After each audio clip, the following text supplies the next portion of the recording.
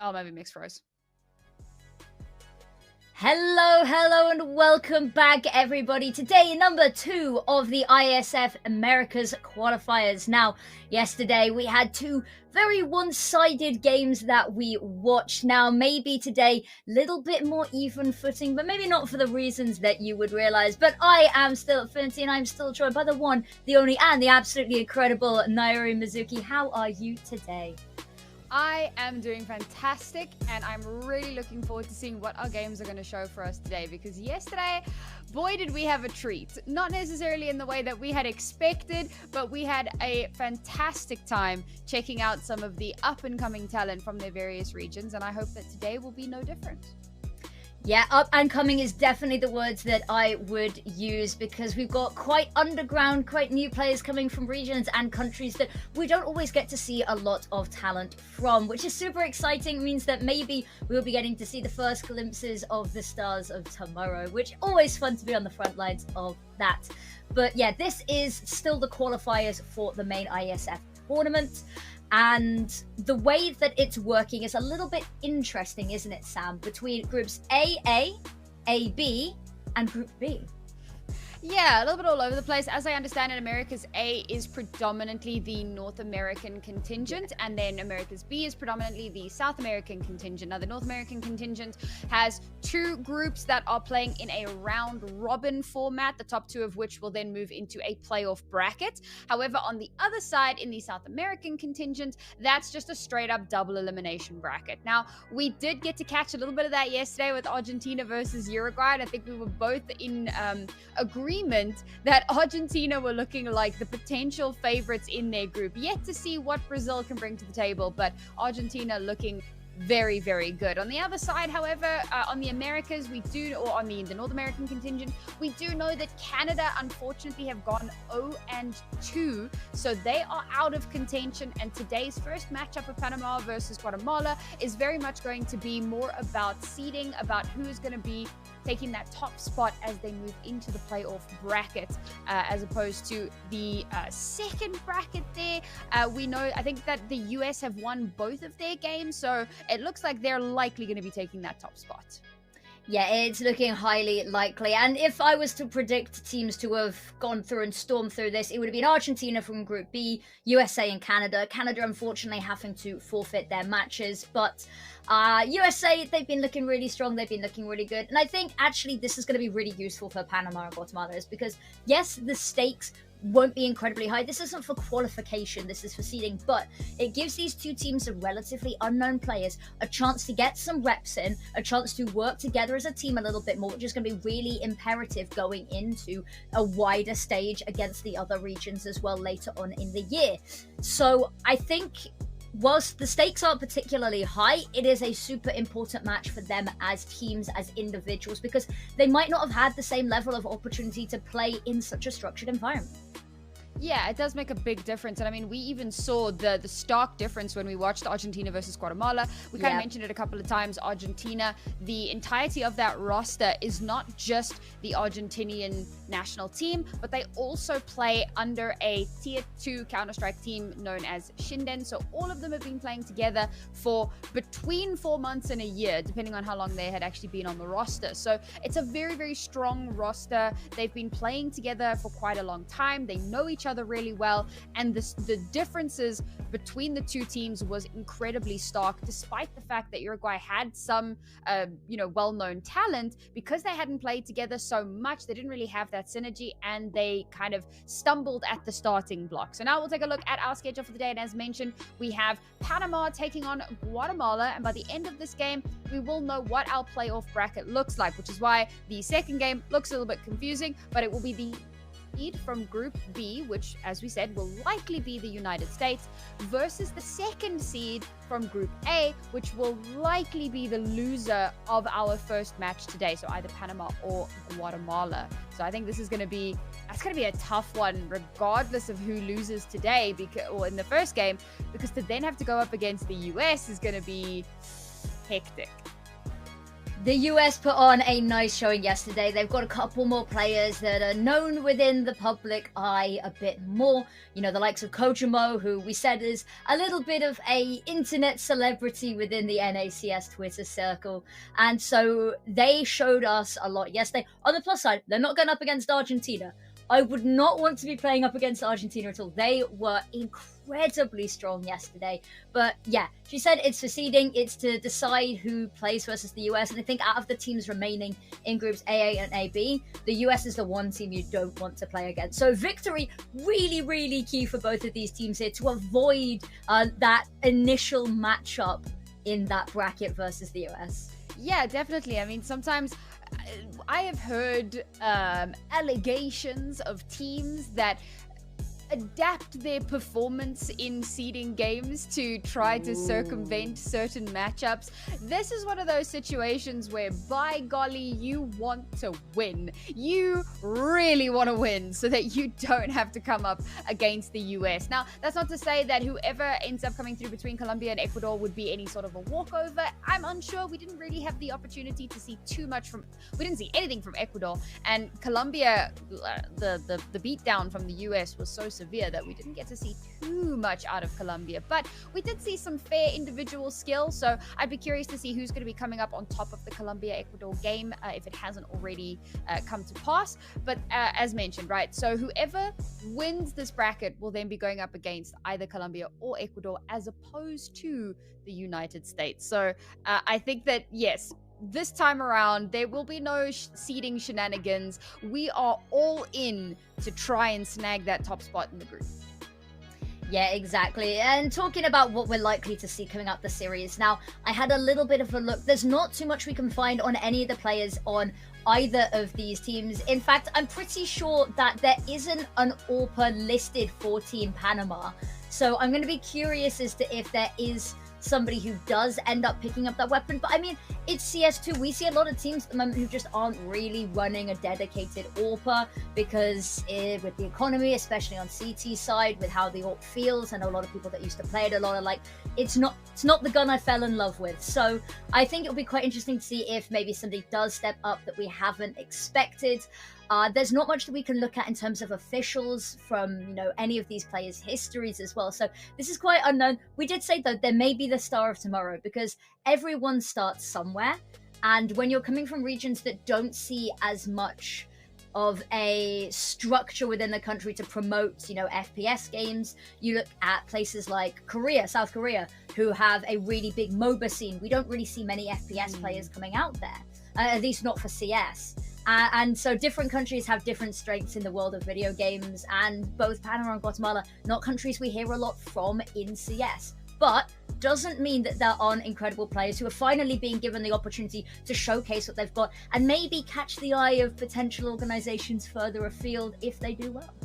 Yeah, I mean, examples of that, in my opinion, absolutely no bias whatsoever. But there are these players, you may have heard of them, JT and Sonic. They're actually South African.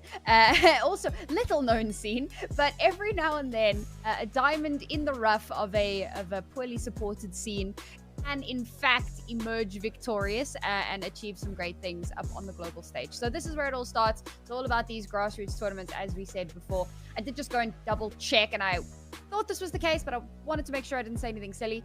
But Colombia versus Ecuador will be playing at the exact same time, but off stream. So by the end of this matchup, we should have an idea of who's going to be the team that's going to be coming out on top of that one, who's going to be nabbing that second spot. Yeah, exactly. And I think we've seen success stories from Iesf specifically in the past. If we have a look at FlyQuest Red, who's one of their players was meant to be playing on Team Canada, Goose Breeder, where they picked up Marie, who had played on Team Denmark last year, 2 years ago, and it really impressed them. So we've already seen a lot of influence of how Iesf fits into the wider global ecosystem. But as you can see here, it looks like we are ready to go with our first match up. And let's talk a little bit about the teams, Panama versus Guatemala. Yeah, as you said, right, there isn't a ton known about these two teams in particular. So there's a lot of like question marks, I feel, coming into it. But that is what makes it so exciting, is that unknown quantity, that kind of like, what can we expect to come through here? You know, none of these players really playing on any sort of like tier 2 teams at the moment. No like HLTV games. You might find them in maybe some of the smaller local lands or something like that, local tournaments, but not really on the bigger stages. So that does leave us in an interesting quandary where you can take a look at a team like Argentina or like some of the players on Team USA, where you can see some of their history and go, okay, we have an idea of what to do here. But for these two teams, what do you do? How do you plan? You know, you've got to focus. We know the buzzwords, right? Play your own game. But it really is going to be a case of that because there aren't really any other options. No, exactly. And I think it'll come down a lot to individuals here. We talked about this a lot yesterday, is that we're expecting to see puggier maps, we're expecting to see puggier play styles.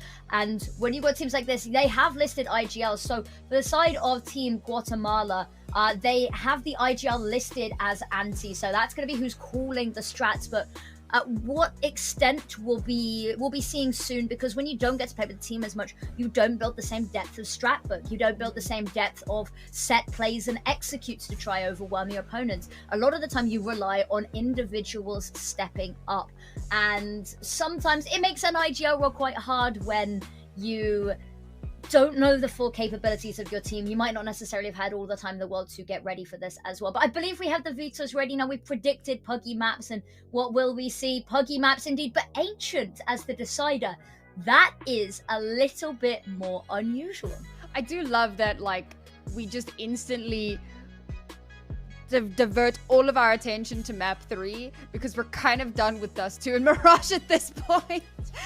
Although surprisingly, we did see Nuke twice yesterday, which was definitely not on my bingo card for the weekend, and that was a lot of fun to watch. But it was, of course, a little bit of a precursor for how those matches were going to go, and they were picked by Argentina and the USA, you know, respectively. So you know that those were the two teams that were ready for that tactically deep map. However, this time around, more mixed roster vibes, I suppose. So we've got both teams taking us to the dusty maps. Dust 2 and Mirage going to be our starting zones. But yes, finishing off on Ancient, and that's a nice one.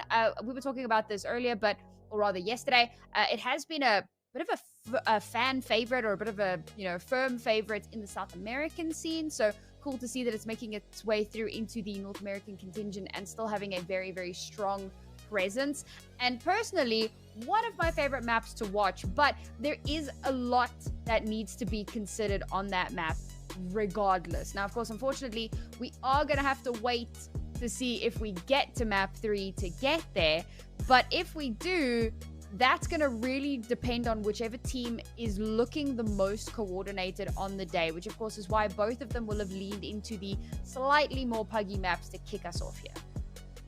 Yeah, exactly. I think that there'd be no better way than, if it does go a third map, the difference maker, which team can step up as a unit, not a set of 5 individuals, as a collective.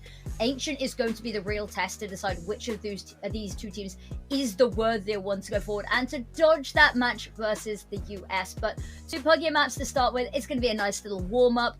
I very much think that this could go either way on both of them, so don't ask me to predict. I've got absolutely no clue. I would have, you know, if I was putting my Twitch channel points on it, I wouldn't know what to pick. I'd sort of blindly go for it. But I think it might be pretty clear if there's a team that has even a modicum of coordination or of a set plan coming into this, they will just be able to set the pace and be that difference maker early. And I think that will become quite apparent quite quickly.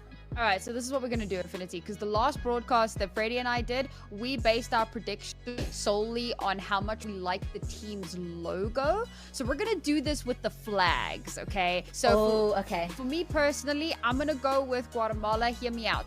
It's because it looks a lot similar to the Argentinian flag than the Panama flag does, and Argentina was an absolute powerhouse yesterday. So transitive properties, that means that Guatemala is the better team. What say you? I'm gonna go with Guatemala because I like the shade of blue on their flag more. Damn, I thought you were gonna go with Panama because I mean it is a really pretty flag. Fair enough. I mean, I have a favorite flag. I am a nerd like that. I think that Estonia's flag is very pretty. It's got a lovely color scheme with the white, blues, and the black. I think it's very pretty. Bosnia and Herzegovina, I believe it is, that has the is the only non-rectangular flag. I might be wrong. There is one country that has a non-rectangular flag. Not Japan. No. Maybe it doesn't. Maybe it looks like a square because it's just white with a circle dot. So Right, it could yeah. actually just But, be any size. That's you may already know this one because we've got a little bit of time before the game. So I'm going to ask. You may already know this. If not, don't panic. Oh boy. But trivia question for you. Oh boy. What flag? There is only one flag that does not contain the colors red, blue, or white. Well, it's definitely not the It can't South contain African any of them. flag. That is for It is darn not the sure. South African flag. Yep. Red, blue, or white? No, the Brazilian flag has white, doesn't it? I know it's got black and green and yellow. Does it have think- white? This is where I double check my fact to make sure that I'm right. Part of me wants to Google it, but I know that that's technically cheating, so I won't. Or is it? I may have messed the question up. It may be like red, Ruh-roh. black, or blue. I can't remember. Well, give us the flag, and then we'll know if you're crazy. I think it was Brazil. But Brazil's got the white on it. I may have completely fumbled my flag question there. Is it? I'm losing my mind. I think it is. Because I think they've got the little white... Or is it... It's like yellow, blue, or red. There's one flag that doesn't fit the criteria, okay? You just I'll played be honest, I yourself came into this a lot more so confidently than... So we've got loads of time to go. We've got loads of time to kill, so I can fumble more flag questions if you like. Oh my goodness, I'm sorry. That's Wait till so I put out my funny. geography facts. I do actually have some good banging geography facts. I came into this thinking that I was gonna totally bottle that, and then it turned out that you'd potentially bottled the question. And now I'll admit, I'm yeah. feeling a lot more confident in myself now. Yeah, I'm now doubting everything that I've ever believed in. I think the question was yellow, blue, or red instead of white, blue, or red. Okay. No, it is. It is white, blue, or red, and it's not Brazil. I remember now. It is white, blue, or Okay. red, and there is a different flag. I was right. I'm an idiot for thinking that it was Brazil was the answer. I do remember what the actual answer is, though. Oh my god, you're so entertaining. Please keep this up for the rest of the day. I'll be honest, I don't know enough flags, so I might need you to just tell me at this point. It is Jamaica. Jamaica is the only flag Oh, that that does makes not contain sense. red, white, or blue. Yeah, and because black, it yellow, is and green, green. yellow, and black. Like, Yeah. yeah. I mean, I was on the right track with Brazil. You were. I just wasn't there. You just didn't- I fumbled the question, doubted myself, realized that I was right and that I was just kind of slightly being an idiot, not as much as I could have been. But there you go. Fun fact, Jamaica is the only flag that does not contain white, red, or blue, the three most common flag colors. There's only like 2 flags in the world that contain the color purple. Oh. I had a dad that was really into geography and it There is scarred only me and one messed me flag up in for the life. world that has 7 colors. Ooh. Surely, come on. Infinity? I'm trying to think. Give me a second. There's a lot. I know a lot of... Oh, is it the South African? It is indeed the South African I should have flag. known. I should have known. Given the context, I should have known. Yeah. I know a lot of fun geography facts. We're just waiting for the game to start, by the way. The reason that we've gone podcast mode is we are just waiting for the game to start. The longest capital city in the world is the capital city of Brunei, which is Bandar Seri Begawan. With the second longest, I believe, being Madagascar's, which is Antananarivo. Okay, so we're I may talking be wrong name. now. Sorry, you said longest, yeah. and I thought, okay, elongated, like it's not, but it's like Sweden is Like like longest long. name. Yeah, longest name. okay. Sorry. Don't ask me do you about where wanna countries know- are located. I can't do Okay, that. hold on. Do you Do I want to wanna know? I think my camera might have frozen again, which is hilarious. I think it might have, yeah. There we go. We're back. Okay. Do you want to know? There is a town, technically a farm, but it is a town in South Africa with the longest name. Okay, tell me. Lay it on me. So Lay it on me. you won't know what it means, and I'll explain Okay. that to you in a minute. But I will tell you that. So it's 2 buffels met 1 skoot mors dood geskietfontein. Okay. And just like that, my furniture started levitating. Sorry, what does it mean? Tell me what it means, because that's it. Genuinely, it sounds beautiful. Okay. So 2 means 2. Okay, 2. Buffels are buffalo. So two Okay, buffalo. two buffaloes. I'm guessing there were two buffaloes in some capacity. Okay. Met een squid. So like with one chamber bullet, right? Okay. Mors dood. Stone dead. I'm guessing something to do with die. Yeah. Stone dead. Geskiet. So shot. Okay. And there is a very common ending to a lot of towns. Like, you know, you could have a town that ends in Berg, like Pittsburgh or whatever. So in South Africa, there's Fontaine, which means fountain. And for those that don't know, Berg means mountain. So it's not like this is crazy. Me and my Genshin Impact nerd brain just... Sorry. So it's essentially a town with the name of... Like, kill two birds with one stone, but the bird's a buffalo. Yes, and it's shot with a gun, with and one shot. bullet. Okay. It was literally a collat. The two buffalo were collated. The Calcalat town. I need to go to the Calcalat town at some point. That's what there's a town in Wales, and I don't remember all of it. It's like Llanver, Llanver, and it ends with go go go. Yes, go go go, go go go. Yeah, go go go. I will learn the full name at some point. I will not. I feel like that's a fun party fact. I have a shirt with it on, and I also have a Welsh uncle. Not learning it. Have you seen the video with the weatherman that just says it? It's incredible. Yeah, that just says it. It's absolutely amazing. That's my... When people ask me who my casting inspirations are, I go, Caesar Flickerman from the Hunger Games, and the weather reporter guy that does the... Okay, he had bright, colourful hair and was eccentric, okay? I mean, it's not very bright right now, but it is still blue. And also the weatherman who did the whole Welsh town name in one take, absolutely flawlessly. That's who I aspire to. That's where the bar's at. I've not reached the bar by any metric yet, but that's where it is. I believe we're just waiting for a little bit of info on the game starting. Yeah, unfortunately, it does seem like we do have a slight delay here. We're just waiting for a couple of players to join. Name and shame. Name and shame. No. Oh my god. It is way too early to be a Chaos Gremlin Affinity, please. It's okay. Well, I mean, we've got Dust 2 and Mirage coming up first, so... And these are going to be all-out puggy maps, so I think I'm just setting the tone for what we can expect in the server. Apparently, the stream had like a dip as the name was mentioned, and I'm assuming it's the name of the town, which is unfortunate. You guys missed out on a gem. No. I'm not. Essentially, it's a town whose name translates into Buffalo Calat. Calcalat Town. Calcalat Town. Calat being, bullet going through two cows. Yes, exactly. I'm guessing there's no Woolbang Buffalo Town. No. Being named yet.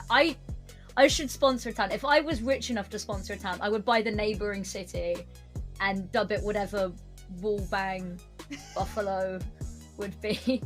This is why I'm not allowed money. This is why I'm a broke uni student. I'm not convinced that I would be crazy with money. I don't think that there is a word in Afrikaans for wallbang, I'm going to be honest. That being said, that is very niche terminology. I would have to go and ask my Afrikaans esports friends.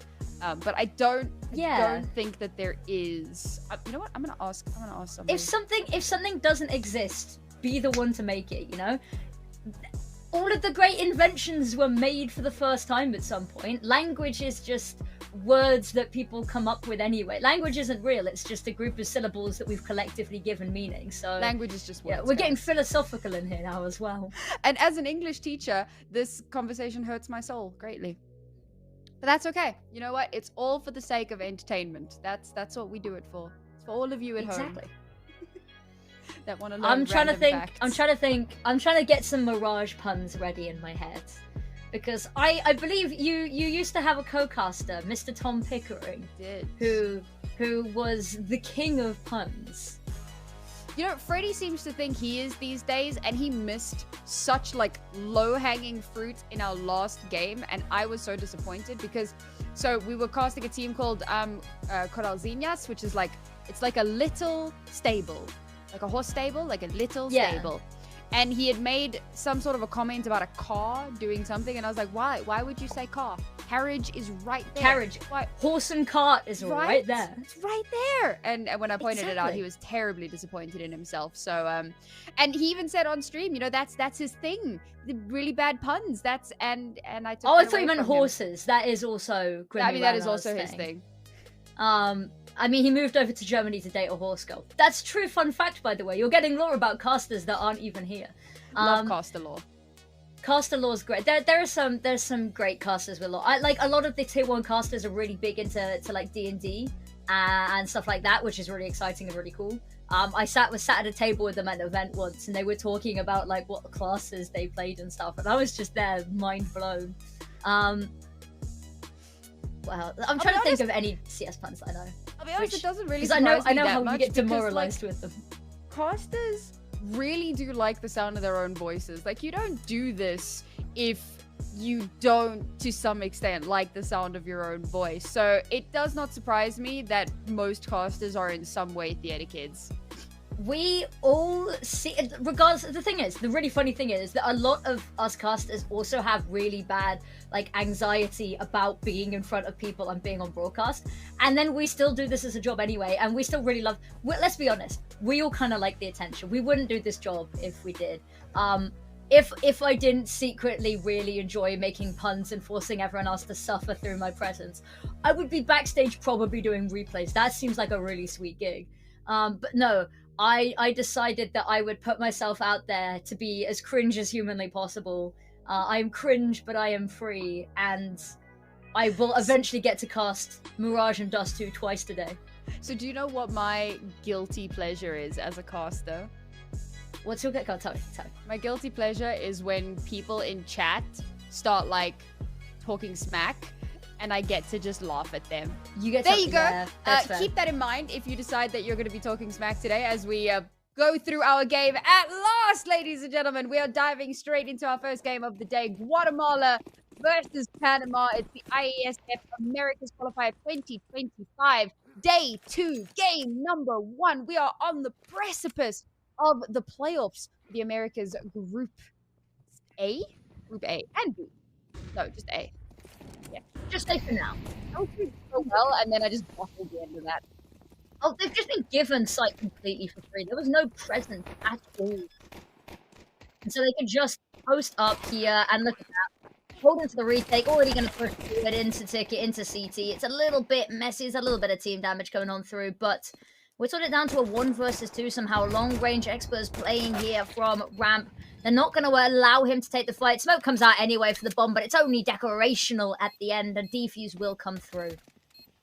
Well, at least there's that little bit of extra cash, so we'll take that to the bank and take it, of course, into the next round as well. But it's a great start here for the Guatemala side, keeping themselves pretty calm under pressure. That was quite a quick exec that came through, and they were able to just kind of maintain their pacing, maintain their stability. They played off of each other quite nicely, and they'll be very happy to walk away with that round win. Now, Panama, of course, okay. Not terrible. You know what? We're going for a bit of a force here. We're going to try and pack as much of a punch as possible. 2 MAC-10s to try and crack open a site somewhere. The Deagle is on flank watch. All right, we'll see if that pays off. Meanwhile, the bomb makes its way over towards the B side, and Guatemala have taken aggressive positions into mid here. There's such a strong opportunity. Yeah, there is indeed. And I'm loving this A site hold. That nade going over the top. Oh, could be devastating. They're all there. It's going to soften them up nicely. And misses is there just to finish off all of the damage he started. And in the blink of an eye, the whole team wiped out, forced by put to bed. Well, that was very unfortunate. And actually, the advanced positioning seems to have worked out in their favor. Maybe they weren't necessarily expecting that the majority of the Guatemala roster was, in fact, out towards mid. So they start trying to push their way through the window. They're more kind of concerned about what's happening on the site itself. And as they pop out the window, lemmings. The problem is that the window is only so wide. So you can only fit so many people through that gap. You have to just kind of 1 for 1 drop down and get deleted as you make your way through. So well done, Guatemala, taking advantage of that one. But unfortunately, that's going to put Panama in a very unfortunate position. Did you also notice the second round timeout called by Guatemala, who has won the first 2, mind you? I mean, we did see this because we saw this after a 2-round loss yesterday. We've just seen after a 2-round win. This might be a career first for me. Especially when you know that there's not going to be a buy because there was no bomb plant and they forced into the last. So, I mean, maybe they don't know they forced into the last. They didn't get to see a single one of those weapons. No, that's the conversation of, okay, guys, we just won 2 rounds. Don't get crazy, all right? Don't get overexcited. Just chill, calm down, keep it together. Let's not do anything crazy. Oh, Riven Maker nearly loses his life there. Ruin Maker? I'll go with Ruin Maker. That makes more sense. But this is going to be another pretty darn clean round for them. Anti-eco, as it should be. 3 rounds for Guatemala. Panama now. At least they have guns. So there's a chance here for stability. I pose you the name Rainmaker. Because if the V is an A in Maker, it might be an A for Rain as well. Like, Ruin Maker, I think, sounds cooler. But, like, because it also kind of looks a bit like an upside-down A of V, doesn't it? Just minus the little crossbar. Yes. Rainmaker. We'll go with Rainmaker. I like that. Although I like Ruin Maker more, but I think it might be Rainmaker. Okay. This A site hold has been really, really strong, but the difficulty is that they've just not gone A realistically. Ooh, look at this. They've been so proactive all over the map. They've not been sat waiting for them to come to site. They've got the confidence to, like, no, we're just going to take the fight to them. They let them get mid, knowing full well that the moment they even look towards site, which they have to do eventually as the D side, that they will just hold on there. But long range, oh, it's incredible. Unfortunately, we've lost so many players just trying to make way to site, and the site is still very much heavily enforced. 2 players waiting, all the shots coming in through the window here. Trying to find something out, maybe create a bit of space. Bomb hasn't committed to anything just yet. Oh no, expires does in fact expire.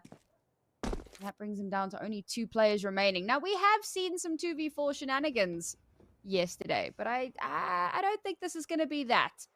Bomb's going to try and meet back up with Toti in mid. See if they can kind of pivot across. But with so many players left alive, Guatemala don't need to over-rotate here. They can actually just play very calm, very chill. They've still got a little bit of utility available to them if they want to try and do something crazy. The bomb is lost, and that's probably round.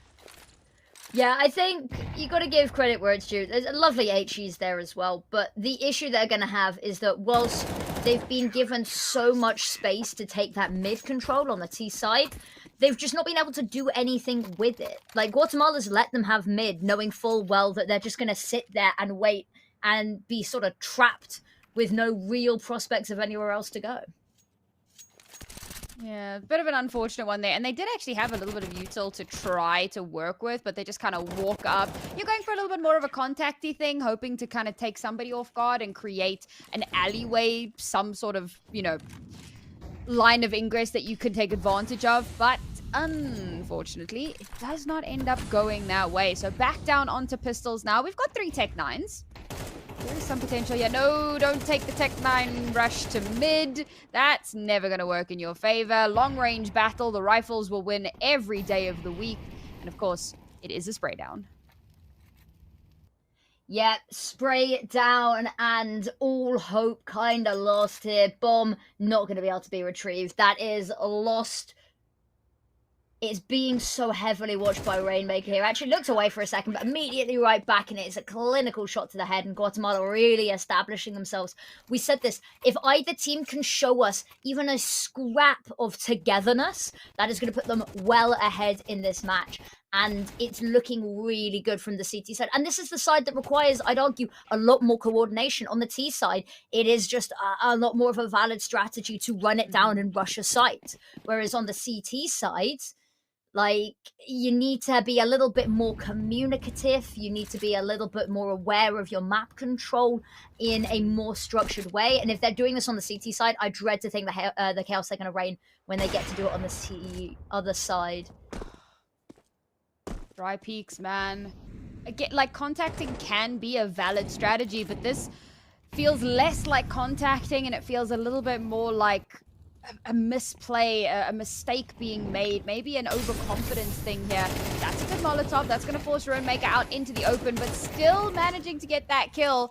And now knows exactly where that second player is, can communicate that over to his AWPer. Ooh, the swing is good. And meanwhile, Dembal getting 2 for himself means that suddenly, for the first time, Panama actually find themselves in a position of power. Unfortunately, that is taken away as Golden dies through the murder hole, so named for a reason. They do not have control of the bomb, it would appear. There we go. Bomb, Oh my yeah, god, drops they've in left spawn. it in spawn. But this actually might work quite well for them because you can see they've moved Mitis over because they've not heard anything. They've not heard that bomb gone down. So maybe they're a little bit worried that it's been a fake out, that they've gone B and said, actually, they just left the bomb. But a serendipity, one might say, a happy accident.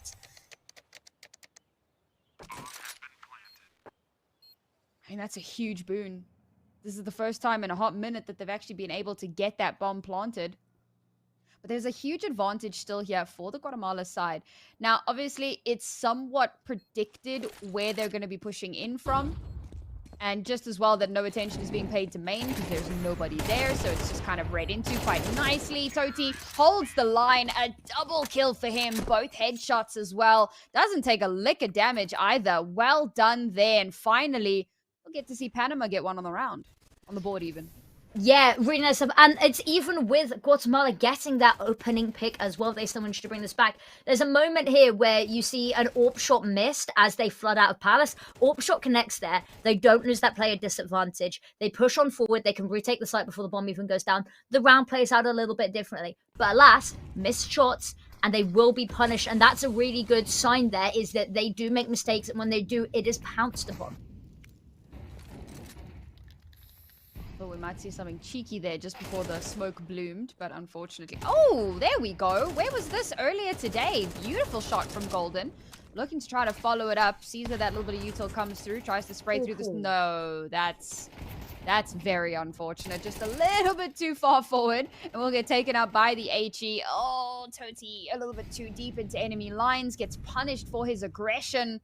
And very quickly, Guatemala, from a deficit, have put themselves on the front foot and have kind of encircled their prey a little bit. Yeah, Anti has taken a lot of space towards the T spawn, and he's actually going to go on a bit of an exploratory mission here. Now, that does leave Palace relatively unprotected, but they have spotted 2 players in mid, so they should be relatively aware that chances are there's not terribly much happening here. They're doubling down on A. That's surprising, okay? Unfortunately, that's going to be unusual all alone on this B site to attempt to try and anchor. And if they take him down, then at the very least, there's a bomb plant in their future. Yeah, because there's nobody even remotely close by to anchor. You can see now that a little bit of audio is being heard, they're going to immediately call people over. But the thing is, they get a little bit too eager to plant that bomb quickly, and Rainmaker's just not going to even bother. Peeks the smoke dry, it's not suspected. Bomb will go down below HP on Dembao.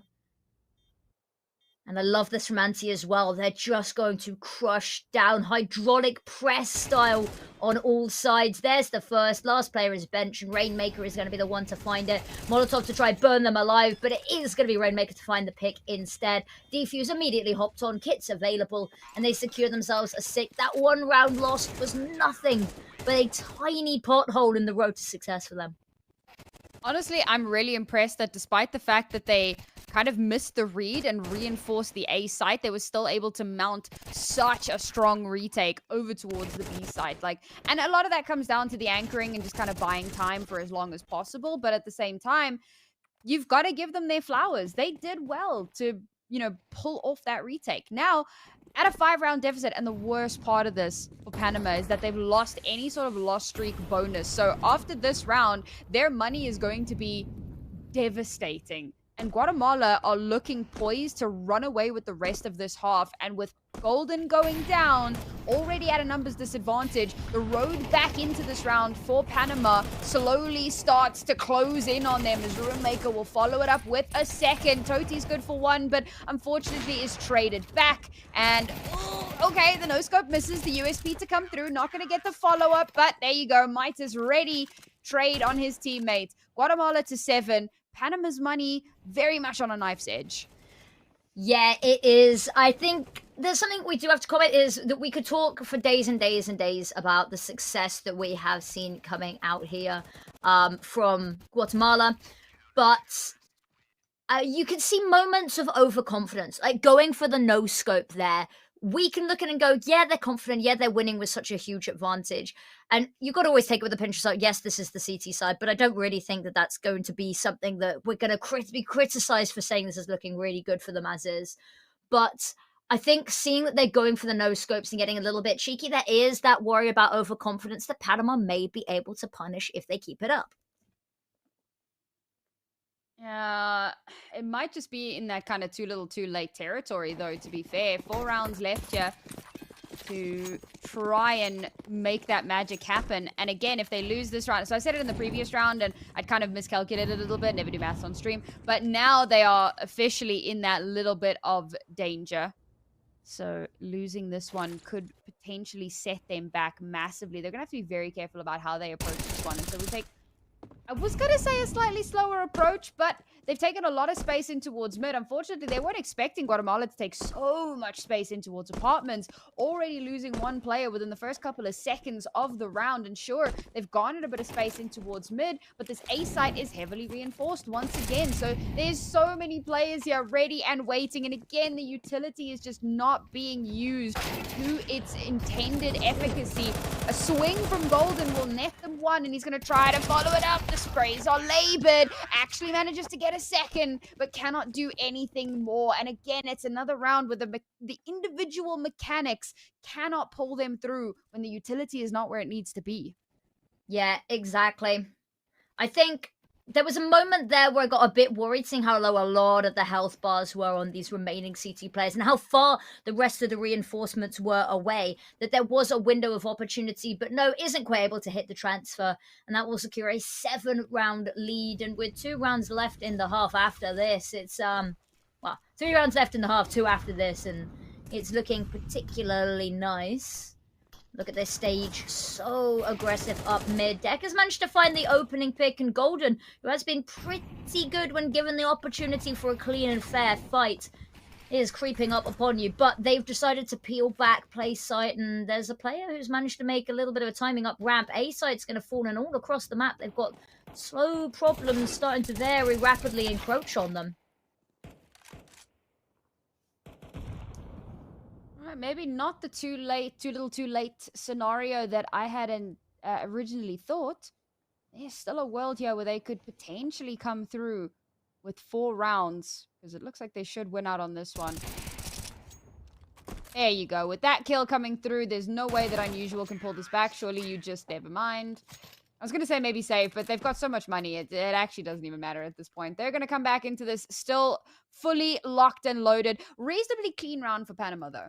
And that's also pretty important, because for that long-term economy, you want to make sure that you're just kind of continuing to pull in some of that cash, continuing to build that bank balance, because with only 2 rounds left, you don't want to find yourself in a situation where you literally cannot buy. And that's what's going to make this round even more important for them. Exactly. Expers, I'm excited to see this orb. I really want to see what it can do. But they're going to need to get it into an opportunity and into a position where they can do that.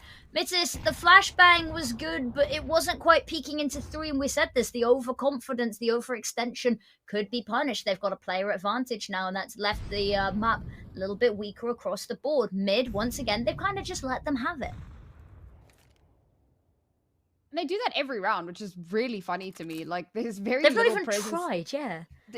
But the thing is, they haven't needed to. That's the funniest part. Their retakes have been so strong. Ooh. Oh, and stage is just so snappy. Go on, lad. Get a third. We even get it from the perspective of the dying man as he takes his last breath. Ooh, one more. No. Okay. A little bit of damage done there. And you know what? I think we're just going to back away from that one. Unnecessary to take that duel. Oh. Okay. Runemaker dies for his folly there. It had no right for that kill to connect as far as I'm concerned. But it does bring it to a 2 versus 3. And by golly, if that's not a potential scenario. But unfortunately, with Anti taking down Expires, Dembow's the last one left. He doesn't even have the bomb. Can we see the bomb? Oh, there it is. Literally on the middle of the A site. Well, that's very unfortunate situation, folks. Just a bit. Oh, Anti just missed the timing there as well on the player on stairs. Oh, not exactly going to be quiet anymore. Oh, missed shot, but that is going to allow Anti to peek. Just be careful not to isolate the fights, but knows that he is stuck wide out in the open, a sitting duck between 3 angles, and is going to get converged on, dogpiled in the middle of the Bermuda Triangle of this A-site hold, and 9-2, potentially 10-2 half is what we're looking at here. We've had worse halves over the course of the weekend. We had a 12-0 yesterday. We did, which invariably ended as a 13-0. 13-0, so, exactly. Yeah. Hopefully we don't get more of that. But for now, yes, it is looking like Guatemala are firmly in the driving seat here in this particular one. Do you remember if this was their map pick? I am having a slight blank on that. I cannot remember whose map pick it was, but considering it's Duster and Mirage, it could be either person's. Yeah. But considering they've started on the CT side, I'm guessing it was Panama's map pick. I'm guessing. Okay, Rainmaker with 3. Well, sorry, 2 and assists. Demba was trying Nate bounces back. Oh, dearie me. It's okay. Nobody saw. Nobody saw. Shh. Don't tell him. Don't tell him. Didn't see what? Exactly. Man, Demba really doing the most right now for Panama. Just trying his darndest. But unfortunately, well, that's going to be all she wrote for that first half. 10-2 indeed is our final scoreline. And things are not looking good here for the Panamanian squad. Yeah, there is a strong uphill battle. We mentioned it briefly earlier, but I don't think anyone will criticize us for saying that, even though that was their CT half and they are going on to T side, which invariably is the harsher of the 2 sides on Mirage. I don't think anyone is particularly worried about Guatemala losing 8 rounds in a row to tie this up, but it's not over till it's over, and a pistol round here would be a very nice start, dare I say, an absolute necessity to start with. You dare say it. I think keep saying it, and hopefully Panama will be able to channel that. Honestly, we're all just trying to manifest the pistol round here for the Panamanians because they are in dire strait. Oh my god. All right, Golden just kind of swings out into window, gets that first kill. Demba to follow it up perfectly. That's a lot of headshots, guys. You guys are really crispy with it. If we could just get that... What the hell? Every kill's been a headshot. But if we could just get the utility on par with the shooting, that would be so good. Panama now with a player advantage, so it actually does feel like a doable scenario. But unfortunately, Toti all alone. Another headshot to keep them going in. This one, go on, lad. One more. Make it another. Oh, ducking and diving. Can't survive, unfortunately. That was a very unfortunate reload. Trying to get the pixel shot there. Trying to just shave the hair off. And he does. Every single kill in this round was a headshot. Panama finally taking a round after a very long drought on the dusty map. Hopefully, that is the sign of things to come. It realistically needs to be a sign of more to come because they don't have much contingency. The worry is there was no bomb plant, so maybe not a worry. We'd expect an eco here. They have forced up a little bit into the Deagles, but if this second round conversion would have been stolen away, that could have been absolutely damning. But it's not. They've got a really nice chance here to put a couple more on the board to give themselves not even a safety net, but just a buffer. Expers is having a little bit of a spray. It's good damage, but has to back away. That HE could very well do the job. It does indeed. Reload comes on through and single-handedly holding down the fort. Zedka peeks out into mid. It absolutely destroys this B crunch. It's one-dimensional. It's completely flat, and it's fallen flat on its face. Seems like much of this round has for the Guatemalans. But again, I mean, it was a pistol round. The fact that it's going this way is more or less to be expected. If they can get a couple of kills here, that would actually be phenomenal for them. But I doubt that they're going to be given that opportunity. A nice little crossfire setup here. Oh, okay. 1 kill. Not phenomenal, but we take those. Force a little bit of a reinvest into that one. And now they will have guns in hand. And this is where the sweat should be starting. This is where I would like to see a timeout. You know, we talk about round 3 timeouts, but when the score is 10-4, this is where you maybe want to be having a conversation. Seems that they will disagree with me on that one. But if I'm not mistaken, no, Panama do indeed have a coach. That's surprising. All right, well, we move. 6-round deficit to try and bring this to an even kilter. Exactly. Golden bites off a little bit more than he could chew, but will be able to get away without a single point of damage onto him, mind you. Nate goes out, Molly, so they can't push apartments. And actually, this is looking a lot better on their CT side, just generally holding down the fort. So far, so good. Nice map control. Do you like the aggressive or the more advanced position towards A main? If anybody does try to push in there. Oh, that's a rough opener from stage. And that takes down a lot of that mid presence. So that's going to force them to have to shuffle their pieces a little bit. Now, the bomb is still kind of angling its way over towards the B site. That's a really good trade, though. They knew that stage was there, waited for him to show face, and then were able to take him down. Brings it to a more doable scenario. It was a risky maneuver because if he dies there, you're then at a two-player disadvantage.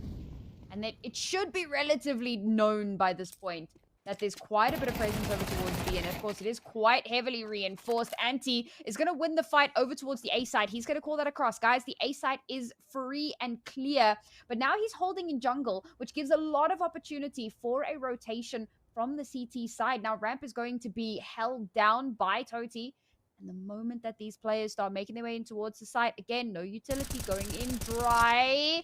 Shots to come through from mid. Toti will get the shot onto Mitters. I think the bomb is still in contention here. Toti with a second before Roommaker's finally able to take him down. Roommaker will get traded. That's going to leave Anti all alone. And unfortunately, cannot hold the line. Really good reactions from Panama. Yeah, really nice stuff there at the end. The low HP bars really lent themselves just towards the end because it meant that whilst we've seen crispy as anything headshots, it meant that they weren't relying on them to try to close this out. A single stray bullet was all that they needed. I love the activation to try to stop the players pushing through connector, coming up from catwalk there. It's somehow their CT side is looking much more coordinated. I was worried that given how disjointed the T side had looked, their CT side where it required an even greater level. But as you know, pressure makes diamonds. Sometimes when people are backed up into the corner, that's where they do their best work. That's where they're strongest. And it seems like that has very much been the case because what was an absolutely gaping chasm of a round lead for Guatemala is now suddenly looking maybe not great, but manageable. Yeah, that's a good way of putting it. Like, you're definitely in with a chance here. And Guatemala have chosen again to put a bit of a weird force into this round. I think that with Runemaker not buying, maybe they're trying to, you know, save up for something a bit more powerful later on.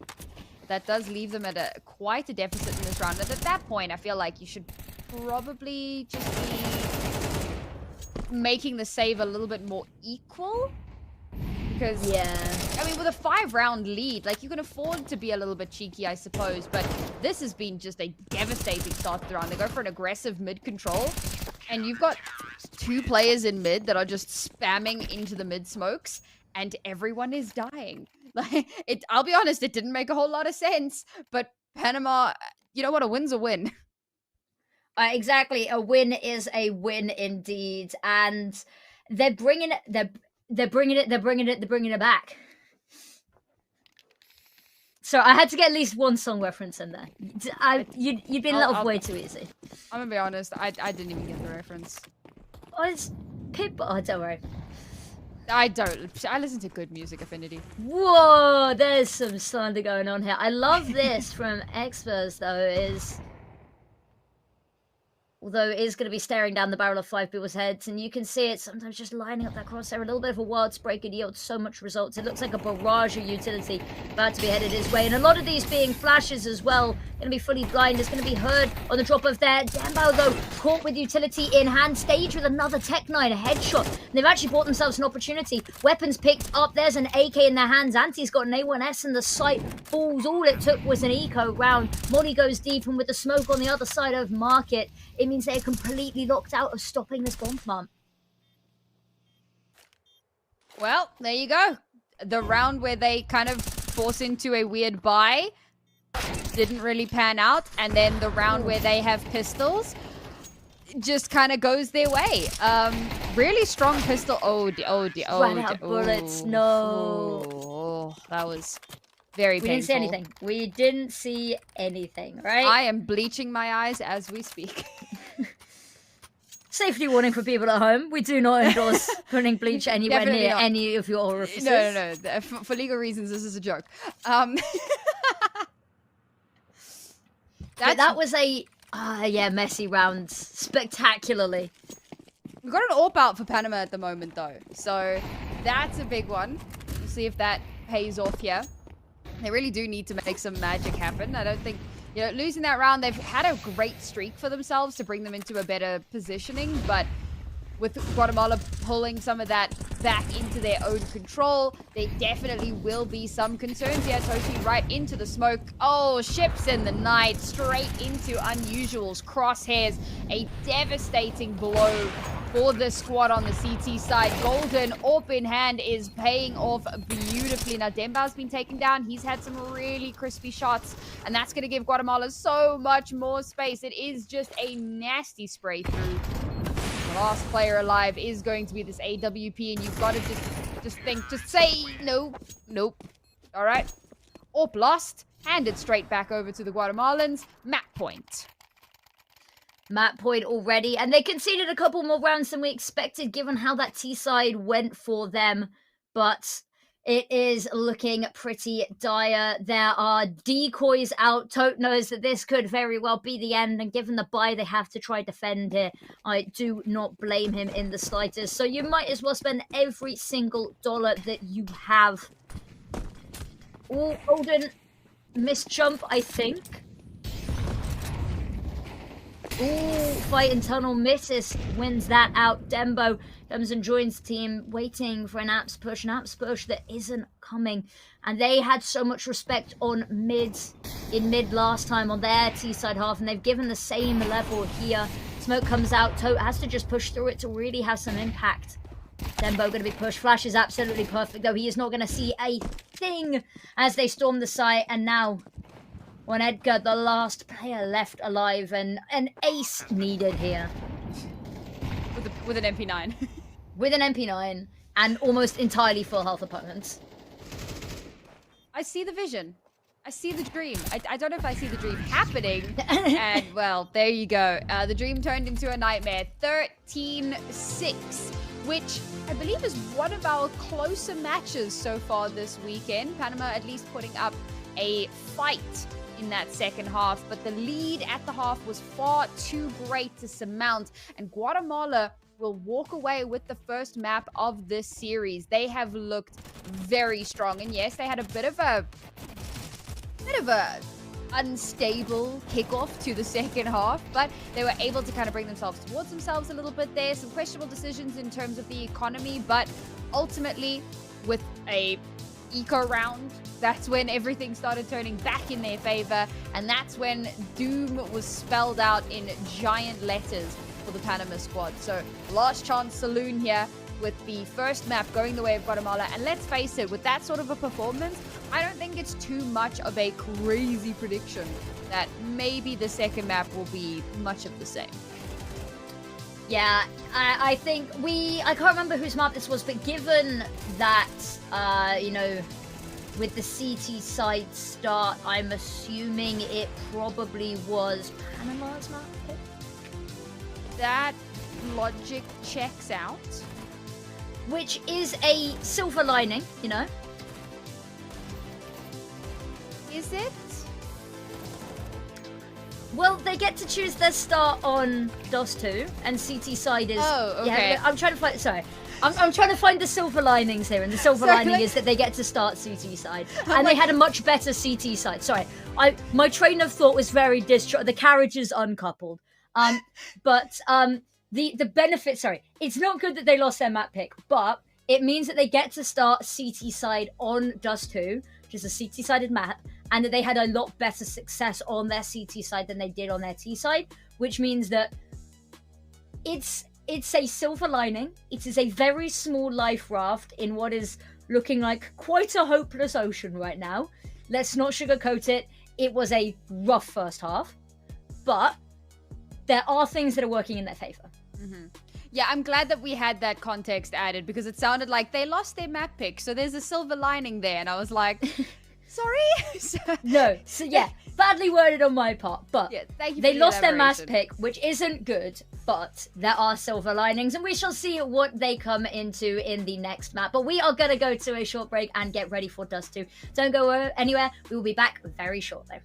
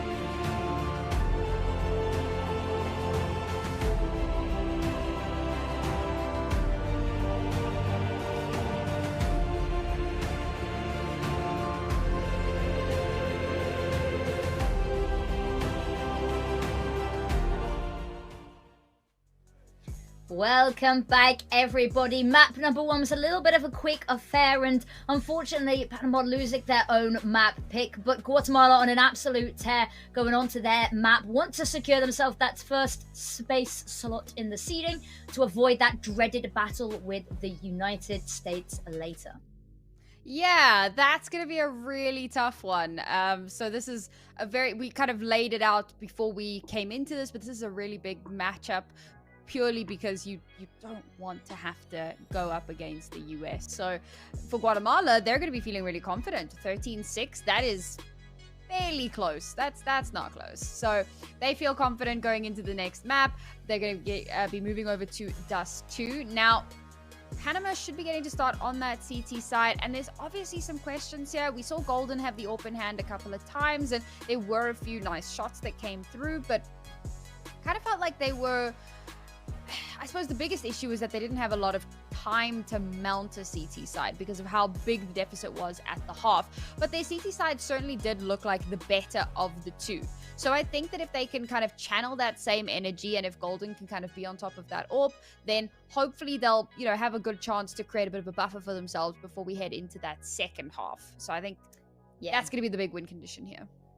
Yeah, as you said, it looked pretty good. I was very worried when we saw them, 10-2 down at the half on the T side, when they couldn't put anything cohesive together on a side where, at the worst case scenario, you can rush and sometimes find good enough results or at least a foothold. We weren't seeing that. So going on to the side where it required an even greater level of coordination, I had some serious doubts. But actually what we saw looked a lot better. And Dust 2, they'll get to start on that CT side, we're pretty sure. I don't think we're going to see anything that crazy coming out from side pick starts. But that should give us a little bit more of an opportunity to see what they can really bring to the table when given this opportunity to have at least 12 rounds to work on that CT side. Given none of this variable, if the other team hits 13 first, it cuts your time short. We will get to see 12 rounds of CT, and that will give them an opportunity to build something to work on that T side where we saw them struggle a bit. Yeah, I'm really looking forward to seeing what they're going to be able to kind of answer back. Yeah, obviously there's been a little bit of a break in between as well, and hopefully they've had an opportunity to kind of confer with the coach a little bit and to bring themselves towards themselves a bit and try and get a read. Hopefully the coach has said to them, guys, don't just dry swing, throw some flashes out. Both teams were guilty of that, but one team was just guilty of it more successfully than the other.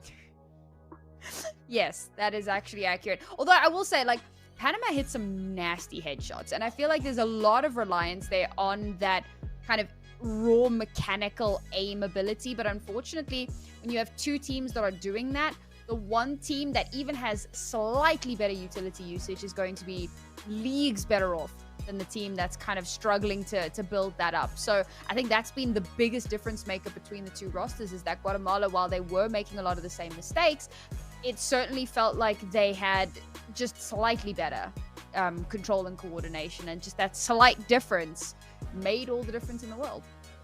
Yeah, mechanically both teams felt very similar. It was just that added level of coordination that put them ahead. We said coming into this that it very much felt, with two mixed teams of players that we didn't know anything about, that it was going to be a battle of individuals. But if there was a team of individuals that can come together as a group a little bit better, that would give them such a huge leg up in the leg and leg race here. So I'm excited to see if a little bit of a break, map one, we talked about it. Map one's a warm-up, and it was map one of the day for us as well. Yes. So maybe just a little bit of a warm-up. We'll wipe the slate clean, see if they can impress us on this CT side start. But if it's a slow start into Dust 2, we will have some serious questions and worries. Of course, this isn't for elimination. Both of these teams have qualified, as unfortunately Team Canada had to forfeit and withdraw, which means that this was just for seeding to avoid that dreaded matchup against America. And that should be quite a nice boon for either team. But we'll get to see plenty more of both of these teams. This is just really good practice, especially. I would love to see Ancient, because I think that gives us a little bit more of an opportunity to test the strategic depth that especially Panama can bring. We've seen a little bit better coming out from Guatemala already. I want to give Panama, throw them in the deep end, see what we get on a map where you can't rely on just being puggy, like Ancient. I think that would be really cool to see, but I don't know if we will get that far. Yeah, again, a lot of question marks. You know, it's not like yesterday where we could say, oh, the series is basically won and lost in this map. And if, you know, this map is lost, well, then likelihood is that everything, you know, falls apart. And obviously that was for both series yesterday. It was Nuke. In this particular one, with it being a Mirage and a Dust 2, it's very difficult to make that calling. Now, sure, you can lean into Panama missed, or they lost their own map pick, presumably. So by that logic, this should favor Guatemala. But very often, I mean, how often don't we see teams trading maps? It is something that is way more common than it probably has any right to be. And again, we do kind of lean back into the whole, well, this is a slightly puggier map. And in fact, Dust 2, I mean, this is literally the map that you play 10 mans on. Like it doesn't get puggier than Dust 2. So this does feel like it's very much anyone's game. And so I'm hoping that the big change here is going to be those slight differences, the slight, you know, improvement in calls and in, you know, coordinating with one another to be in the right place at the right time and to make sure that you can support your teammates and set them up for success.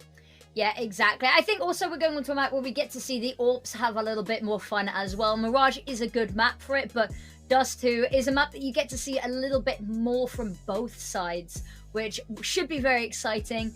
I'm really hoping that we get to see a little bit more of the AWP head-to-head, because it didn't feel like we really got that battle of the two snipers. And I'd love to see, you know, those peaks down mid, the headshot angle. We're going to get to see the duel there. Not, of course, on the first round. First round pistol, we've seen, you know, that second pistol round was all headshots, and I'm curious to see if the theme will continue. That was a little bit crazy. I kind of was very much taken aback by how snappy that was. And there were a few like really good snappy shots. As I was saying, right? Mechanically, these guys are definitely no slouches. But here we go. Instantly, we're going to take a little bit of control in towards mid here. The bomb is down towards lower tunnel at the moment. We've already had a bit of a trade towards the double doors. They're just running straight through. And, well, you got two players training their sights onto this area. That's going to force Guatemala to have to back away and rethink their strategy. Now, they've made a lot of noise in towards mid, and they're hoping that that's going to create some sort of paranoia in the enemy team. And I thought maybe they would start angling over towards site, but no, they're actually looking to rotate across. They've got a lot of time, but given how long it's going to take to rotate through spawn, let's face it, they're going to be aware. Yeah, exactly. They've not seen anything mid. They've not heard or seen anything B, albeit they're playing quite far back, so they're not going to get any audio cues, and they will potentially have to be on their guards. And if they can find a lovely couple of picks and then sprint up mid, they might get an opportunity, but immediately contact spotted. They're going to call everyone over, and the longer they wait, the harder this gets for them. Dodging bullets, nobody's been able to find a shot just yet. Golden peeks on out, and there's the headshot, leaves Unusual all by himself. Huge task to ask of here. Gonna run out of bullets, can't quite find the shot, and Panama are going to steal away that CT pistol. I think that once we got to the situation where there were only two players left for Guatemala, we kind of knew. We had an inkling of where this was going to go. And I mean, to be fair, they tried something. They, you know, tried to bring it back, make something work for themselves, do a little bit around the world tour to see if they could find an opening and maybe get into their heads a little bit. But unfortunately, yeah, like I said, with the sheer amount of time that it took them to rotate, it did become slightly telegraphed. How we get an 8-stack so early on in the first couple of seconds, but I suppose it's a bit of an anti-eco, and sure, they'll get one for themselves and maybe even pick up a little MP9. Maybe they'll be able to farm up a bit of cash, but I think that this round is yet another one that should go in favor of Panama. It should do, yeah, especially with Toe there. Toe has been an absolute bastion for the team. And there we go, round the world. Zeki comes along to find that last pick, and Anti stuck between a death and death, realistically there. No choice for retreat, no option forward, back, or either side. But yeah, that nade stack immediately into doors was a lovely read. Now Guatemala should actually have a really good opportunity, because much like what we saw, and this is kind of harkening back to what we saw on Mirage in any event, you know, the pistol round on the CT side, the conversion, it did go Panama's way. They, if I recall correctly, they actually did win the bonus as well, which was quite nasty in and of itself. But now Guatemala, with already getting that opening kill, have set themselves up for a little bit of success, but it's a lot of noise made over towards the B site. No rotations called in just yet. Don't they try know peek that... this. Okay, there we go. No, there you go. Flash to come through. Ooh, very quickly a nade to come out. The flash does connect, and that gives so much space for Unusual to get into position. The rotations take so long. It was a little bit of a... I don't want to call it conditioning after 2 rounds, but they did try some kind of bait and switch shenanigans early on. So Panama didn't want to over-rotate unnecessarily, and unfortunately that slow response may have cost them dearly. By this point, guys, the call is absolutely to back away, and that is, of course, what they're going to be doing here. Expires almost overstays. He should be able to hold on to the AWP, live to fight another day. Yeah, my one worry is on the BX queue. He said, please don't try peek. The flash comes over, but there was so much trust put in that smoke blindly. It's the flash comes over, and there was absolutely, you know, Deca had no concept that somebody might have been able to push up that quickly. Was too much trust that they just weren't going to push through that smoke, and got very overwhelmed by the fact that our player was already essentially behind him by the time that he could see again. But first round on the board for Guatemala. It's a nice start from Panama. It's the bonus round. You can kind of see it going either way there. An opportunity to buy back into this one. There's going to be a couple of money issues on a couple of these players. So an opening pick to steal and buy up some of these weapons would be very nice. But not going to be relying on it. Golden with absolute pace, but the footsteps going to be heard. Rainmaker is already waiting for it, and there's no real ability to trade. Oh, I say that. Deca given an open shot there. And Anti, however, will keep that player advantage in their grasps. Certainly feels a little bit like Folly here, taking a very aggressive position, perhaps getting a little bit too over-eager, a little overconfident, fighting right up against the Guatemalan border. And unfortunately for them, Guatemala come out on top of that one, holding the line steady. Now, with, yes, it is only a 1-player advantage, but they are still on a pistol, and these CTs are so heavily split from one another. Unfortunately, it does feel like this is going to be very much an uphill battle. They are going to be able to fight their way back into it. And there's still a couple of options here for Guatemala. Time is ticking away, but if they wanted to, there is a world in which they could pivot. That being said, Bomb is making its way up towards short. Now, this is where the AWP is holding. This is where Expires is going to really have to come alive, come into his own. And, I mean, it's going to have to be a little bit of an overperformance here if he's going to maintain the time long enough to allow his teammates to rotate in. A good wall of smokes, a nice flash over the top. Shoti to get one.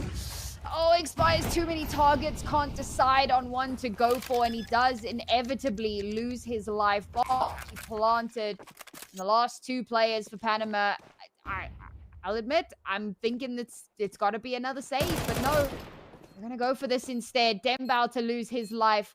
Toti should be just about... Oh? He's going to make it expensive. He's going to make it a little bit cheeky. He doesn't have a kit on board, but he's going for this. Now, unfortunately, Bomb is planted for the opponent. It'll be easy for them to swing. The double swing to come through. Only the first shot to connect, and now all Unusual has to do is buy time. He does just so. And Guatemala, while it is an expensive round, they will walk away with it. You see a world, though. You see a world where the transfer connects. And unfortunately, missing that second shot, and with the time as low as it was, and with, I don't believe there was a kill available, knew that it had to go for the kill. There was no way, realistically, they were going to let him stick that. But it was nicely played, and you can see a panic. We both noticed it when Toad could have lined up that second shot, but he has been incredible for this team, just individually, and now... back onto pistols, a couple of MP9s available, but it's not very much to work with. And actually, they've managed to stave off any potential worries with an opening mid-push, but now they've got worries elsewhere. Oh, very messy. Oh, head spotted there. Golden not quite as hidden as he thought he was. The drop down from the heavens. Rainmaker is just showering them with bullets, and Guatemala, they lost the first 2 rounds and they took that personally. I mean, this was the concern, right? Get good in hand, sure. Pistol round can be a little bit coin flippy. So that does go in favor of Panama. And at that point, they should realistically be winning that conversion. But once Guatemala actually get guns in hand, once they've actually got something to pivot off of, to work with, that's when the tides start to turn. That is a huge concern. The AWP getting very much damage in the early doors of the round. But it's Golden who will be the first to fall. The utility, oh, unusual, out in the open. It could just kind of skirting the edge of that smoke, taking full advantage. A nice little molly here to flush them out the stage. It's not even the pit player that gets caught, but eventually he does get flushed through, and it's down to Dembao. And again, this is a lot like over-aggression from the Panama squad is being punished heavily. Yeah, it is indeed. 2 versus 2 with 1 player on both sides, low HP, 1 on 100%, so pretty even keel here. And Anti needed to make something happen to even the numbers, but actually has drawn all of the attention and has given an opportunity for Rainmaker to get that bomb on down. There's not going to be much HP, and there's a single Molotov to try to defend from it with, but they're going to be none the wiser that the bomb's even going down until it's too late. And now the haptic dash on over, and Rainmaker, you really don't want to peek this with low HP. You just want to tuck on in, but it seems like he wants to go for the fight regardless. Oh, Molotov, I don't think that's where he wanted it to go. Is now going to peek out, instead finds one, immediately backs away, and nades himself? Well, that looked like a team nade. Dembao onto expires, maybe. You know, I have questions, but I think I wish I had answers for you. I don't think Panama has answers either. I'm gonna be perfectly honest. Like, it's looking very much like a one-sided affair, akin to what we had seen earlier. That's actually so funny. Was it a nade dropped as he died, or was it a nade he thrown that he ran into? Well, I don't, because Dembao threw the nade as far as I could see. Yeah. So I don't know if that was like a Kobe that just landed in Narnia, like a Hail Mary yeet. Ooh. A Hail Mary yeet. It's the best kind of yeet. I think you've just given me my new Discord custom status. You're welcome. Anti-eco Gober. And that'll bring us to the 3-round deficit. I will say, oh, Dembao, not again, bro. Not again. Okay, it wasn't a nade that time, but I'll be real. If I'm expires, I am not happy. Oh, just clean the house now. We talk about shining lights and, like, you know, silver linings. I mean, Panama have kept a lot of these rounds disgustingly close.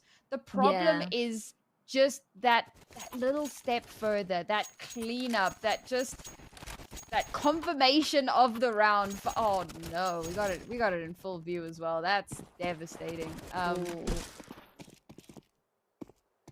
don't know. I don't know what the problem is here, you know? Maybe it's just better isolation. Maybe it's being a little bit less aggressive early on. But time will surely tell, as now they're back in with guns on board. Golden has got the AWP back in hand. Nice little open there onto Anti, who's going to be getting a little bit too cheeky himself. Maybe this is the sign of the turnaround. Potentially. They need to be able to capitalize off the back of it. There's been a lot of times where we've seen Panama get that opening pick and just haven't been able to do much more. Smoke goes in, and that means that they are going to have to just reposition. There is a little bit of an eye on mid here from Golden. They've got to try cross, and the flash is good, forces them off the angle. Flash for the doors is going to allow them to peek, but unfortunately, second flash comes in. Ooh, runs out of bullets as he tries to run the corner. Golden just wild haptic spray to try find the second, but will get run down, and now a path open. Decker is going to find the pick whilst Unusual burns alive in the Molotov, and smoke, just firing through pot shots, isn't expecting somebody to have got through doors, still manages to get hold of this, now Stage left alone in a dire situation. And that opening frag was indeed the sign of things to come, at least for this round. There's still so much more to be done, but we're finally seeing kind of a semblance of stability, a semblance of the team that we saw in the first few rounds of Mirage. So hopefully that can kind of turn into more. And they do need to make that happen. Yeah, they've kind of closed the gap a little bit further. 3-5 now. Neither one of them have outright won the half just yet. Neither have hit 6 yet. So it's very much still anyone's half. And money is, with how close these rounds have been, it is looking a little bit tight for Guatemala. Not to the extent where they won't be able to buy into the next round. You've still got 2 players that are well over 4.5k. But, like, Stage is down to, like, $50 because he's bought into the AWP on top of everything else. So there is a real runway here to, at the very least, a stronger score line as they're going to burst their way in on towards the B side. Completely unpredicted, unfortunately. Toti gets flushed out of his position, sprayed down before he has the chance to really move to anywhere. Expires is going to be able to get a shot through, and somehow this retake has legs. They've managed to get 2 kills here to 4 versus 3, and it's absolutely doable, and they're just swinging, and Golden will take those opportunities every day of the week, and Panama will retake in a rather surprising fashion. Yeah. I think a lot of this comes down to the fact that Guatemala just seem too eager to take the fights. You want them to ease off, you want them to fall back a little bit, but they're so, you know, in a swing mentality. They're like, must swing, must take fights, must always go for the kills, instead of going, we have the win condition on our side. We've got the timer on our side. They go for this, they swing one by one into Golden at the end there, and it's disastrous. So Guatemala, I want to see them, we know that they're good, we know that they're confident. I want to see them rein that confidence back in, or at least temper it, going, yeah, we know that we can go for the swings, but we don't have to go for the swings every time. You can go for them that time, though. That time it worked quite well. And that one. And that time, yeah. Okay, that one I think there was a flash involved in there somewhere. I don't know if it was like full blind, but I'm pretty sure there was a flash somewhere in the mix. Rainmaker definitely making it rain at the moment. Already at a player advantage. Guatemala losing 2 rounds in a row. Not willing to give up. Not willing to back down. There's still a fight in this dog. Anti will get yet one more, and it expires. Who will trade it back? But unfortunately, up to 3. But no, that's all he wrote, unfortunately. That was a valiant attempt. Every single kill onto the Guatemalans in that round came from expires, but there's only so much you can do. Yeah, there's only so much you can do, indeed. The flashes, I think, are quite a good point to mention for Guatemala, is that they've been incredibly punishing, and Panama haven't always been able to react the quickest to dodging those flashes, which has left them wide open in a lot of situations, unable to even get, you know, information when they die about who else was there. Very important round here for the Guatemalans to win again. And oh, look at that. Beautiful tag team, both players rushing through. And Golden, who's been a little bit of a raid boss here, has been taken down. Edgar's still in. They have to be aware of him. He's also had some very strong moments. Oh, but this time around, unusual. He's going to take down both of the raid bosses. Doesn't even need the raid team. No pots or flasks needed for this particular one. And it's all down to Toti. 1 versus 4. Look like Guatemala will take the lead at the end of this half. There's still another round, but, you know, 7 is... They still take the lead on this round, don't they? Yeah. Yeah, it's a difficult one. Tote has been incredible, but is just too much left to do on his own. Is just going to tuck in and try to save this A1S, because he knows that it's going to be a weapon that he will need for himself. Money's going to be dire on a couple of these players. Expires has got a bit of money. Golden has a little bit, but it won't necessarily be enough for everything that they want, and then some. This weapon is essentially his only hope in the next round, and unfortunately going down there leaves him incredibly strapped for cash. And there it is. The bell tolls. Last round in the half now. And Panama's money is not ideal. No, it is not. I'm gonna be honest. I know that the AWP is such a big, like, momentum shifter, but part of me is like, maybe a little bit more utility. That being said, they've got a lot of utility, so it's not like they're giving up massively. Oh, and the MP9 actually pays off, and a little bit of util going to be used to recover that weapon, and suddenly, all right, all of my judgments, all of my concerns down the drain as Expires gets a double kill to stop them from moving in onto the site. And they've certainly put me in my place, and it looks like Golden is going to try to put Stage in his place. However, Stage can show that he is just as good with this weapon in hand. 1 versus 2, however, not the ideal scenario. And he's going to be walking straight into the crosshairs of Tote now.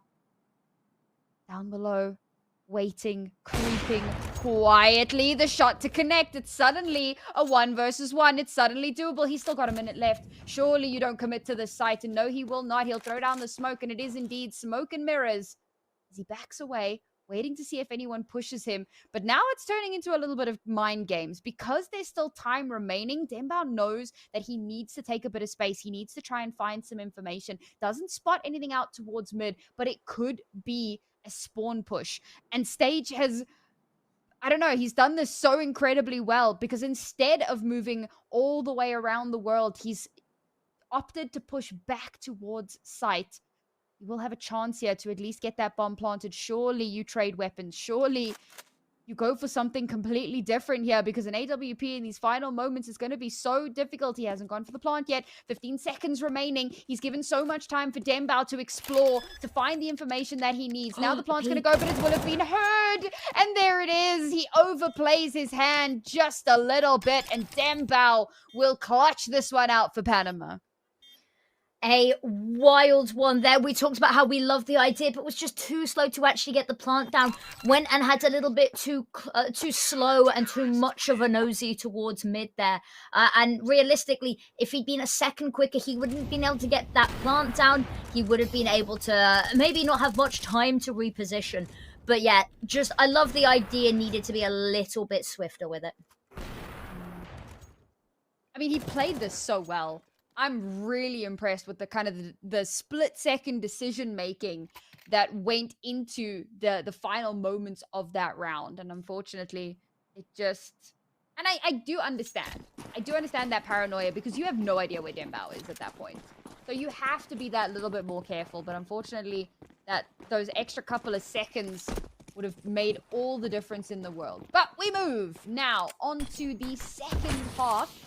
Guatemala still in with an advantage, but Panama by no means down and out. Unfortunately, we knew that their CT side was slightly stronger, at least given what we saw earlier on Mirage. So their T side is going to have to be something spectacular.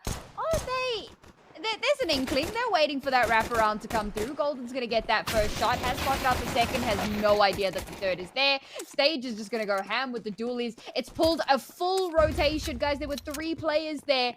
All you needed to do was hit the accelerator, but instead they all turned around to deal with the lurk, and that could absolutely come back to punish them. They're now going to pivot over, make their way towards short, but the bomb's still towards double doors. They haven't actually committed to anything yet, and now this A side has been reinforced. 2 players here waiting for them to start crossing through, but Expires to get the kill onto Rainmaker makes it so much more doable. Now bomb will at least get planted, and this retake should be nigh on impossible. And yes, there you go. Round 1 for Panama. That is what we want to see. And they've had some really good pistol rounds, Panama, securing both in this map at the very least. And it gives them a leg up. It gives Guatemala a really slow start into the half as a whole, because not only do they not buy into this one, if they don't find much success in this round, that third round buy also going to be weak, which potentially gives Panama the opportunity for the first time, well, realistically the first time, other than the first 2 rounds in this map, but gives them the first proper time within the map properly being underway to have that advantage to beat rounds up. All right, we're just gonna run on out into the archway. Anti-eco go burr. And there you have it, sports fans. Esports fans. They kept it a little bit expensive, I suppose. 2 kills on an eco round, not terrible. It's actually halfway decent. But the scores are now tied. The scores are now tied indeed, but Stage has got that AWP out and was incredible with it in that first half and in that first map. So little bit of a worry coming out for me there. But Guatemala, they're not going to be happy that after a map one like that they've had to concede as many rounds as they have. But CT's side now gives them that opportunity to have a bit more fun with it. Decker immediately down tunnels. Missed shot is going to buy them so much space towards Catwalk. And mid, once again, they've been demons in mid, Panama. Oh, it's a good flash. There you go. I thought the follow-up was going to be a little bit iffy, but Golden does actually manage to get those shots to connect, and that's going to even out the numbers a little bit. Mid presence is still a large factor. Oh, nasty shot there. Unusual. Gets a bit of whiplash. Has to back away. Going to give some space over. Panama are getting very confident. And they're trying to take space. But Guatemala have done a good job of kind of holding that back and stemming the tide a little bit. Yeah, now already we've had some space taken on towards the site. Tote gets... Oh, man. He got short absolutely for free. Calls it over. Bomb to be planted. This just has to back away. Yeah, just has to back away indeed. And that is going to be them for the first time within the map where there's actually a little bit more context. We've played a lot more rounds that they are taking the lead. And it doesn't even look particularly difficult for them right now. Map 1, I'm not sure what was going on. Maybe they were just really, really ready for this Dust 2. But they've been firing on all the cylinders. The flashes have been looking a lot better on this round as well. The aggression has been metered but perfectly positioned and timed. And they've been given a lot of respect here. Terrorists win. Not the worst thing in the world. Not to underestimate your opponent. How often don't we see that where teams feel like, oh, we don't have to take this too seriously. We got this in the bag, easy peasy. And it does invariably, come back to bite them where it hurts. Panama going to be feeling very good about those first few rounds, particularly because, we were talking about how this kind of happened in the first pistol as well. Panama won the pistol, the conversion.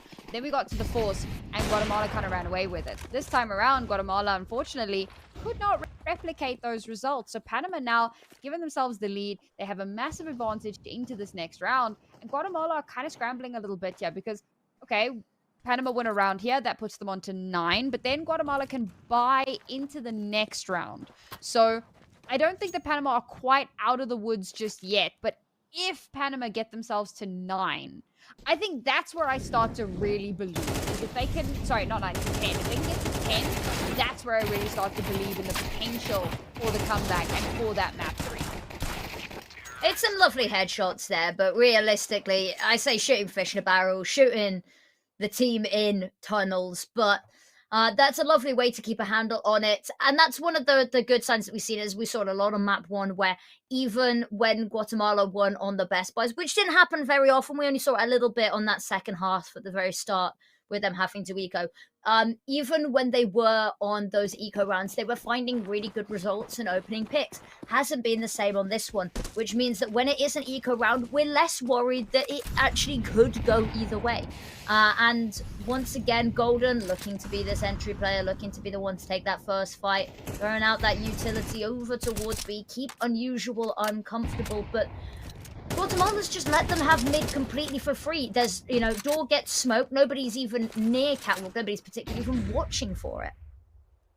But this has been a bit of a trend with them. It was the exact same thing on Mirage. They never actually contested mid. They just allowed that space to be taken. They played a far more kind of retaking style. And it did work out for them on Mirage. That will be a massive problem if they continue to do that and we end up going to Ancient, but we'll get into the nitty-gritty should that come to fruition. We've still got a little bit to play through here before that really does cement itself. Okay.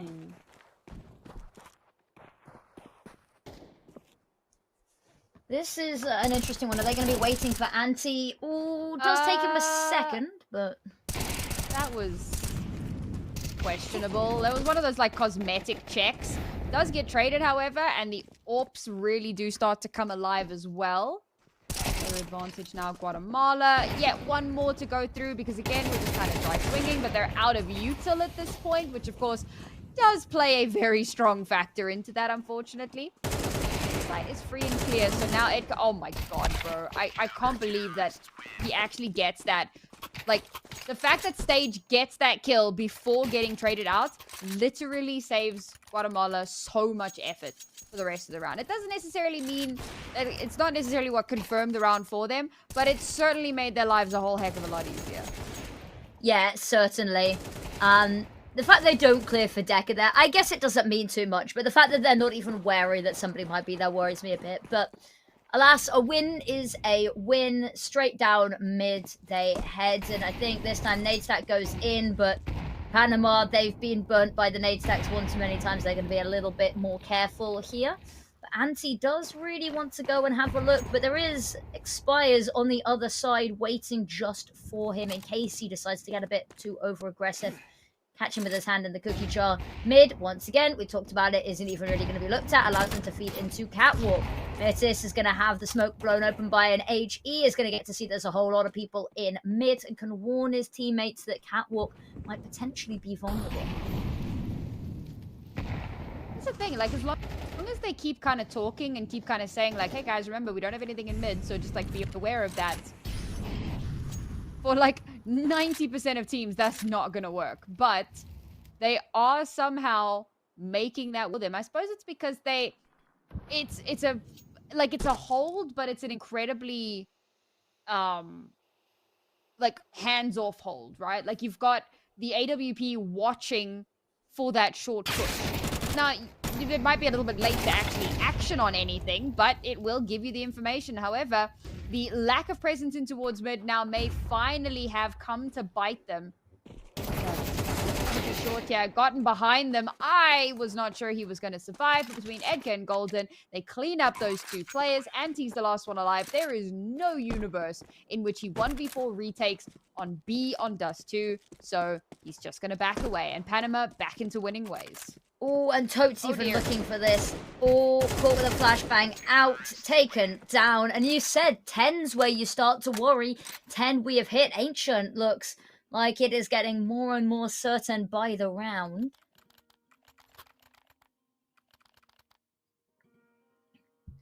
There should be, I say there should be money for a buy. I've just seen Anti's money.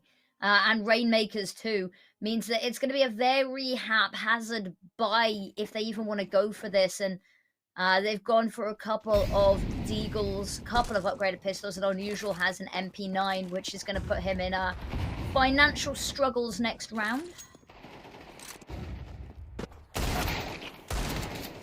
Ooh. Yeah, I mean, this round should be pretty well telegraphed. Not even 10, but actually all the way to 11 here. More than likely. I think it would take somewhat of a miraculous turnaround for this round to go any differently to what we're seeing now. Guatemala, I mean, by now they have to realize the importance of mid. They have to realize that they need to have some sort of presence there. Not necessarily to be fighting back instantly, but to have the information, to be able to call the rotations in time. Playing a retakey style is not necessarily a bad way to play, but it requires so much information. And with them going into so many of these rounds almost completely blind, it puts them at a level of deficit that, I mean, they're literally just putting the game on hard mode for no reason. Yeah, and they still haven't even had a particular look at it. All it would take was a couple more HEs to blow open that smoke in, you know, towards doors early rounds, or at least sending somebody catwalk, send two people catwalk and forsake long as heavily, you know. But there are maps that you can play a retakey style on more comfortably. Mirage, for instance. There are maps like Dust 2 that have almost indestructible bomb sites to try and retake. A, just generally. B site is a nightmare to try retake just point blank.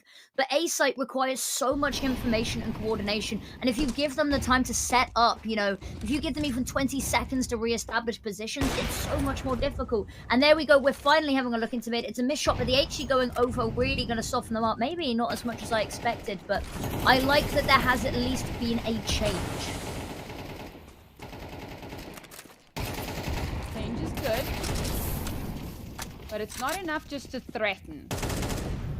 However, it has kind of given Panama a little bit of pause here. Like, hang on, guys. There's suddenly some presence. We suddenly need to find ourselves playing that a little bit carefuler. But here's the thing. Rainmaker has already backed right off and has repositioned on towards the A side. So again, short is pretty much free for the taking. And they will smoke it off, so that'll buy them that little bit extra time. And this is where the big difference maker is, because now we're sub 1 minute. Now Panama really have to start thinking about where they're going to commit to this. And they haven't really garnered much space, much map control anywhere on the map stage. Taking down the position towards long means that any sort of a pincer up towards the A site has been denied. And that's going to be the call for the rotate. Ooh. And Expires has gotten the first kill on towards the B site. But is he aware that Mrs. is tucked in very closely? He doesn't even check it! He's not even looking. He's been taken down. But unfortunately, the call has been made. They have to commit, and Mrs. will clean it up. Guatemala stops the tide, stems the bleeding, and there it is. I'm so glad that they won that round because it's positive reinforcement for what we said about mid being important. The round that they go mid, they find really good results. They even have somebody up through mid to find that kill as a little bit of a flank backstab at the end there. But we said how important it was. They don't win the opening fight, but it makes Panama so uncomfortable. They're actually finally being challenged. They've been so conditioned that mid is free and mid is easy. They can pivot off of it with no repercussions, that they actually struggle a lot when their one game plan that they've used and fallen into a rhythm with this match is finally disrupted. Can Guatemala make it double digits here? Panama still very much in a good position for this round. Using this round could make things a little bit more tight. You've still got 2 players on like 2.4. So you can still eke something out into the next. No big deal. But here's the thing. If we start losing too many rounds, nah, there's very much the possibility of an overtime on the horizon. So we'll see how this one goes. Has 4 gone mid again for Guatemala, and this may come back to punish them. Now, we are trading blows in towards the double doors.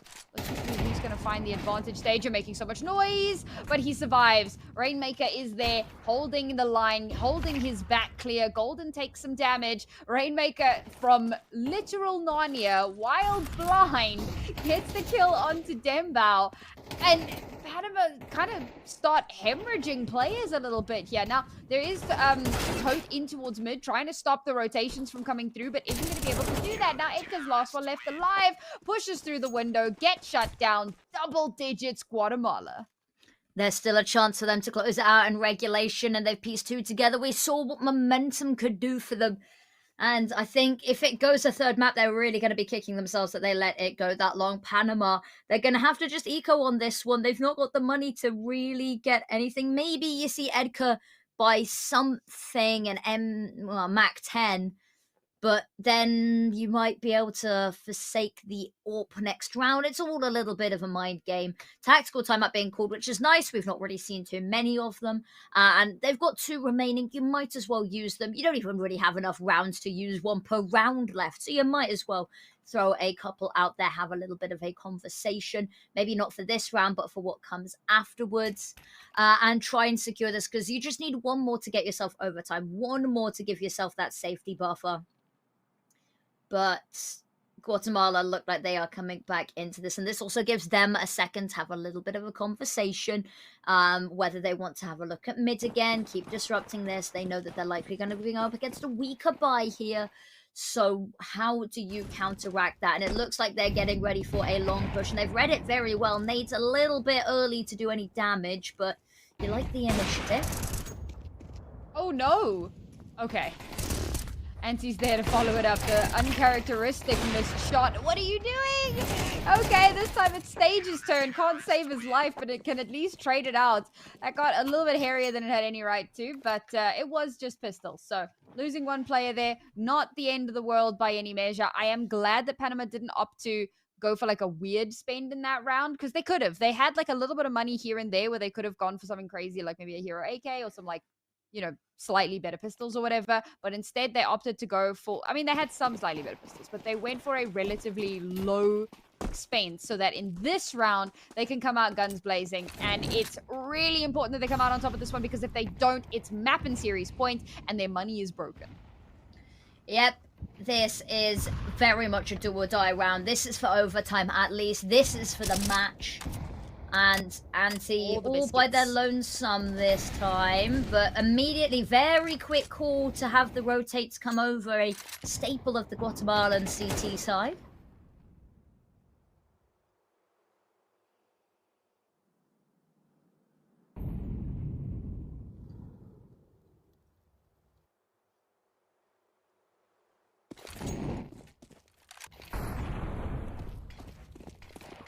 Low and slow does appear to be the name of the game here. It's on the edge of that smoke. Oh, Stage. Stage has been having a bit of a rougher time here, but he has been able to survive. And with Anti getting the kill towards long, that makes it damn near impossible. Nope, Rainmaker's just going to get a 3-person spray down.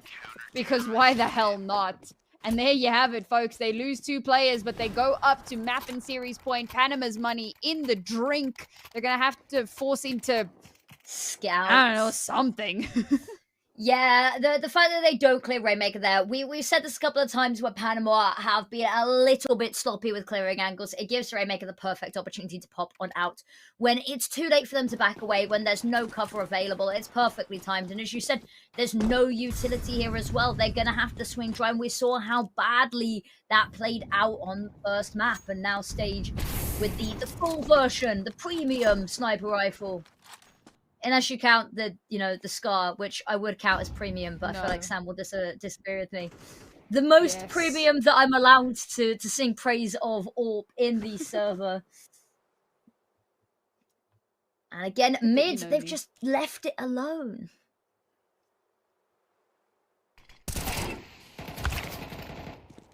I mean, Rainmaker was there. He was alone, but he got his. Oh, Stage, bro.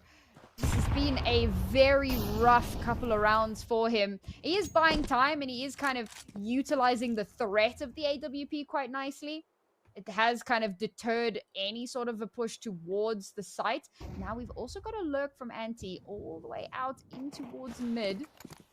I'm going to try to catch the timing, but time may not be on his side as they've already started to make their way in towards the site. Myth is waiting, arms wide open. Unfortunately, does get traded out there, but we are kind of death by 1,000 cuts, it feels like. But Panama definitely have the advantage here. Now, they should be able to get that bomb planted, and unfortunately, it's taken a Natty a million years to go on his round-the-world tour, and they are kind of expecting it. He's not winning this long-range battle. Finally, he'll put that player down, but it's down to a 2 versus 2. Overtime on the horizon. Devastatingly low health for both of the Guatemalan players at this point. Expires will get the first, and now Stage has to mount the comeback of his life. And as we said, he's already looking a little bit rough, and that's going to be it. Overtime confirmed. Stage once again gets a little bit of stage fright. Yeah, I want to highlight Anti in that round. I wasn't particularly happy with how it was played. You see Stage get pushed very heavily on A site, really needs backup, has 3 players looking at potentially pouncing on top of him. And you said, yeah, they do end up repositioning. The thing is, Anti doesn't hear anything doors, has a look doors, and then decides instead of coming to back up his teammate, leaves the site by itself, undefended with a teammate that very clearly was about to get run over, to go push long, isn't quick enough to even get a timing, and by the time he arrives, it's already too late. He has absolutely 0 impact in that entire round, minus getting 1 kill when it was already a little bit too late. So I need to just see a little bit more care put into how they buddy up, how they play off of each other, if they want to secure themselves a CT side victory, at least an advantage as they go into the second half of OT.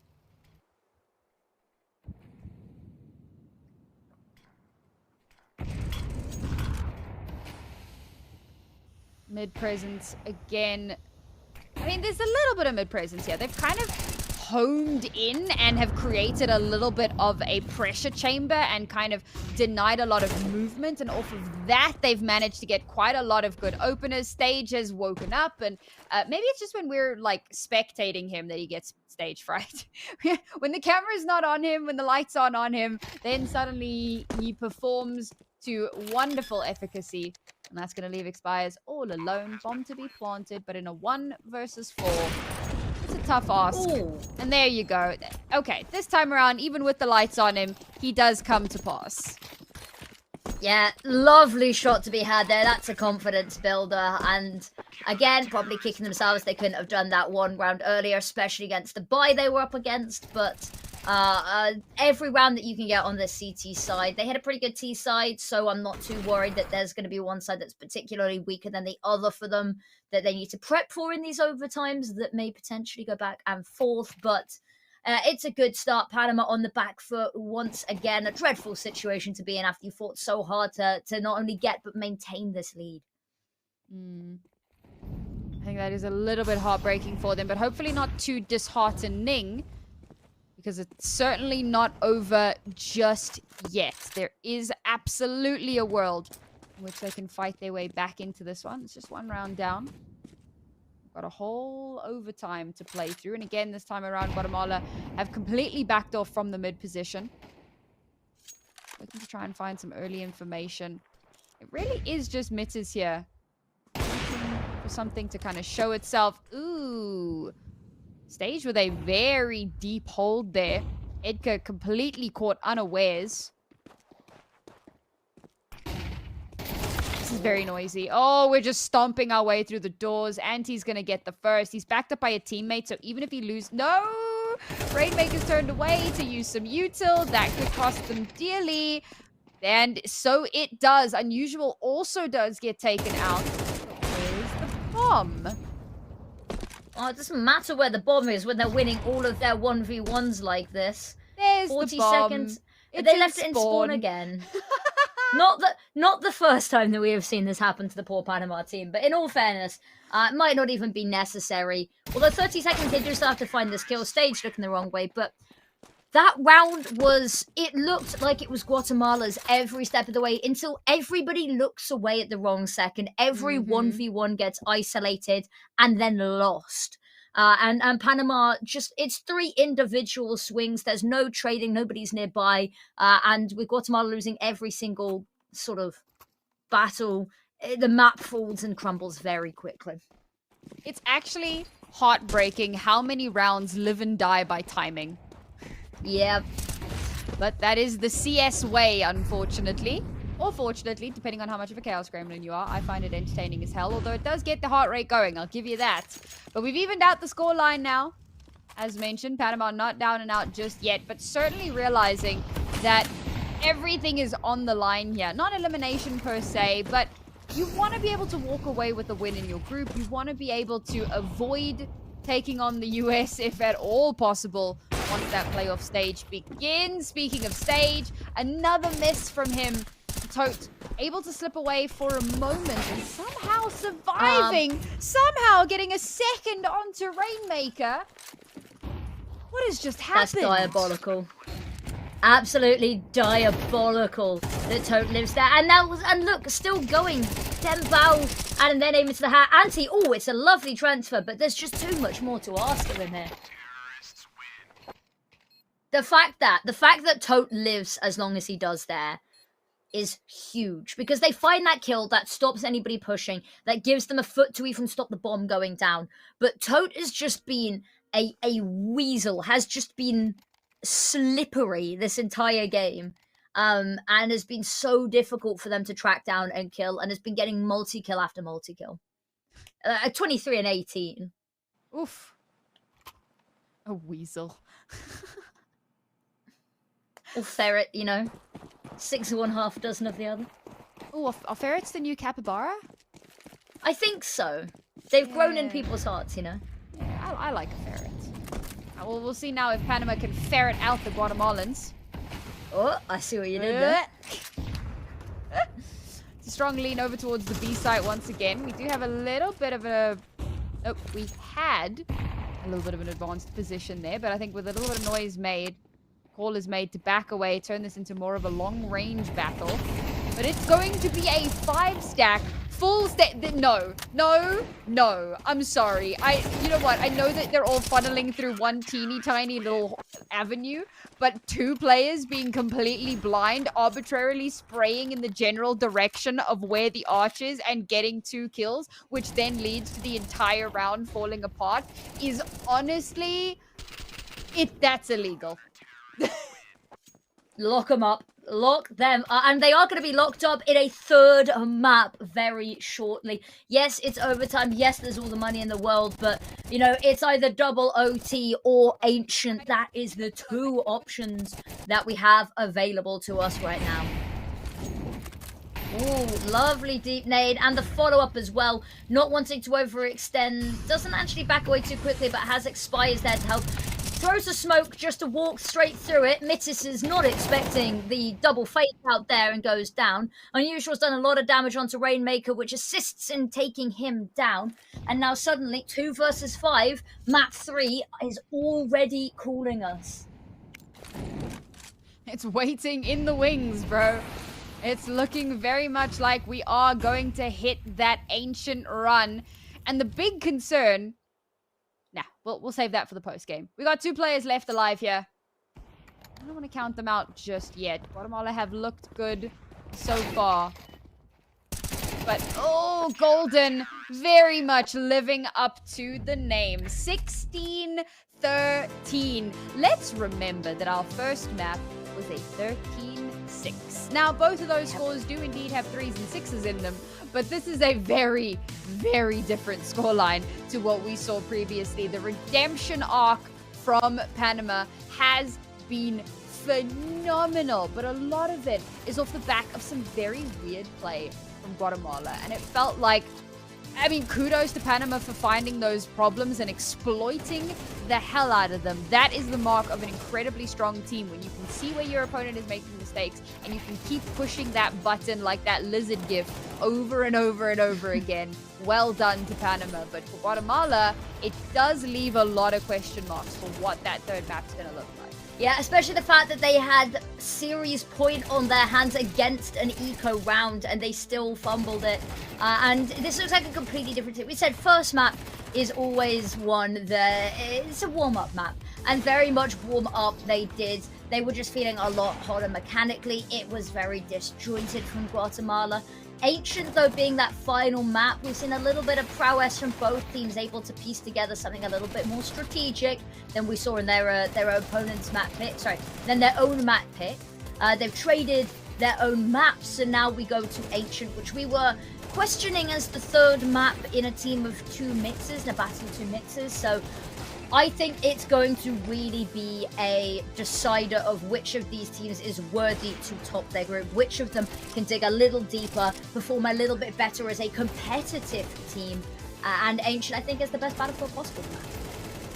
Yeah, I really am looking forward to seeing how that is going to pan out. And obviously, part of those questions are potentially rhetorical questions, because we do have an inkling of what may yet come to pass. And of course, I am speaking about the fact that Guatemala, for 2 maps in a row, have kind of pretended that mid doesn't exist on their CT side.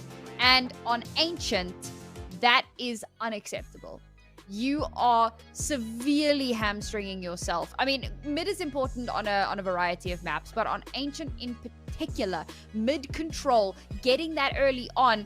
How often do we see teams using a quarter to a third of their early utility just on gaining early control in mid? That's how important it is. So if Guatemala are going to be going on with the same trend that we've seen thus far, it does leave a lot of concerns. But that's a question that we are going to have answered, or not answered as the case may be, after a very short break. Make sure to go and get your drinks refilled, get a snack, and when we return, map 3, our decider.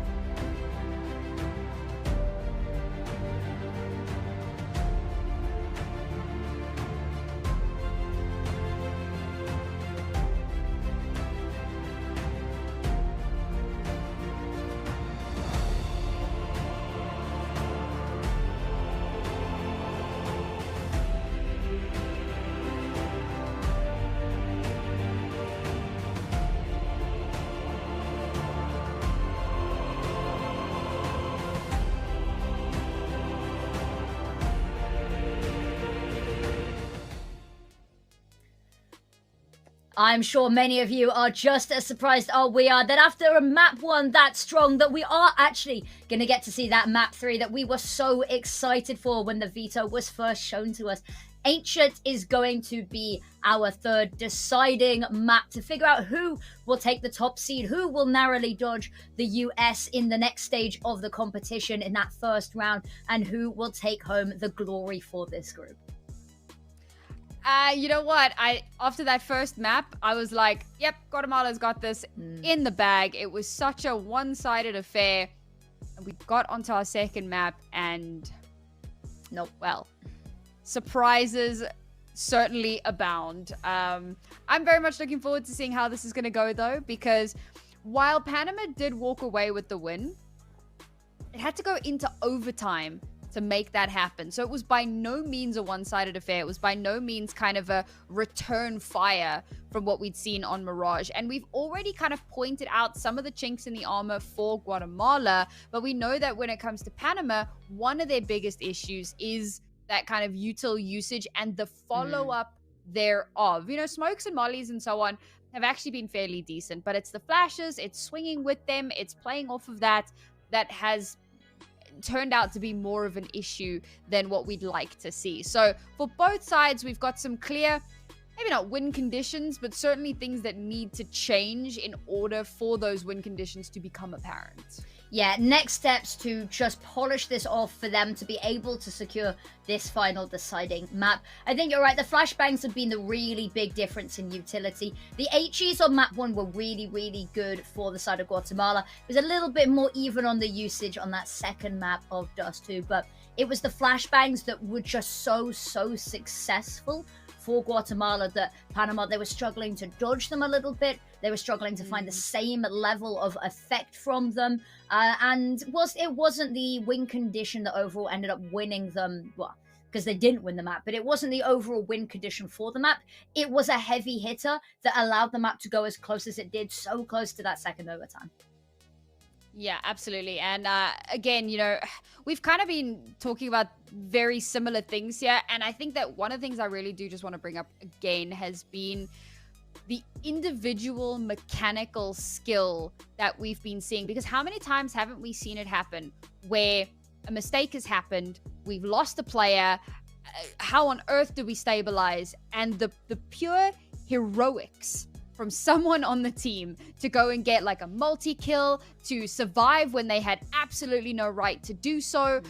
We've had a lot of these moments, and I usually talk about that in the light of if you're constantly relying on hero plays, then it does leave, you know, a lot of questions, and it shows a lot of issues that need to be resolved. But in this scenario, when it's two, as we've said, slightly puggier teams, the mixed teams, that don't really know each other all that well, sometimes heroics are all you have. Usually when we talk about that, we're talking about it in the context of professional teams that spend hours and hours and hours every day playing together, understanding each other, you know, basically being able to read each other's minds. In this scenario, a hero play can actually become a linchpin. So that's, again, something that I'm going to keep looking towards. I think the first time I mentioned it in the day, I was like, that's a little bit concerning. But now the more I think about it, the more I realize that might just be the game changer. Yeah, it could very well be. We talked about how there's going to be a lot of individuals, and the difference maker will be which teams can step up as a unit. But I also think which teams have the stronger individuals in the moment will be a huge decider, because when you've got two mixed teams, when you've got two teams that don't play together much, if you have somebody that's popping off and the other team doesn't quite have the same ability to match that firepower, there is a lot less depth of strat book that you can draw on to try find a way to counterbalance that. Is that if you have an individual that is having an absolutely insane game, there's much less way for you to be able to handle that, to deal with that player, to avoid that player, to be able to find a way around dealing with just instant death at the hands of, for a lot of the time, it's been Tote for the team Panama, who has been staying alive in ridiculous situations and all of that. So having individuals that are able to step up is going to be a huge boost to either team here. But Ancient, a map where those flashes are going to be very important, where teams like Guatemala can't afford to ignore mid any longer. They've hated mid on Mirage, they hated it on Dust 2, they cannot afford to hate it here on Ancient, because it is the key to the entire map. I'm very much looking forward to seeing where the teams start. Obviously, on a map 3, you kind of comes down to the knife round, and then you get to, you know, based on who wins that, will then determine who gets to start on which side. And now, generally, this isn't something that gets spoken about at great length. And the reason that it's interesting to me is very specifically because of the mid control factor. And hear me out. I think that if Guatemala start on the T side, much like what we saw in Mirage, and give themselves enough of a runaway lead, even if we see those chinks in the second half, it might be enough. Like if they go in with a 10-2 half, even if they have terrible mid control, there's still a very good chance they win the whole thing. But if they start on the CT side, it's such a solid opportunity for Panama to take advantage. And even if they go in at a 6-6 half or a 7-5 half, we may see yet another overtime, and maybe, just maybe, Panama can eke out the win here. So for the very first time, maybe not the very first time, but in an unusual turn of events, I'm putting a lot more emphasis on which side a team gets to start on for something beyond simply, this is a CT-sided map. Yeah, and I think we've seen it a lot, is that in the current economy, in the current climate of CS2, that T-side has actually been particularly popular. It hasn't always felt as one-sided on a lot of these maps, given how the economy plays out, meaning that we've put generally across the board as casters, as players, less emphasis on starting sides. We've seen that a lot with how teams will be trading maps as well, is that realistically, it's anyone's game. But on Ancient, I feel like it is going to be one where if you can start on CT side, not only do you have the map being CT sided in theory, but also that both of these teams have felt a lot more confident on it. Well, yeah, I mean, again, right, so for Guatemala, I genuinely think that a T-side start may favor them slightly better. Just because of their lack of mid presence, lack of mid control. But again, that's on the assumption that it is going to be the same as what we saw on the first two maps, right? They could actually come out the gate and they realized, like, hey guys, you know, other maps have important mid, but Ancient, this is the mid map. So maybe this is a complete turnaround for them. Maybe this is where they actually do come out absolutely swinging and show us what their mid presence is capable of. It's very tough to call. Again, we have so little information on these teams aside from the little bit the last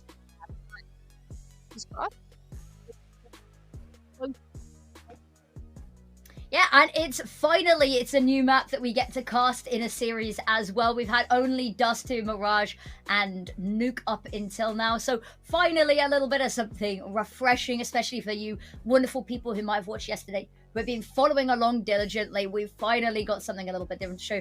What are your thoughts on Ancient? You said that you quite like Ancient. You're a little bit of an Ancient enjoyer. Is it, favorite map in the pool for you? Where does it rank? Definitely top 3. But here's the thing. I rank maps less so on how much I enjoy playing them and more so on how much I enjoy watching them and how aesthetically pleasing they are. And the new Ancient update is aesthetically pleasing. It is aesthetically pleasing. But what that should also make very evident to you is why I hate Vertigo. Because it sucks to watch and it's ugly. It is so grey and ugly. It had one benefit for it, is that it had forklifts on it. And I will say that until the day I die, is that Vertigo's best quality is that it had forklifts. That's really sad. I believe April Fool's update, we should have a game mode where you can have somebody driving the forklift and somebody sat shooting on it. I think that would be an amazing April Fool's update for CS. They don't really do April Fool's updates for us anymore, but they should do. Oh. But here we go. We are finally why Affinity is not a dev. Whoa. I think there are plenty of reasons that I'm not a dev that are even worse than that one. I would be utterly useless, but Here we go, straight away into the knife round. We said that this was going to be important. A battle in mid. Who's going to be the one to take first contact? Golden is the bold, eager one, ready to do so. And it's a little bit... Oh, actually, I say that. The sweep, the reverse sweep to come back into this knife round. Oh, 2 versus 1, they've whittled it down. Oh, but Rainmaker able to clutch it out against, all odds. We like a good knife round. That was very Green Street Hooligans. Very... I'm not going to get too dark with this one. So, let's take a look here and... Was I right? Did I call it? Am I the goat of prophecy affinity? I think, well, I have seen your prediction rate on in other tournaments where we've had to predict on screen who wins. And you have an 100% win rate on everything I have watched you predict. So if you tell me that something's going to happen, I take that as gospel. Well, unfortunately, with Guatemala having won the knife round, they have opted to go for the CT side start. I think I got a little bit baited there for half a second. I am devastated, but I think it will certainly lead to what could be a more entertaining map, because I think that if Guatemala, maybe that's what it is, right? Maybe it's for the content, because if they'd started on the T side, it could very easily have been a far more one-sided affair. But starting on the CT side, yeah, you're giving Panama a little bit of a handicap. The handicap being you don't know that mid exists. Yes. Oh, actually, having said that, they've gone mid. But it's a pistol round. All right, calm down. Oh, yeah, true. Actually, sorry. I'll take that from the top on this, like, a future round if they go mid again. This is super aggressive though. They're looking to wrap and crunch on round 1. Oh, to battle in donut, but the sides are reversed. It's a little bit weird, a little bit odd. Bob goes down super early. Mitis running out of bullets and being pushed from all sides. Going to run down, and that gives Panama a space, a foothold to play this post plant from. I think the expectation was that it was going to be an A hit, I'll be honest. And that unfortunately did not come to pass. They've had to battle their way through Donut. They've lost all of their Donut players. The Smoke now providing the cover. Tote firing on all cylinders. But unfortunately, every time a player falls, they're like, that was probably the diffuser. We're all good. And no, there was a third player tucked away, being body blocked. 2 of his teammates died to protect him. But Guatemala sneak that round away. They only had 2 kills in that entire round, but they won it. And that's all that matters. I'll be honest, it took me a second to realise that Guatemala had actually won the round. I was like, okay, I hear the defuse. They're probably baiting them out. And then I saw the one hit the board and I went, oh, okay. Nades go deep, but there is a bomb plant, so there is a little bit of an investment coming on through. I am loving the dedication to the decoy buys that we have seen from Team Panama. I'm not 100% sure what they've been doing with them or if they found any impact from them, but they have been buying a fair amount of decoys. Yeah, decoys are always an interesting one for me, and I'm always interested in how teams, but as you say, sometimes you don't actually get to see it. Just lucky shots. If they had £50 left, $50, sorry, 2 British would be there. If they had $50 left, they bought a decoy just to get rid of it. That's one thing. But there's still money available. We're not going to get to find out what it does, I don't think, because, Tote's getting locked in a very... No, sorry, it's Bembo that's getting locked in a heated battle. Tote's on the other side of the map. Issue is, he's the only one left alive, so I don't think he's going to be falling particularly anybody. Might get a free plant. Are they going to clear anti? Oh, it's a superficial clear. Bomb will go down. Not long left for this world. Tag through... Ooh, I was going to say tag through the box. No, actually. Runs him down. There's a weapon potentially picked up, but doesn't have time to actually go and retrieve it. Next fight on his hand. And they are looking just to push him here as well. But Anti doesn't even need the reinforcements as they are on their way. Gets the job done solo. And they secure themselves a second round. But credit where it's due. They get the bomb down on a round like that. That's all you can really ask for. And they got 1 kill. It was so close to a second. I'll be honest, bomb down and 2 kills. That's like one of the best ways that an eco round can possibly go. But yeah, you know what? We're close enough. Bomb down and 1 kill. It's not terrible. We can potentially work with that. Now we'll have guns. Now Affinity. Now the question. Now we've got to find out whether they know that mid exists. They've been there once, but it might be, short-term memory loss. They might just forget that it exists. Oh my gosh. Yeah. But to be fair, they're stacking. They are stacking stacked the true, sites. yeah. So we'll give them the benefit of the doubt on this one. They're putting heavy 4-man presence towards A. They're taking very aggressive positioning outside of A as well. And again, it's the completely incorrect read because it's another hit towards B. And they will get the B site absolutely for free. The plant should at least come out. And it will be a 5v5 retake. It will. Player already pushing through cave there, but they've got to try find an angle, and they're not being given anything to work with. Two of them push together. Oh, looking the wrong way, but Bembo, what a turn around, and they peek one by one, and that's 3 in a row. They just cannot seem to peek together. Isolated duels are going to be 1 on out, and it is incredible. Panama, first round on the board, first gun round secured. Rather unlikely fashion as well. Kind of comes off the back of a very weird play. It's not often that you see a stack on a force. Usually that's reserved for pistols or like no pistols. Usually that's when you would see that. So to have that happen on their bonus round when they've actually got a fair amount of weaponry available to them, it's a bit strange. Oh my god, and there's presence towards mid, but it's immediately shut down. The presence in towards Jaguar is also absolutely deleted. We're seeing the first semblance of a default in this map so far. Obviously, it's only round 4, but it pays off. Guatemala get a little bit too big for their britches. On the plus side, Stage is looking mid, Unusual's looking mid, so they are aware that it exists. This is good news. The issue is going to be that they are at a huge player disadvantage here, and as they move to sort of set themselves in towards B, over towards A, they push, and there is a lack of information available as to what is going on in halls here, so it should just be another empty site. Unusual might be able to have a little bit of a line of sight, but with only a Desert Eagle available, isn't going to be able to do all too much to stop the onslaught.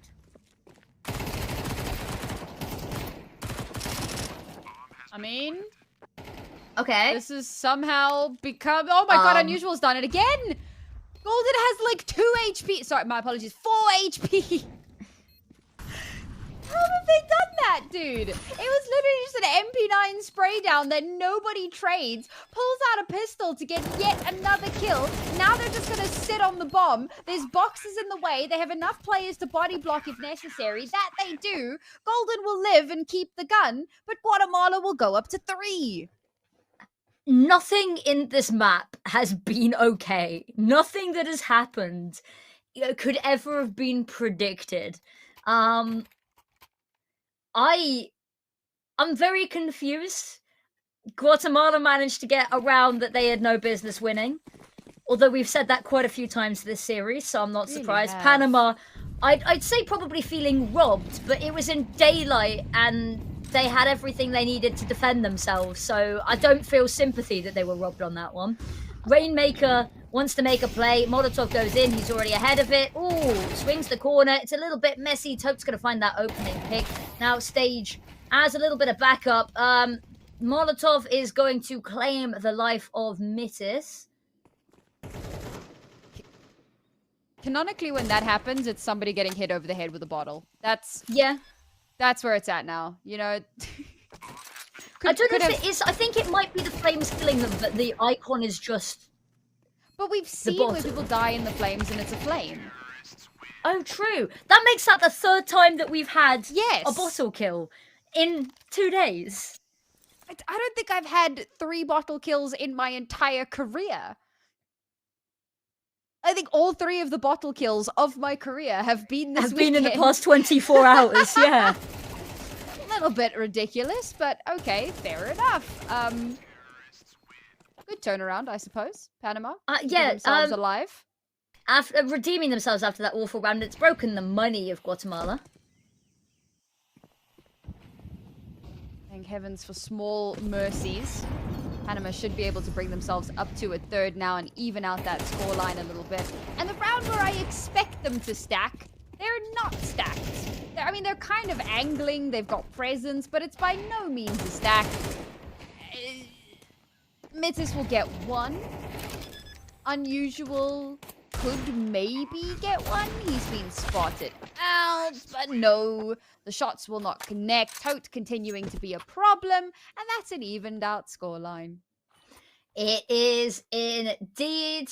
And money's still not going to be amazing, which means the Famai are going to have to come out and the MP9s to fill in the gaps where there's even less money on Anti and Mitters. They've got a fair bit of utility to their credit, and on that CT side, you've really got to be prioritizing that sometimes. But tied up on the scoreboard, no need to claw back rounds this time. Panama wants to try keep it even, wants to take the lead early this time. Surely not. It's got to be a visual bug. There's literally no way. Yeah. I was gonna say, if that's a 4th bottle kill, I would lose my mind. Honestly, I might go watch the demo later and just find out for myself. This was a pots and pans buy that somehow turned into a win. We may have been a little too distracted by the bottles.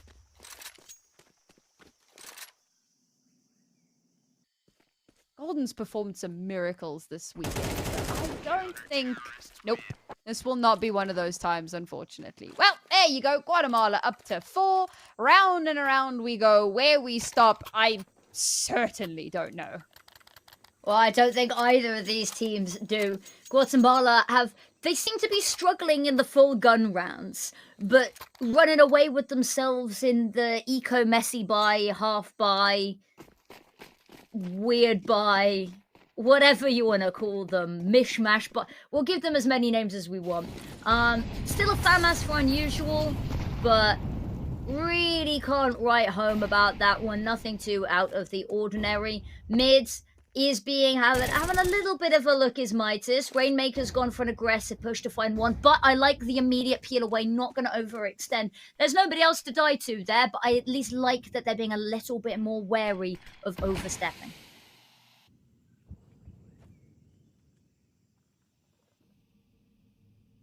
I do like that we've kind of taken a bit of a slower approach here. Mid has been taken for free. That being said, there are 2 players watching Red Room. So the moment the smoke clears, Edgar is in for a world of hurt.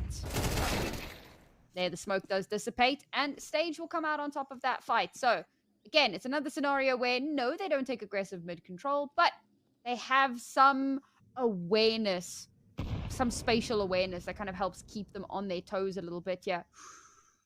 Ooh, Golden's in such a cheeky spot there.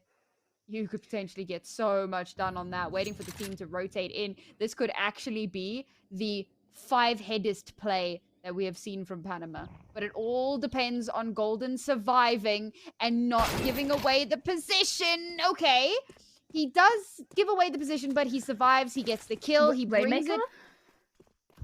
Oh, Rainmaker's pulled the Golden. They have no idea. Oh, Lord above. And the third one, the stray bullet that passes through Expires' body and connects onto Golden. That's... okay. Hide and seekception. Nobody is checking their corners. And it's been an issue all series. And it's still biting them in the backside, and they're still not doing it.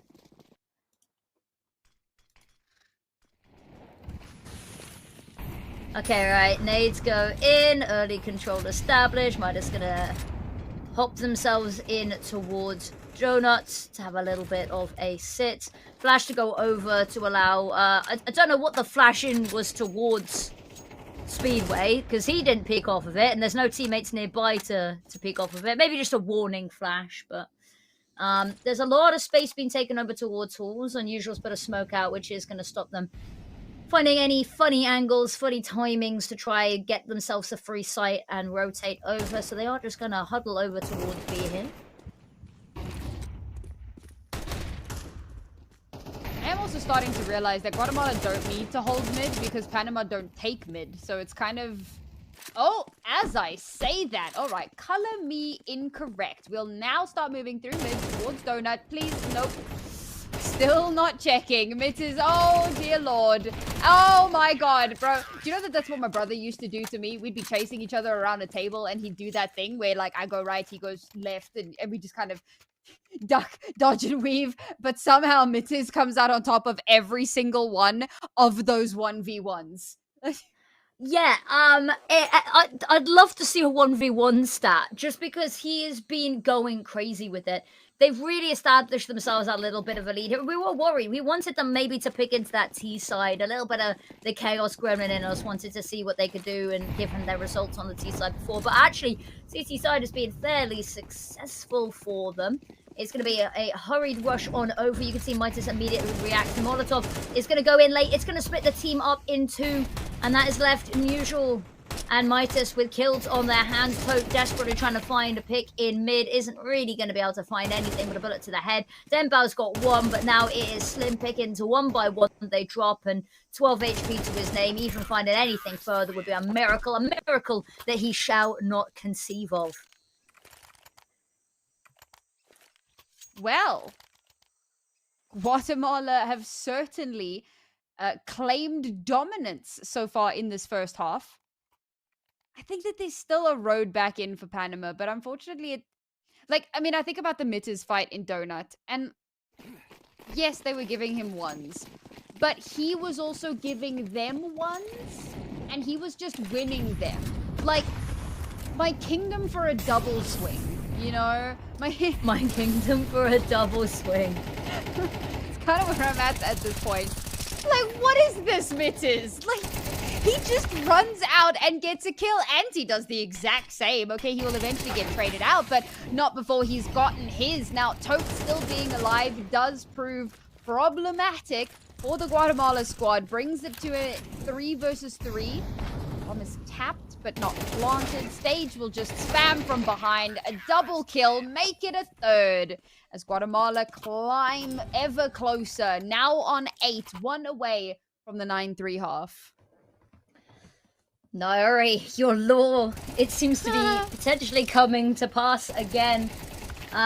It has been an unfortunate one. It looked like a really close start of the map, but they've just really been unable to find their footing after that initial pistol round win. So, I'm curious to see if they can find something here. The buy's not great. The utility is sorely missing on Tote and Golden, who I'd imagine they're wanting to send in first, given that they don't have utility to lose and drop, but it seems maybe not. Oh, they don't clear Midas. No, don't let him get a third. My kingdom for a double swing? No? Please, anything? I mean, Midas has been left alone in a 1 versus 2 at the end of all of this, but it's, health bars are low. He's got an opportunity here, but they just seem so allergic to peaking in anything other than 1-by-1 conga line. The CS conga line. The classic. Oh, dearie me, how are you still alive? Okay, he's not able to get another one there. That would have been absolutely outrageous. Panama will find their fourth. Nari's law averted.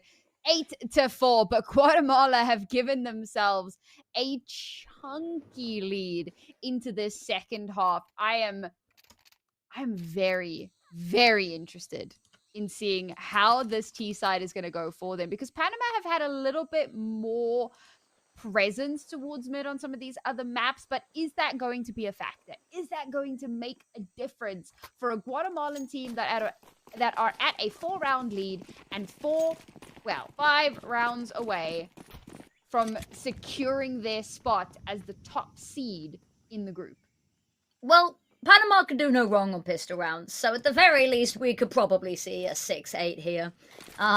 That's if they continue their dominance. Anti, he's not going to clear the corner. Oh, they're basically touching. Expires, turns around, gets one. Unusual's found another. The Julie's long range are going to find more. Turns away, not convinced that there were more people coming. Stage has to be careful of the Molotov behind him. Runs on forward, finds one. Gets duped out by the second. Spins around for the third, but Rainmaker's there. The final piece of the puzzle just to stop this all falling into disrepute. And they finally break the Panama pistol curse. Yeah, it's been a hot minute since we've seen Guatemala. Have they even won a pistol round? I want to say they won the first pistol, but I could be way. I think they won the first pistol on Mirage. Yes. They might have won both pistols on Mirage. They didn't find a modicum of success on the pistols on Dust 2, though. Dust 2, yeah. wild. No, I think Panama did win the pistols on Mirage because that's how they kind of pivoted to extra, like up to 6 rounds. So I think that they did actually win the pistol there on the second. Either way, they've won the majority of pistols today. Correct. Guatemala have struggled with pistols to make it very much more simplified. What? How are they not checking? Why are we not clearing?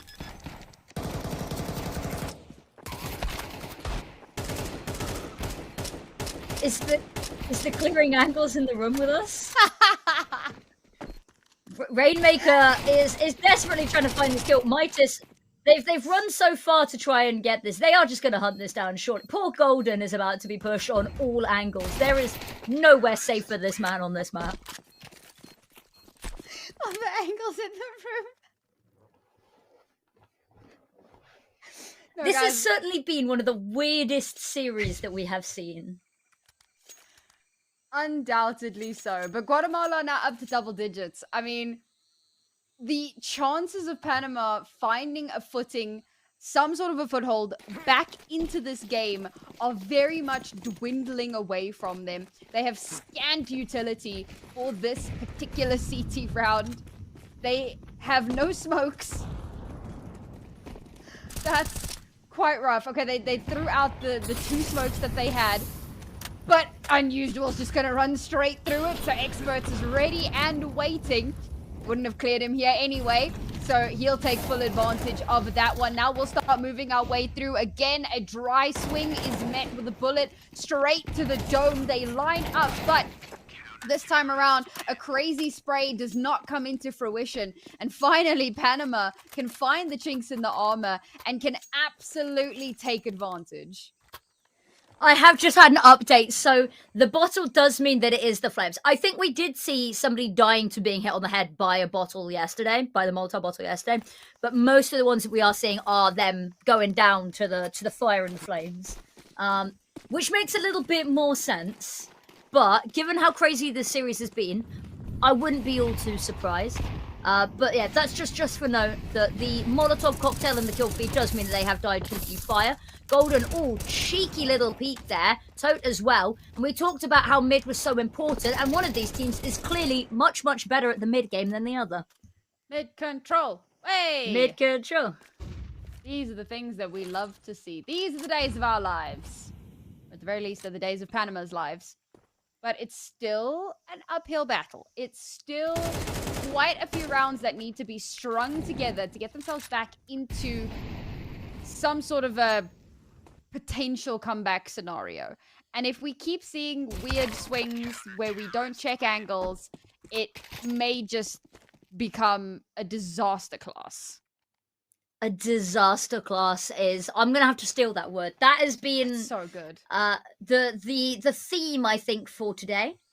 And bear in mind, this is only the first series. We have another series to go after this as well. And I will be quite curious. One of these teams has to play up against USA later. And USA was looking really good. So, I mean, warming up is always going to be a good one to have. Just pistols here for Guatemala, so there should be a chance for that gap to close even further. This time again, nobody's really looking mid. Dembao was late to the party, and actually Guatemala have decided that on the T side, mid does exist in the mortal realm. And they push through Donut. Tote, however, is watching this angle like a hawk. First peek isn't going to be a kill, but now they come spewing out. They flood the site. Tote wants to get a little bit of action here, wants to stop the bomb going down, gets a little bit distracted by all of the bodyguards here. Running out of bullets, has to switch to the sidearm, still spraying Edgar's there to have his back, but now Unusual Rainmaker, they've got to try and make it work. Unusual still going, there's no chance they get this, not being able to find the pick, and it's so messy, has to switch to the sidearm, and they've actually gone and done it. The pistols get the job done, and Guatemala pull a round out of thin air. The Laban spray, bro. He was like, oh man, the worst part is that I can relate to that. I can relate to that. You start holding M1, the dude starts moving. You don't, like, instead of stop spraying and readjust your aim, you just start dragging your mouse across the mouse mat, hoping that the crosshair is eventually gonna catch up, and it doesn't. And the pistols do the absolutely unthinkable. And Guatemala stabilize. How they keep doing this round after round is absolutely beyond me. But it's another round now where Panama have the early advantage, where they've gotten the early frags, where they have the numbers, they have positioning on the site. The bomb isn't even anywhere near the site. All they need to do is get through these last remaining players, and that they shall. Sage now all alone in a 1 versus 4. 5 even. I didn't realize Expires was still alive. The first kill to come through, but it would need to be an ace, and I think it's safe to say that it's unlikely. No, it's they atone a little bit for their sins, but honestly, the Guatemala self-sabotage is something that needs to be unpacked in therapy. It's they do redeem themselves here. I got worried for a second when they lose the first 2 players, but the fact that Edgar manages to keep hold of this side, Edgar single-handedly swings that round, because I think if Stage had been left with any more teammates alive, they could have spun that into something a little bit more. But alas, they atone a little bit for the sins of the past. They need to do it again. They've only got pistols and a couple of gills to go up against here. And Golden lines them all up. Just holds down the trigger. There's no need to stop. Anti, I don't know why you decided to jump forward there. Maybe to end the suffering, just get the next round started as soon as possible. But it looks like the gap, they will finally, 2 rounds in a row to close it. There wasn't much of a bite to go up against. And looking at the money here as well, there may not be a whole lot to go into the next round with either, especially with no bomb plant and no kills available here in round 19. I'll be honest, this round did feel a little bit like a go next angle. They had some Tech 9s and they were attempting to go for a rush, and that did kind of get read into by Panama. And it was like, no. Spray down as they try to make their way up short. Denied. So that round goes pretty much as expected. Unlike the vast majority of the rounds that we've had thus far, it has certainly been a game of Counter-Strike of all time. But now the economy is well and truly busted for Guatemala. They forced into bigger pistols than that previous one, which makes the whole go next angle. It does leave me questioning that a little bit, but that's okay. It's fine. They still have a little bit of a buffer to work with. We have a timeout for Panama Affinity. It's been a while. It has.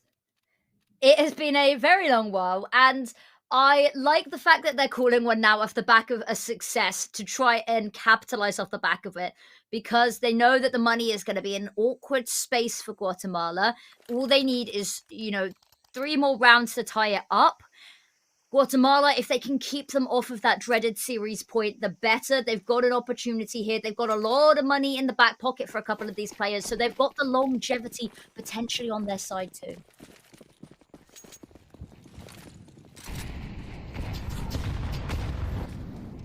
So close. So close to some semblance of a conclusion.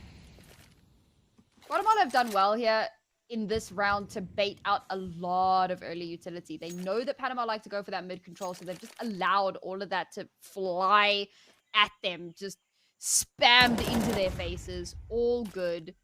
Will it be enough to allow them some space to work with? Remember, they come into this with no spend, so no utility, nada. It's going to have to be a very dry rush if it's going to happen. They have been spotted out. Golden now finds the first and looking to do that little bit of cleanup. And, oh, all right. A nice little free kill there. Can we make it a second? A lot of pistols here, and all of that just to help them recover that AK. So that recovery denial does not come to fruition. I'm going to hand it off onto Stage, who has been fantastic. And with Mitzis not being available, it does seem possibly the better of the 2 options. Rainmaker will follow up with another Deagle kill here. Anti, again, Deagle's singing through. Anti's picked up the AK. He's made it a 1v1, but he can't clutch it. Dembao saves Panama from perdition. That got way closer than it had any right to. They had nothing. Yeah, that should not have got to that point. When we were talking earlier about what a good pistol maketh, we said a bomb plant and 2 kills is incredible. The fact that they expend so much utility just to pick up that 1 AK, but the fact that they're allowed to do so as well is, I think the best word for this series is otherworldly.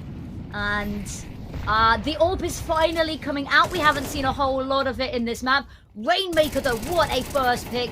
Immediately they push into Golden. They peek 1 by 1, kind of this time a little bit more. They dip in and out to allow the reloads to come on through.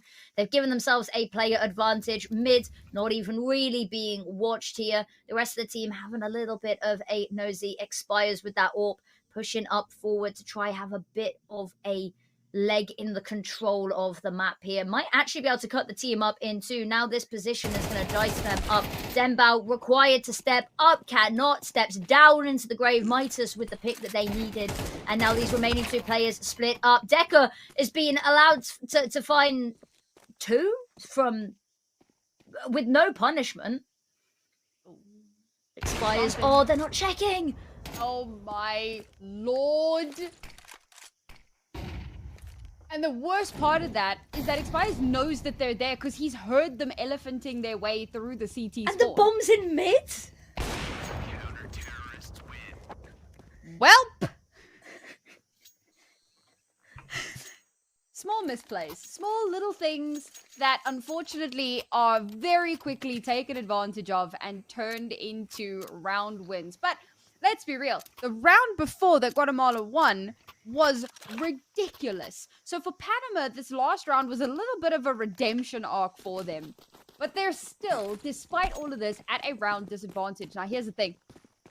Guatemala have forced into this round. And this could be a disaster for them. As oh my god, what the cosmetic clear! He's not expecting them to be tucked so deep, stacked up above each other. Moses gets the first one onto Golden, and now player advantage, Guatemala. Huge pick to find there. And this is going to slow everything else down now. They've got an opening pick. They haven't been able to recover the weapon just yet, but I'm sure that will be #1 mission priority. A very quick execute here, a very quick pop could be quite nice to try and overwhelm. They've not really got any utility to do this. They've got a single HE going 1 for 1 in the kills, and stage keeps on going. Lovely flash there from Midas. Tote needs to be the hero once again. It's a messy spray. He's not even going to find one, and now the AWP is the last weapon left alive. Not the gun for the situation. Chooses not to back away. Chooses not to play the angle wide out. Sitting duck in the open, and finally Guatemala secure themselves series points. It's been a long road, folks. And the road may yet be longer still. All Panama need for an overtime is 2 more rounds. And they still have some money into this. They've got an AWP in hand. Expires has been having a really good showing of it. It's been interesting that the AWP has been kind of traded between Golden and Expires throughout the course of the series. But Golden has been having an absolute field day on the rifles so far. So not the craziest thing in the world to allow him to just continue being that pivot point. Okay. Ooh, lot of damage onto stage there. Tope finds the opening pick. And the health bars across, the walk-in wounded Guatemala here. Midas having a little bit of a look. Manages to dodge the first shot. Has to back away immediately. Dembo next up to the chopping block. See somebody jiggling the angle. Actually doesn't want to take the fight. Knows that greater issues are coming. They swing 1 by 1. It is going to be a victory there. It's a very messy execute. And there's not really a whole lot of money in the bank for some of these players. Anti's gonna be stuck on a Tech 9 for this final round. Rainmaker on a Deagle.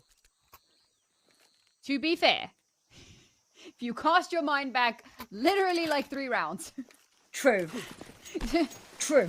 And it was Anti with the Deagle that actually helped them crack open the site. But that was a weird one because they had all that control. And then when you actually get to the exec part, so we've got the map control, now we have to exec onto the site. And everything just kind of falls to the wayside. We're not checking adequately, we're not clearing adequately, and everything just goes entirely awry. Guatemala now must be feeling somewhat of the pressure. The last time they went into overtime, it did not go their way. Hidden in the smoke. Oh, they dodged the flash perfectly. Golden may have saved this entire regulation series for Panama and given them another opportunity into overtime. With those early double kills and the fact that he survives, he's forced to pivot away. They have to abandon the guns, which means they only have the one AK. They're going to make their move through Red Room here, but Red Room is being guarded. There are eyes on it. Are they going to flush through? They're just going to sit here or try, please. At least just wait for the smoke. And it is unfortunate because the moment that this fades, they're in for a world of hurt. And even if Edgar can't find the first pick, lots of teammates near enough by to come and deal with the issue. Oh my god, they've circumvented him entirely. Oh my, that is okay. Totes here, he can call that a cross, so there you go. He'll be taken down, but Edgar's ready and waiting. And the final 2 kills to come through. It's good communication, if not good control. And it is another bout of overtime. Yep, this series has been something else. Second time that we're seeing an overtime as well. And I think I would have said that coming into this, the 2 teams that felt evenly matched in anonymity and new blood. It's situations like that where it could very much go a third map just because they're both equally as disjointed. After that first map, I never would have thought that we would have gone 2 overtimes across 2 different maps and going all the way to the third, but here we go. Titty comes out. Golden has decided he wants to establish himself in mid, and actually it is going to be huge for stopping them pivoting because Mitis wants to have a little bit of a look. Either has to peek through the smoke or has to back away, and they've just solidly established this. Free smoke comes on through, and they have just got all the world to work with and more. Running straight through the smoke, unhelped but also unhindered. Gets the first before getting traded out. That's the mid control handed directly over to Panama. And here's the danger with this, because now that they have that, they know they can easily clear for other information, right? Nothing's really happening over towards B, so the likelihood of it being an A hit is certainly growing. AT to come through. I suppose the shots, the sounds of the AWP are certainly a little bit of a red flag that, hey, guys, it may just be an A hit. Finally, Stage will hit his mark, but Golden will trade it back. We'll go 1-for-1, but Stage will make it more. We just keep going around in circles, but Expires now has to somehow retake with an AWP. Not going to be able to stop that plant from going down. Missed utility, don't worry about it. Wasn't, oh, dearie me. Tries to escape, but cut down in his prime. Guatemala up to 13. Yeah, there's an even bigger issue there as well, is that the Molotov bounces back on him, which means that he can dip back into the corner, but he doesn't have an escape plan. He is solidly stuck in that back right corner and with no option of reposition. And Guatemala takes the lead. That doesn't mean necessarily anything just yet. We need to see if they can piece together something, because I'm not willing to count anybody down and out in this hectic series. Mitis pushes out, gets one, and the transfer for the second. Huge stats to be putting up here. 2-player advantage. And now you can see Panama immediately circling back towards mid, knowing that they've got to play together. Being so spread out, so thin is just going to allow them to be plucked off one by one. Mitis, if nothing else, has had the Midas touch for this series. It has been, I mean, he's 22 and 18 at the moment. He is performing phenomenally, only being bested by Golden, who's had, well, Midas touch, Golden, it works. What can I say? Might be a niche reference, but I hope not. I am. Oh my god! Oh my god! Reference. Oh What? my god! No! He didn't. I'm not okay.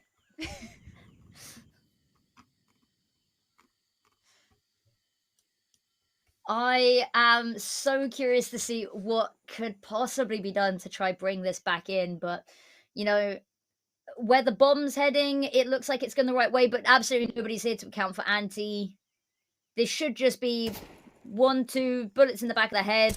gives away his position, gets dealt with, and suddenly this is a one-dimensional attack for Guatemala.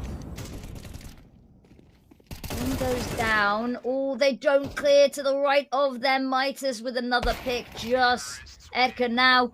Stage finds the kill, and that is going to be them finding 14. Even with that little bit of a backstab falling flat, they still get it done. 2 rounds away. We're so close to the finish line. Guatemala very much taking advantage of how disjointed Panama have been. That being said, I think you could say that it's been on both sides. Both teams have definitely found openings where there shouldn't be. Ratty spots off angles that are not checked. And before you know it, Guatemala find themselves once again on the precipice of victory. And Panama will have to dig incredibly deep here. Like, Spires has already managed to get that opening frag. That was the lurk over towards the B site. Crucially, Panama have not over-rotated here. They've realized that they cannot afford to go for anything crazy just based off of one early kill. So now they'll chill, and now they'll wait. That they will slowly but surely take an inch by inch of control. Nate goes deep, but not deep enough to really do any damage. Edgar going to be the first up to the chopping block. I say that actually, tempo going down is never a great sign, and they back away, so repositions. Now the rotate comes on through, but the execute also happening at the same time is going to cut them off. Deep smoke goes a little bit too deep, dare I say. So trying to push on forward, but HE after HE is going to knock him down further and further. An arm spotted. A smoke comes on through, and they've got absolutely no lines of sight. Anti gets one stage with another, and they just keep on going. And finally, a series point to be had. A flawless T side. Only one needed on this CT side for them to close this up, to wrap this up, and at long last cement the victory that we thought was certain after map 1, but has been toyed with ever since. Very much looking forward to the next game today, because as we said a little bit earlier on, it's going to be the US versus the loser of this series, more than likely, right? I don't want to get ahead of myself too heavily, but more than likely. And that in and of itself should be terribly entertaining. But we're not there just yet. Guatemala, they've discovered mid. We've got some utility being thrown out here to stem any pushes. And they've garnered some very early information out towards mid, which has allowed them to kind of pull back a bit. Start to rethink the scenario. But now, again, it's a very strong presence heading in towards this B site with all of that utility coming out. Once again, it should be somewhat clear. But look, again, so much util to come through to slow things down. I think they extinguished their own molly. Might have been a bit of a miscommunication there, but hey-ho, it's done what it was intended to do. It's forced them to rotate away. They've left mid. So now there is a free rotation. Not towards A, but no, it is towards A. They're just trying to hold for any sort of lurks or any sort of counter aggressions. Donut player stage this time, not Mitters. Taking a lot of damage, but he does have a teammate here, so waiting to see if he can lure his enemy into the trap, and mayhaps he can. Edgar pushes forward. Why did you wait? Why did you wait to pull the trigger? And it's gone catastrophically wrong. Midas manages to get one golden, just a little bit too apprehensive on the peak. Bomb goes down. HE, if it doesn't do the job, then Edgar surely will. But a funky round for a funky overtime and a series that the fact that it is still going is a marvel to behold. But so many instances where there are times where trigger discipline can work so perfectly, right? But this is not the series to be tempting fate like that.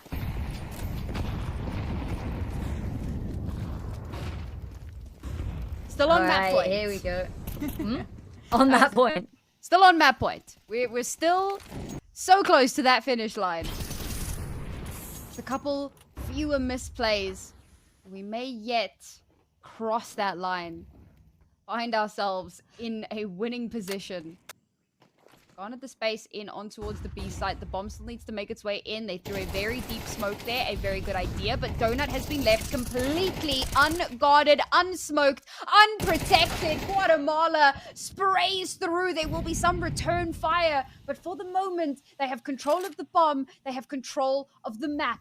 And Panama have to scramble to find themselves back in some sort of a winning position, everything falling apart because the one place they didn't post up utility. But here, Guatemala have gone on a exploratory mission, so timing could become a problem. Anti wins out that one, and Golden has to 1v3 for the stay of execution for one more chance. Information given over that Golden has made his way over towards the site, will not be given the chance. And at long last, Guatemala will walk away with the victory. It was long fought and hard won, but they take it, and they will take that top spot in the group.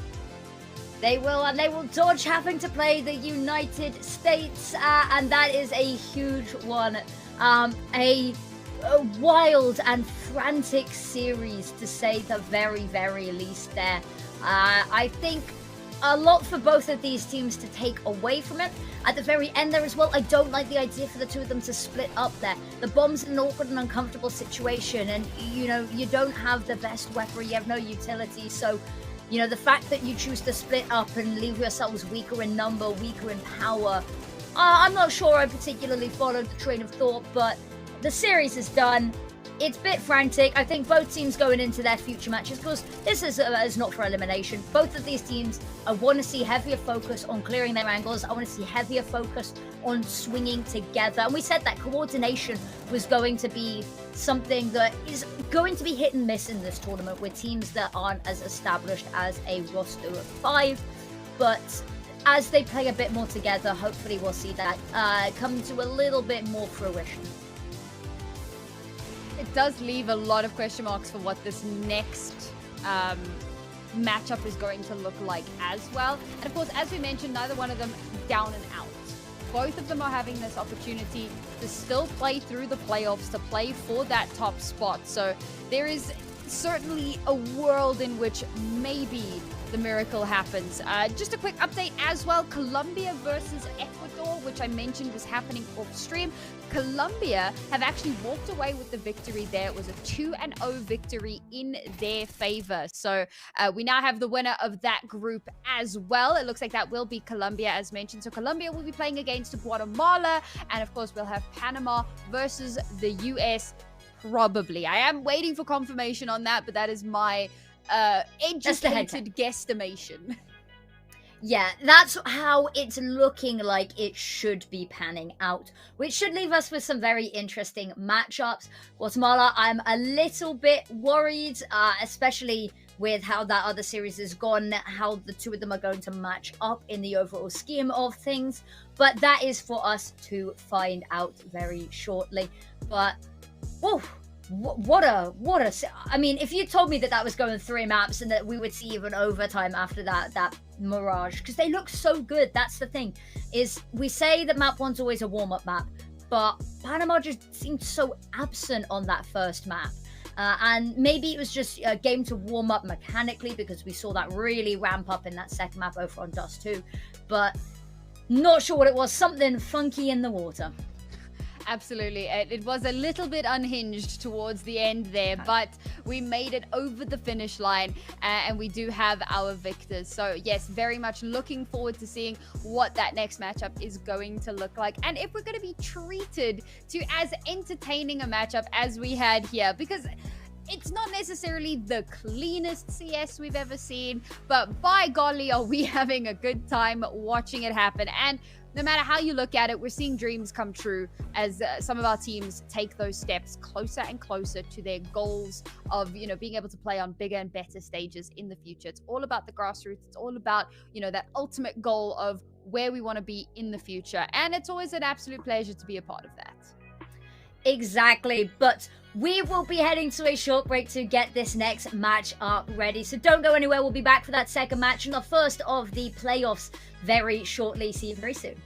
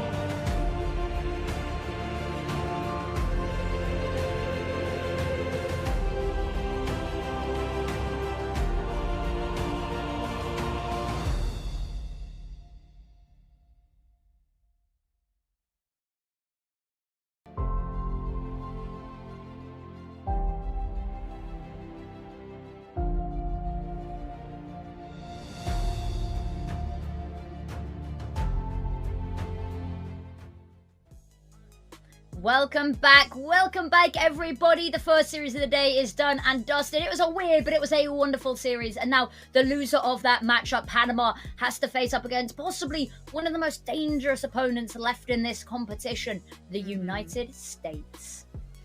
This is going to be a very tough ask by any sort of a metric. The US looked very, very strong yesterday, certainly looking like the strongest in their group, and even based on what we have just seen, I think that, you know, they're probably one of the strongest in the North Americas region. Obviously there would have been some strong competition in Canada had they still been here, but unfortunately not to be the case. So now Panama, after let's just remember the road that Panama have walked: a 13-6 loss, a 16-4 victory, and 16-14 victory, and then a 14 or 13 loss. 13, yeah. 2 overtimes that they've had to play through, and to still lose, and now they come against possibly the strongest team in the entire region. This is by no means going to be an easy ask for them, and I don't want to count them out. I don't want to dog on them, but I feel like our job is to set realistic expectations. I don't believe that this is going to be anywhere near as close as the match that we have just walked out of. Yeah, I don't think it's going to be anywhere near as messy. I think it's a difficult one to say, but we've already watched one series from the United States, and they were really, really good. And I think it'll mean that the veto is punishing as well. They won't be given a they will get probably one puggy map, and that will be likely Mirage if they're going to pick it again, like we saw earlier. But they will only have one opportunity for a puggy map. I think Team US will force them to go to a more strategically deep map for not only their pick, but for that deciding map, because we've seen the confidence they are brimming with. So that means Panama, their own map pick is going to have to be a moment where they really step up. Yeah, I'm actually very curious to see what that veto is going to look like, because, well, you don't have to wait much longer. So here's the thing, right? Do you, after seeing yesterday's game, just straight up ban nuke? Yes, you do. Yes. we are not Good allowing option. that to happen. So the US has picked into... So we have just gone with the pug trio on a team that we Trinity, thought, correct. I think very smart of Panama to ban up nuke. Very smart there. I think if you don't, they pick into it, and then you're a little bit screwed. I think it's very nice of the US to ban out Ancient, so that poor Panama don't have to suffer that again, especially back-to-back, because they haven't had a chance to cool off after that last match, which might be really good for them. It might mean that short 5-minute break plus, you know, the 5 minutes is going to take us to get into this map. It might mean that they're still hot, they're still warm, which will be a really huge advantage for them. But they won't have to play back-to-back maps. It's, I don't know, Mirage again? Maybe they can take some lessons away from their match versus Guatemala. But the US played that again yesterday and had a field day on it, so... Yeah, I think maybe the US, I can't even remember if they banned Ancient yesterday. My mind does not work that far in the past. But, I mean, it was one of the few maps where Panama at least put up a fight. They at least showed, like, some semblance of life. So, maybe you just don't take that risk at all, okay? Mirage has come through, and with it being Panama's pick again, you do have to have some options there. Dust 2, I think, so you could maybe make the same argument about Ancient, but with Dust 2 being one of the puggier maps, I think that the US are still feeling pretty confident in how they're going to be able to perform on that one. And then obviously similar thing for Inferno, right? I myself am always devastated when Train is not allowed through, is not picked into, is not a place where we get to go. But again, I was talking about, you know, managing expectations for this match.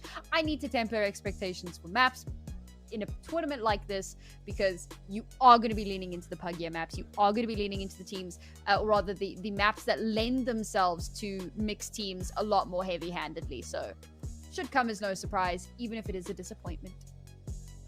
Yeah, it's sad, but on the plus side, if we go through maps, we get to see yet another new map. We get to see Inferno brought in, because now the maps that we have seen have been Dust 2, Mirage, Nuke, and Ancient. Slowly we're filling out. We're going for the full collectionist mode, aren't we? We're going for the full set of maps. We are going to get to see Inferno if it goes a third map. Do you believe it's going to go third map? Given what we saw of Panama recently, and maybe, I don't want to say rose-tinted glasses of the very quick series that was the United States, because I don't think it was. I think they were just blatantly good. You don't think we're going 3? You don't think we're going to get to see Inferno? No, I think that the United States have just looked so good.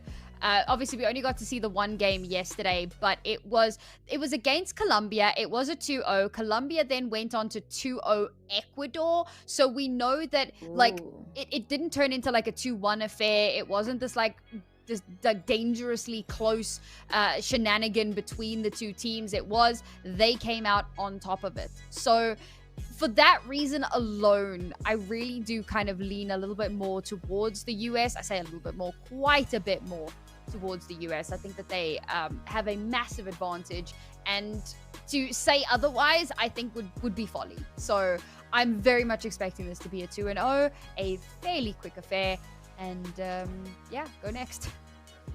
I mean, we're always happy to be proven wrong, aren't we? You know, 2-0s is, we can joke about how, you know, 2-0s, it's a quick night, it's an early night's sleep, but also you hate to see, we had a 13-0 yesterday, and those are the worst kind of games because they're not enjoyable, because it's just a beatdown, and the US was part of a horrific beatdown yesterday. So I'd love to see us dig our claws into a little bit more.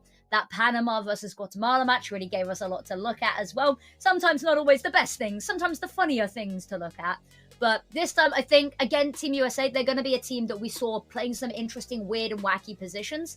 So this will be a team that they especially cannot afford to cosmetic clear. They need to be doing their due diligence every single round of every single map. Hopefully that does become the case. You know, I don't think that you would come into a tournament like this underestimating the US, but it bears repeating that you simply cannot. You have to be aware at all times that this is going to be a strong team, that they're going to fight back massively. I mean, they're going to put in so much into what this is, because what it could potentially mean for them is pretty exciting. And obviously they want to be able to compete on the bigger stages like I was talking about before. It's never about the grassroots tournament, and it's all about what comes next. So they're going to be a little bit like a dog with a bone throughout the remainder of this series, I feel like. Yeah, exactly. We talked previously about how there's, you know, Panama's a region that I can't think of any, you know, tier 1 pros off the top of my head that are from Panama. It's just not a region we hear a lot from. It's not a country that we see many players coming up from. I'm happy to be still corrected. It's probably going to be someone really obvious as well, but it's not a region that we see a whole lot from, which is why tournaments like the Iesf and the Iesf qualifiers are so amazing. It's because it gives us a chance to look at local grassroots regions who may not get the opportunity to have representation on a bigger stage. It gives them the opportunity to show to people outside of this tournament, hey, I'm worth picking up, I've got talent, this region is worth investing in, which means that it can help grow as well. And I think, you know, one of the things that ISF were quite interested for us to talk about is how there's a big focus on this being a lean towards the athletic side of esports and seeing esports as a sport, which has been a little bit of a debate recently, but it very much is, and giving athletes a really structured place to compete in a national sense as well, which we don't always get. We don't see many all-national teams, you know, big. They're in a bit of trouble at the moment for not always having great results. In fact, almost always not having great results. We've seen a shift away from a lot of teams like Astralis having all Danish rosters. So it's not often we get to see a chance with a whole country coming together to put forward a team as well. So for the United States, a region that has had its fair share of jokes that it is the butt of being able to put forward a team and compete like this, is really cool to see. Yeah, I mean, I think that the only national roster at a high level that I can think of at the moment is the Mongols, which it makes sense why they are a full national roster. And for that, like I've been saying for a few months now, that the era of national rosters is dying, and they are very much the exception to that rule. If you're limiting yourself to a pool like that, very often you're going to limit yourself into stagnation. However, this is all about national pride. And it's something that we see in traditional sports as well. How often do you not see in like club games and so on, you'll have players from a variety of different countries playing for clubs of a particular country that is not their country, but when the World Cup rolls around, you know, it's bye Felicia to the clubs, and we are ready to put our, you know, what's the Attack on Titan thing, you know, what is it? It's something with your heart. I know exactly what you're referencing. I know that, but I don't know what you're specifically referencing, Mayotte. You don't? I didn't know that you were a little bit of an anime fanatic as well. I'm learning more about you, Sam. Affinity? My in-game name is Naori Mizuki. Okay, when you put it like that, I feel like a little bit of an idiot that I hadn't pieced it together. I just thought that it was a cool name. I'd never actually looked into it, I'll be honest with you. I was just like, yeah, Naori's got a cool name. Naori's got a cool name. So anyways, it's dedicate your heart. Dedicate your heart. Dedicate your heart, yes. All the weaves in the chat. Shinzo Sasageo. Correct. We are nerds. I mean, to be honest with you, anyone that does this job, anyone that works within esports is a massive nerd.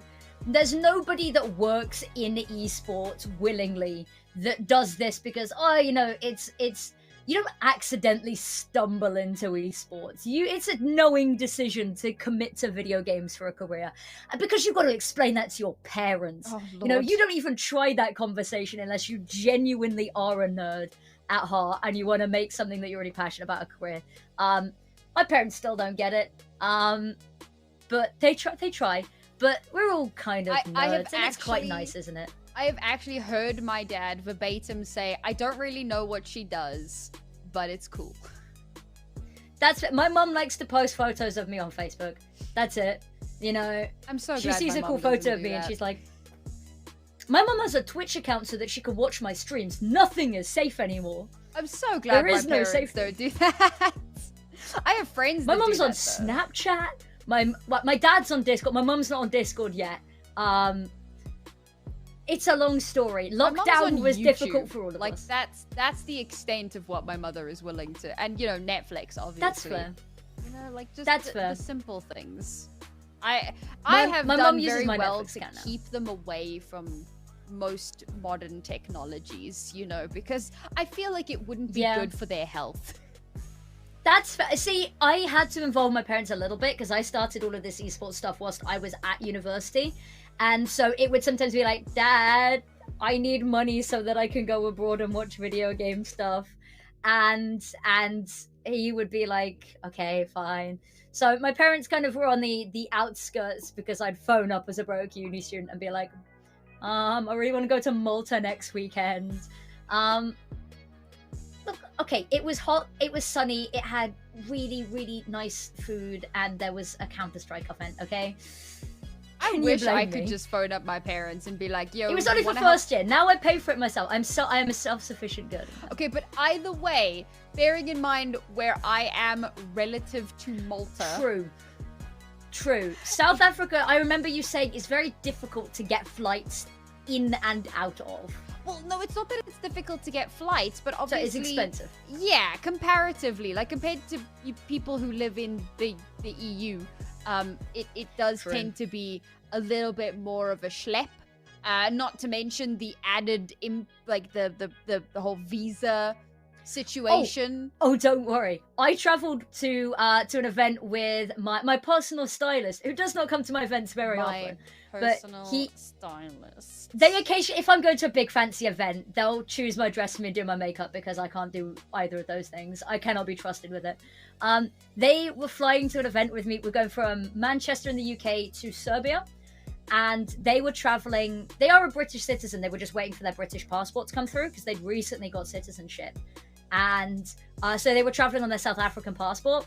And when we had a diversion, they got stuck at Munich airport for 26 hours because they weren't allowed within the EU on a travel document. And I had to abandon them because we had a suitcase that was already on the airplane.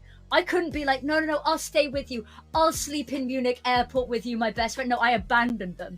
I kicked them to the dirt and I got on that plane so I could go pick up my suitcase. So I understand the struggles of traveling on. I'm quite lucky in that capacity, but you know, I am just gonna go ahead and say you might be a terrible person. Oh right, it took you that long to realize. It took you this long to realize. Sorry for the delay, everyone. I promise that we're not just, you know, yapping for the sake of yapping.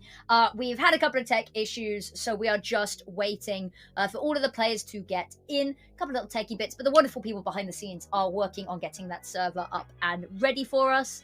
In all fairness, we had a couple of delays getting into the first game, but it's been a relatively, and I'm going to say this with my fingers crossed, it has been a relatively tech delay-free series that we had earlier. I mean, compared to yesterday and what I had to endure earlier this week, oh yeah, this has been somewhat of a breeze. You know what? I have no complaints. I'm happy to just sit and podcast with you. Podcast, yeah. I've become so proficient at podcasting over the last few months. You know, so I do a lot of work in the South American region, for those that are unaware, and tech issues go hand in hand. And as a South African, I can absolutely understand.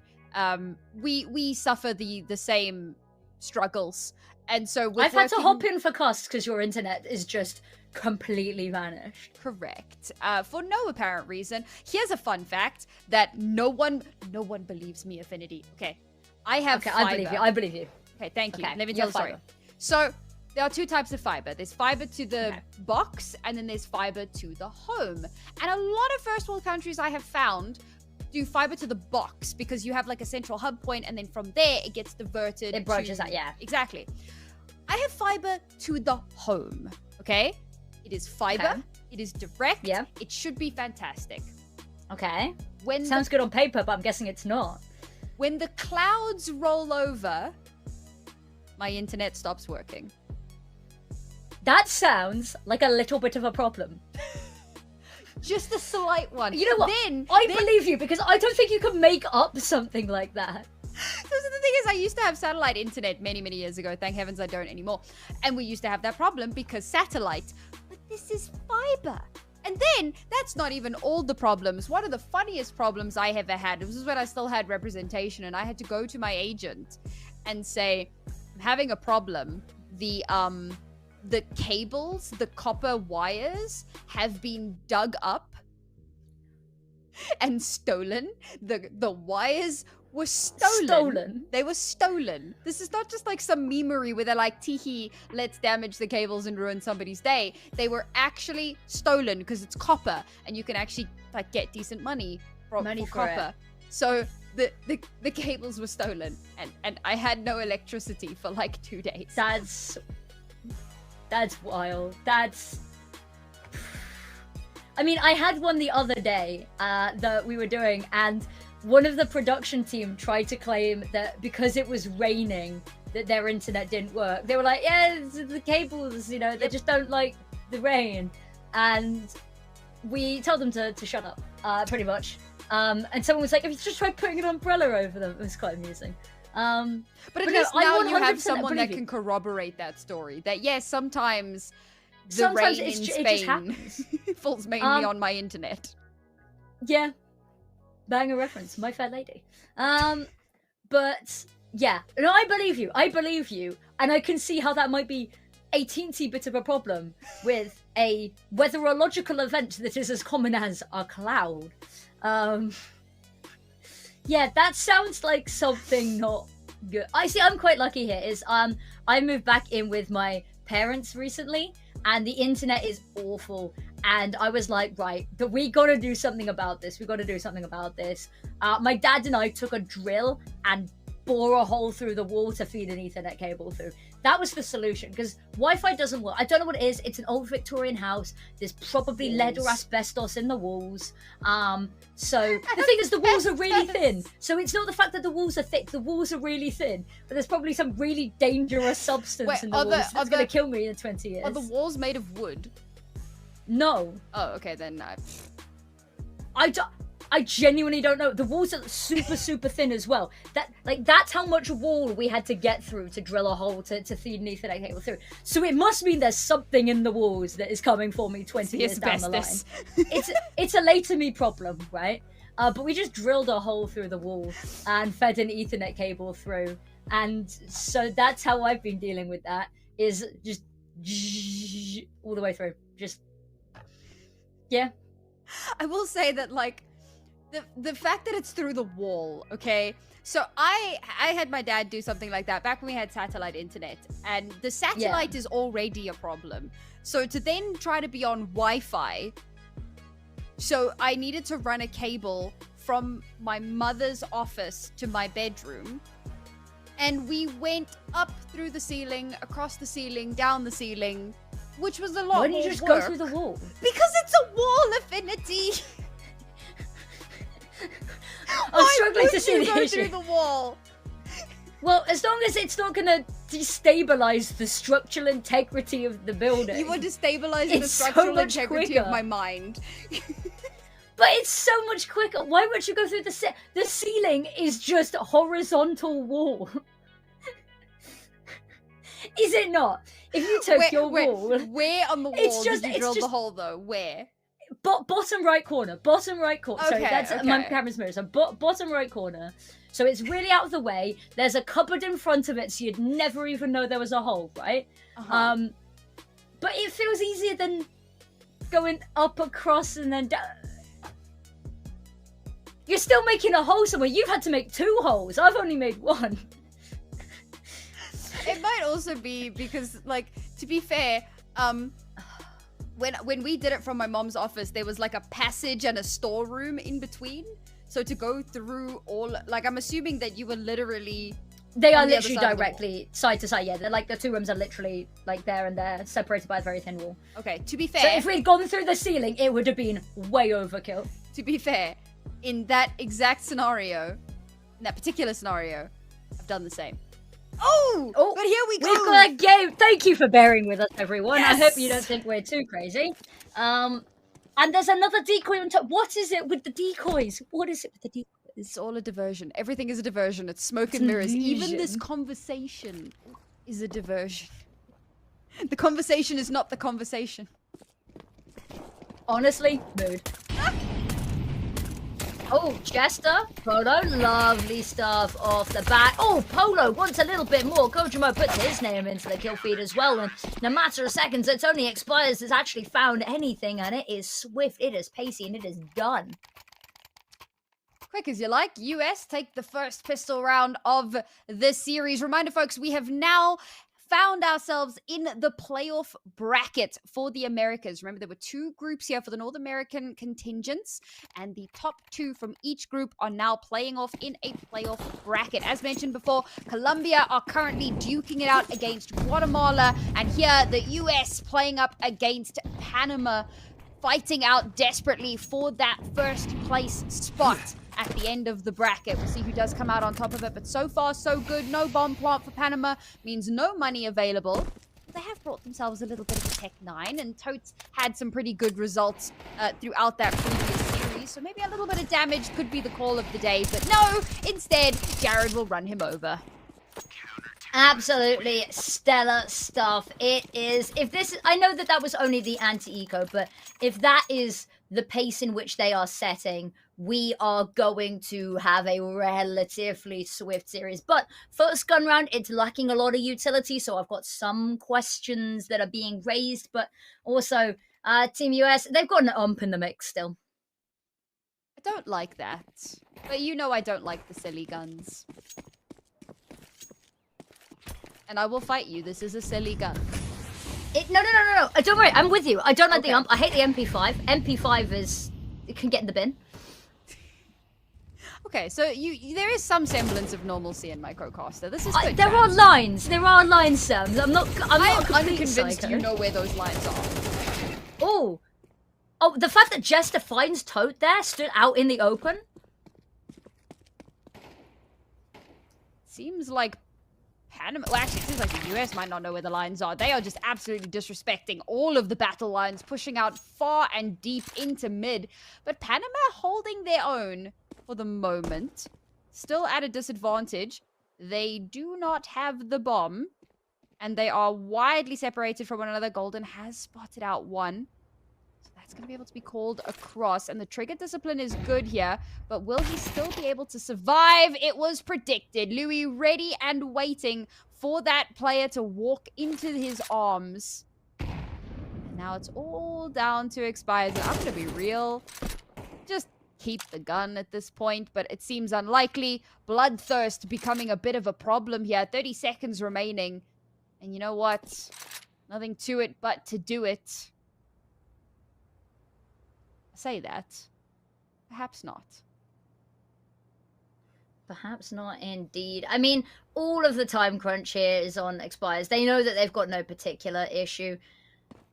A little bit of a hop there, having a little bit of a jump peak. It's not going to matter. Expires just going to tuck on in, knows that he cannot get the bomb, knows that this is all kind of done and dusted, and we'll just have to sit and hope that he does not get pushed. We have the knowledge that he should be A-okay, but he's on high alert nonetheless. So he did, in fact, opt to hold on to the weapon. I'm quite glad for that. I think it was the right call to make, given the circumstances. It was close, man. It certainly felt like there was an opportunity here, but the util from the US was fantastic. That flash over top that allowed them all to swing out, and there were just 3 Panama players just chilling in mid. It's a fairly common play, but it actually nets more results than I think a lot of people would expect. Oh, Golden. You've just run straight into the crosshairs there, and those same cracks that we were seeing forming in the previous series certainly continue to be a problem here. Yeah, they certainly appear to be a problem indeed. Ooh. A little bit messy. Shots fired off. Warning shots. Polo's going to get one. Oh, pop out into the open. Zebra, it's a lovely shot. Oh, face first into Jester's going to find a second, but it is a short-lived victory. As the US storms ahead in this map. Weapons will be available for Panama once again, but I think they had no competition in mid in the first series earlier today, and now they're realizing what happens when they go against a team that does actually know where mid is. And the worst part is that the team that didn't know where mid was still beat them 13-6. So it's not like they garnered too much of an advantage from that. Here we go, guns back in hand. And again, we've got some strong mid presence for the moment. A little bit of defaulting here, which I don't hate, but again, look at this. We're just running straight out into mid. Now, thankfully, there's no one here. The resmoke to come through will allow a lot of space. This could actually work out quite nicely for them. Potential for a pincer. There you go. Turns around. Oh my god. Jester's spidey sense was absolutely tingling. That's going to shut down the attempt at the prong. I say that. There is still Tote in position here. And he too will be cut down before he has an opportunity to even see an enemy player. Jared is having an absolute barn burner of a round between he and Jester. That entire round falls apart. Pulled apart at the seams, and it's a quick and easy 5-0 for the United States. Yep, it is. And the thing is, Panama, once they have the money to keep on forcing, it leaves them quite weak in all of this. Means that the utility is not going to be online. In all fairness, they've not really had much of an opportunity to use that utility. They are being beaten face value. They are being swung into by the US. Smoke Scout to try block them in mid and in windows. There we go. They have a free path on forwards. And actually, we can see Polo's not going to go catwalk. They're just going to let them have this space this round.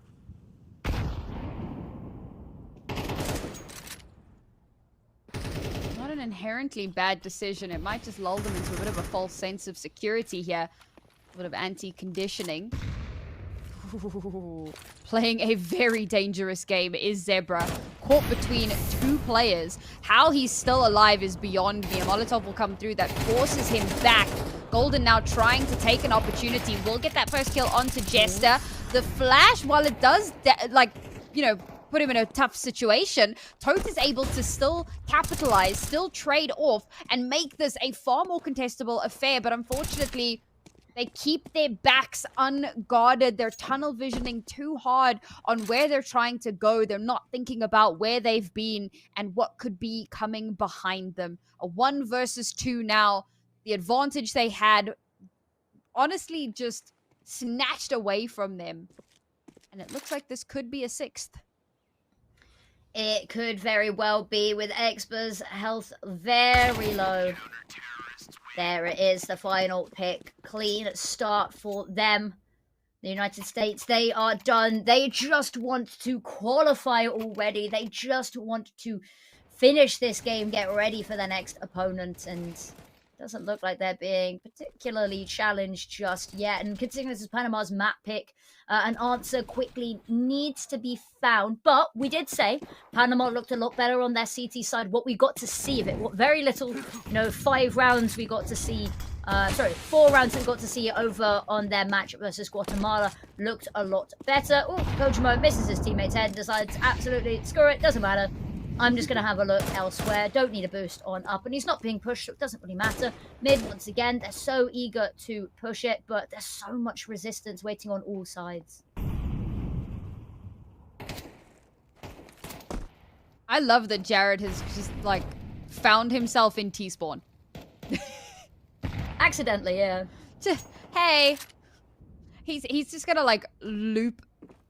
Is he? Yeah, he's just going to wrap in behind them. They're not going to be aware because they never look behind them. Window's not even smoked. No one is checking for it. And that's someone losing their life absolutely for no reason. Jared now does activate. Shots to be fired from every single direction. Tote again left to try to be the hero, the last man standing, but cut down once again. The US running circles around the Panamanians. That they are. And again, they've just not really had a full eco. They're still forcing into this. They're just desperately clawing at anything they can get. And the United States, they are sat on fat stacks, only having to rebuy occasionally. Kojimo wielding that AWP now. Smoke comes on out. Whether it's respected or not is another matter. HE to go over the top to see if anybody is going to cross. It leaves them wide open, sitting ducks, but Golden finds a pick anyway. Needs the rest of the team to step up and find an answer. Jared's managed to get Totes, and Jester's waiting in case they peek. All up in ladder, gets 1, holds down the trigger for 2. The transfer's perfect, and again, it melts apart. Bomb is dropped in the worst, most inconvenient position, up on that ledge in the connector. And an 8th round, immaculate from the United States. And this was our big concern. We knew that coming into this, they were a very strong-looking roster, and that it was going to take Panama digging very deep to find, to kind of carve themselves a path into this series. Not even necessarily through the series, but just to get into it. Already 8 rounds up, and the US are looking like they're going to be angling for that 12-0 and possibly even the 13. Now Panama find themselves an entry, and you might start to think, you might start to believe, but very quickly Jester sprays through and 2 of their players are lost incredibly quickly. Deborah's making it somewhat contested, but he's going to get traded as well. The US so quick to respond. The moment ahead is shown, it gets blasted off, and we go to 9. Oh, is there anything they can do to be stopped? It looks like they are immaculate. What are your thoughts on the continuous force fight? Because we talked about this round after round. Would you like to see a complete reset? Or I'd love a timeout or something from Panama just to at least mentally reset. I would have wanted that 3 rounds ago. Right now, it's way too late. There isn't time for a recovery with only 3 rounds remaining. We talked about the Hail Mary yeet. This is just a regular old Hail Mary. Just going to keep throwing money at the problem and hoping that that solves it. And isn't that just the first world mentality? And unfortunately, in this particular instance, throwing money at the problem does not seem to be the solution. It's going to take a whole hell of a lot more. It's another very close round. The the Panamanians have brought the US very close to their knees, but will it be enough for them to actually take it home? No, it will not. A stunning collapse gets the US up to double digits. Yeah, absolutely everything you could ask for and more. Even with the opening pick, which you got to give over to, but you can see here it's so messy that they find a pick and then they immediately have trades come on through. They look so disjointed. They look like they don't really know where they want to go, and in the end, they end up, you know, sort of shimmying, shuffling around, not really going anywhere, which means they get sort of pushed upon by both the connector players and the players on B. And leaving them open in all directions. They seem so unaware that when their attention's in one direction, it's object permanence, isn't it? It seems like when they're focused on one area, they forget everywhere else on the map. Absolutely, yeah. If I can't see it, it doesn't exist. Exactly. Tale as old as time. But now you see, this is a bit of a weird one for me, because like Edgar's going on a wild solo mission. Okay, finally the teammates will be there to back him up, but they're instantly kind of gunned down.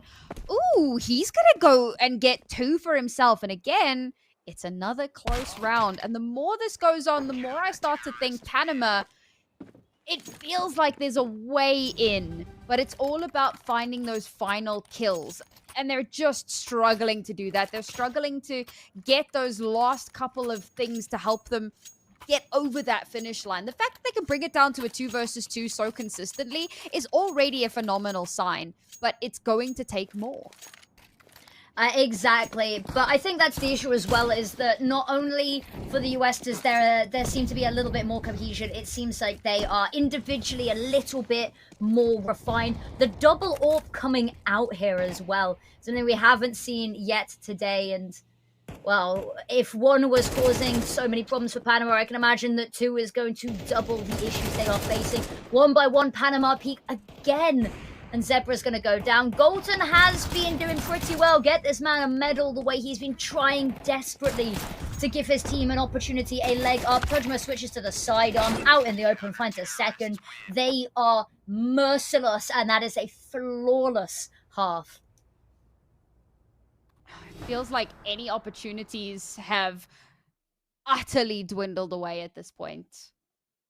I mean, we can talk about the importance of a pistol round, and sure, that's something, but when you're at 12, the chances of a recovery are almost 0. And often we say that and it's quite exaggerated, but in this particular instance, it is quite literal. Your chances are unbearably low. And if the US continue with the same trajectory that they've had thus far, it's 1 more round, and they'll open things up beautifully. Polo, all on his own, has cleared out the A site. That's pulling rotations across. It's exactly what they wanted. And he's still alive. He's still causing problems. And it's all going to be down to Expires to try and hold the line on the site. He's going to get deleted instantly. The bomb to be planted. Zebra, how much more pressure can you put on one man's shoulders? Thankfully, I suppose, the pressure is relieved very quickly, and the United States take this in a dominant 13-0 fashion. Was that 15, 20-minute map? Absolutely ludicrous scenes coming on through here, and that's just the strength that the US is bringing. They felt maybe a little bit more challenged in their own group when we saw them yesterday, but not a single fight to be put up. Golden, you got to give credit where it's due, was finding a couple of those opening picks, but the rest of the team was already dead by that point, or they couldn't find a way to really wrangle victory from the jaws of defeat there. And yeah, bit of a difficult one, and that was, of course, Panama's map pick. There are bad omens, and then there is whatever that was. Yep. It is a sign. It is a sign of things to come, and unfortunately, it is not a sign. It's not the one that Panama were hoping for. And no, I mean, we set the expectations. And I think that it's what's also really important to mention. We kind of mentioned this a little bit yesterday, but these teams don't have a lot of access to really strong competition because they're of smaller regions, they're of kind of underdeveloped regions. And you have to bear in mind that the players in the US have a lot more access to that. And it's not necessarily about playing the wild cards and the complexities when they existed. It's more about just having access to more teams. A wider pool of teams. You know, you have LAN events, you have so many more opportunities to grow and to and improve. And clearly these US players have taken a lot of those opportunities and they have hit the ground running. And how that will translate to a more international stage, that's yet to be determined. But for right now, they have certainly kind of shown themselves as the forerunners of the North Americas, with Canada not being here. But that's going to be our first map done and dusted. We're going to be heading off to the actual Dusty map very, very shortly. Don't go too far away, folks. We'll see you in a bit.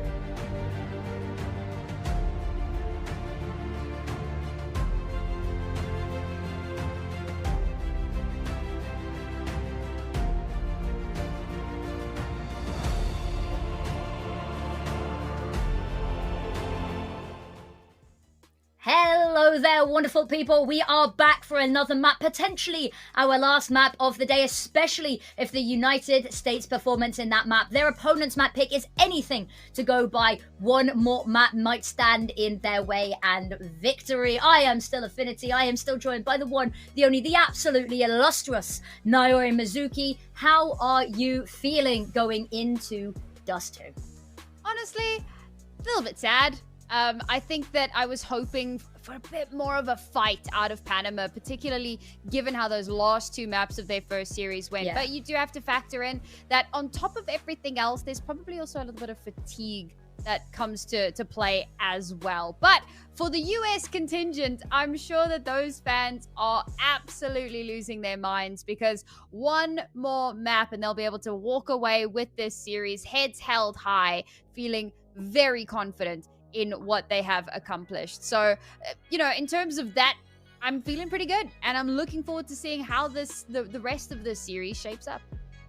I think you make a really good point there about the stamina for the side of Team Panama, because we talked about these aren't battle-hardened veterans of the tier 2 scene. These aren't players that we see competing week in, week out in these, leagues. These are new players. And when you have a series that goes 3 maps like that with overtimes, and then you have to play a whole second best of 3 with next to no break, it is a very difficult one. But at a worst case scenario, it's a really good learning experience. And that's what we've been saying the whole time, is that for a lot of these players, they don't get the opportunity to play in such a structured, official setting like this. And it's a whole different ballpark. It's a whole different game like this. And whilst it's going to be difficult, whilst it may be a really rough series, they are going to come out the other side stronger CS players. Absolutely. It's all about the learning curve. It's about, what you can take away. Any coach will tell you you'll learn a whole hell of a lot more from a loss than you will from a victory. And for the smaller regions, these nuggets of experience make all the difference in the world. I mean, I remember even when, South Africa was getting the occasional wild card qualifier. And we go to an international event, we get absolutely stomped all over. But the growth for each of those players when they came back, and how much more, and then we would do better at the next event. No, okay, we still weren't winning anything, but we were improving and we were getting there. And so obviously just having the opportunities to play against bigger, better, and stronger teams makes all the difference in the world. So for Panama today, even if they can't walk away with a victory, even one win, one map win, I think that being able to go back and review the footage and really see where they were being punished for the long term, it's going to make a huge difference. Oh, absolutely. Absolutely. And it gives them a chance to be put on the map. We've said this a couple of times, but maybe people might just be joining us, is that it gives a lot of these players a platform. And VODs, that's the other big thing, is they have a stream VOD that they can walk away from. They can't just say, oh, I played in the Iesf qualifiers. They can actually take this and go, here is proof. Here is what I can bring to a team. Players like Golden, who maybe aren't winning, but have really, really stood out to us and really shone. They can walk away and go, hi, this is what I can bring, even on a team that is a little bit chaotic, that I'm not used to. Imagine what I can do on your team when I have a chance to settle in.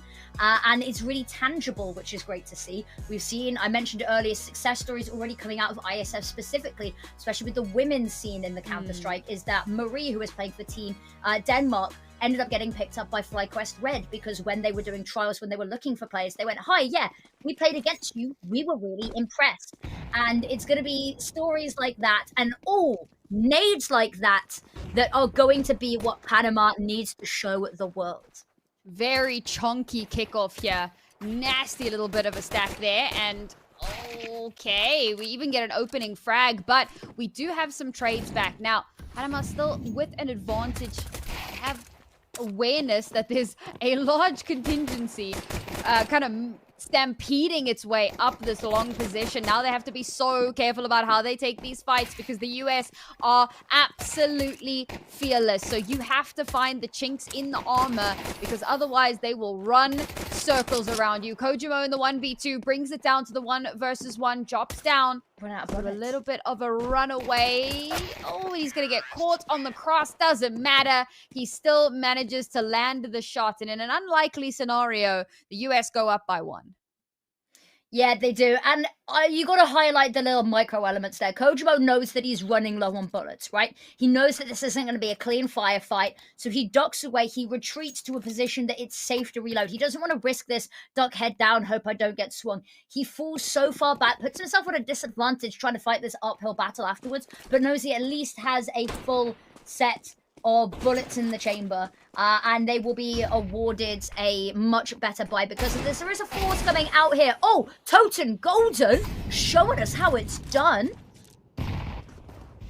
It's a beautiful kickoff here for this next round, and maybe it'll stand them in good stead to hold on a little longer, but it's not the first time that they've had 2 opening frags. It's not the first time that they've found themselves in an advantageous position, but weren't able to hold on to it. And very quickly, Jester is going to bring this into a far more doable scenario for the US squad. Another kill to follow, yet one more. Does this man have any breaks at all?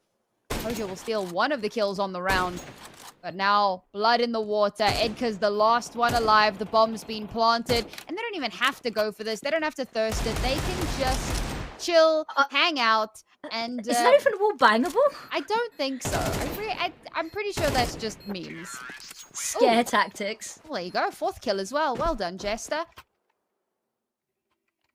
Yeah, it's a difficult one there. The situation falls into disrepute, and you said it, they've been in 3v5 situations, and more often than not, I say more often than not, 100% of the time in the series have been winning them out.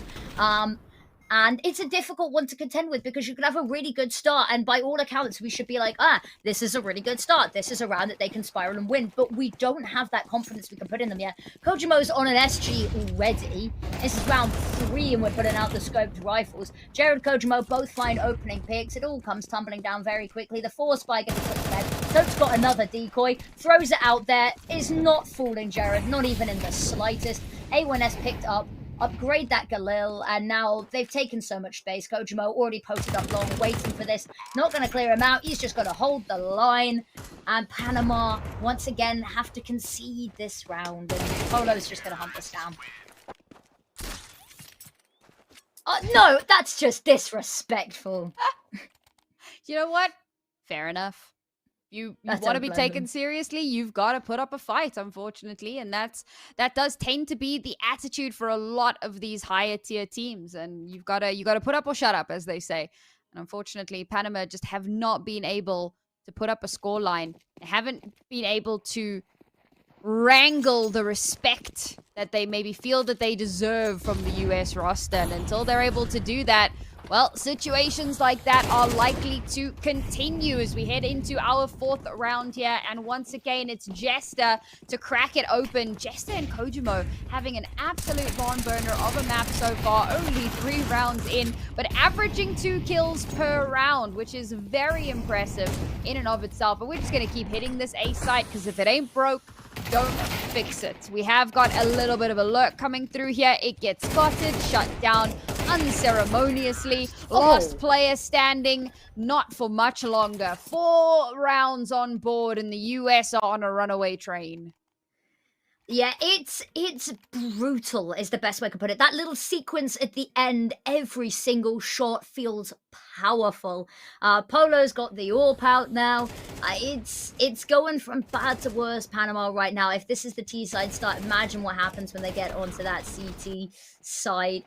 But this is the strength of the US team. We said it, you win or you learn, and there is going to be so much to learn here. Polo immediately, Decker taken down. Ooh, Golden has a chance here. There's utility out in hand. Oh, Jared ducks his head just in time and manages to back away into the smoke. HG to go over the top is going to hurt.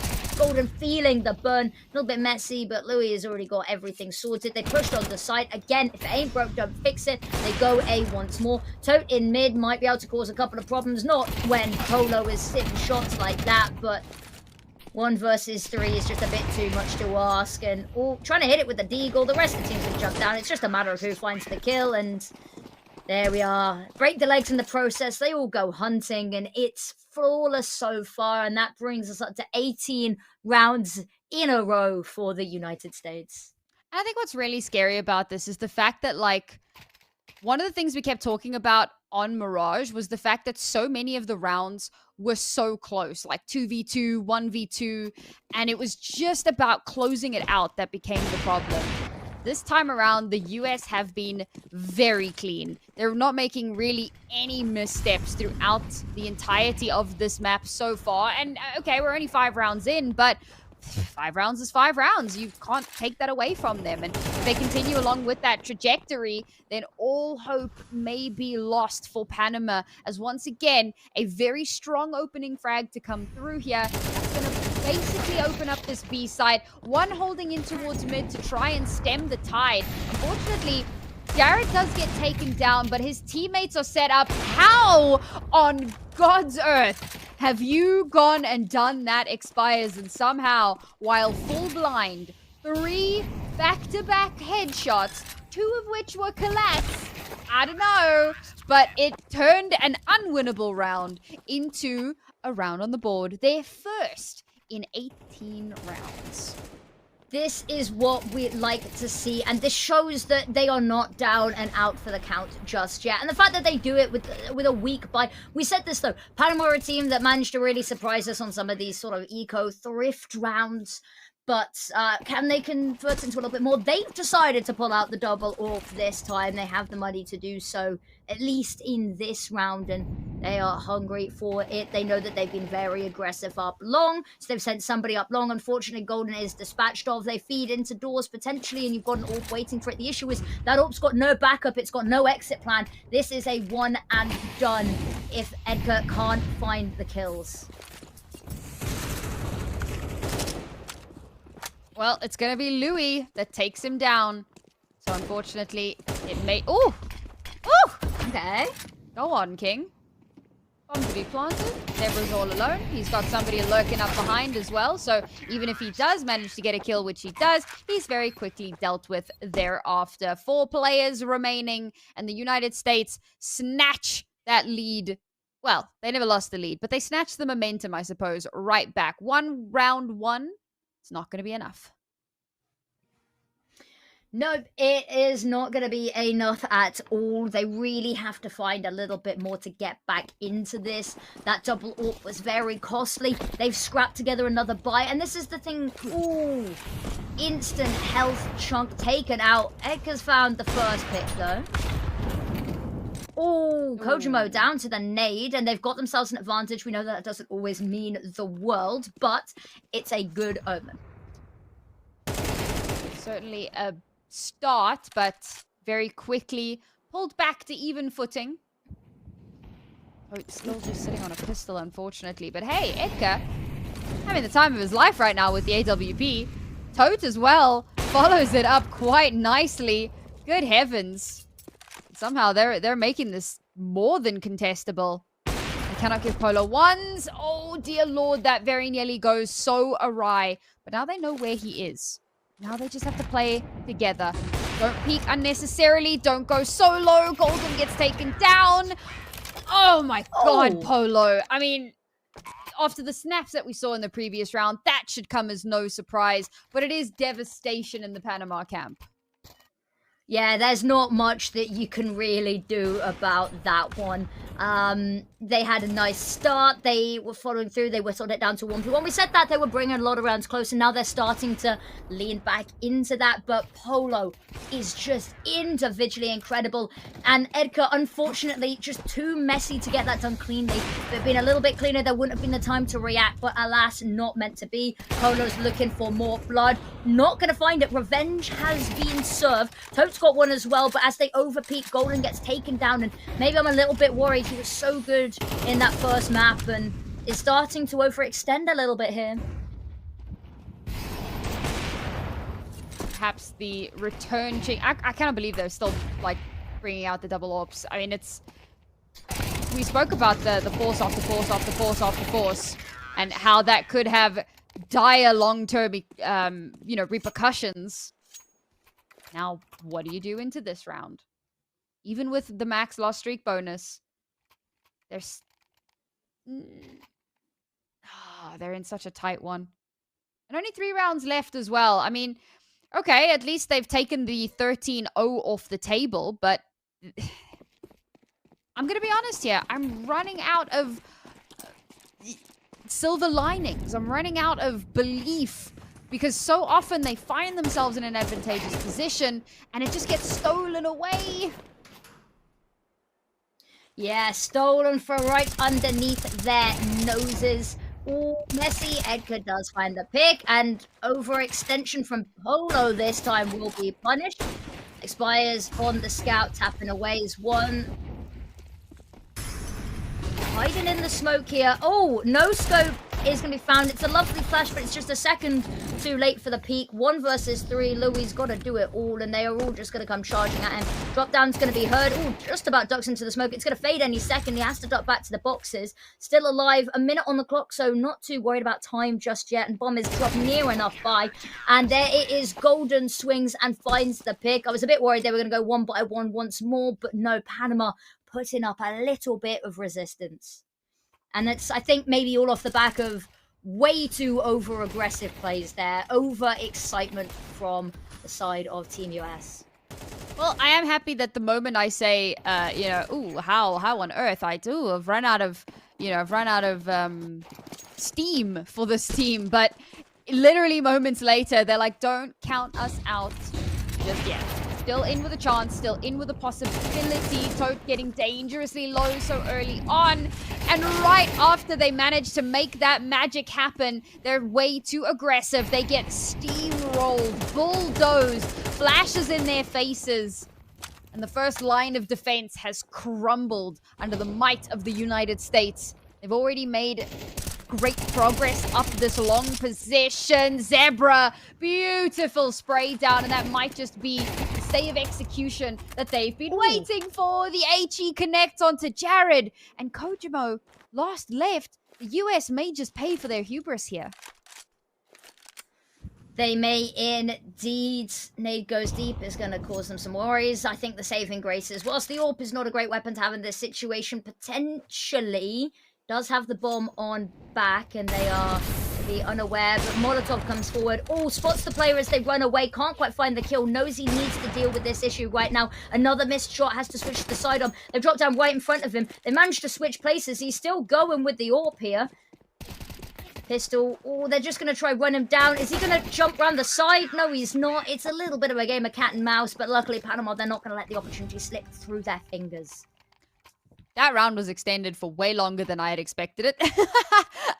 I'll be honest, I thought that was going to end far earlier than what it had. Once Kojo got into that 1vx scenario, it was like, surely we just clean it up now. But, you know, a valiant effort made.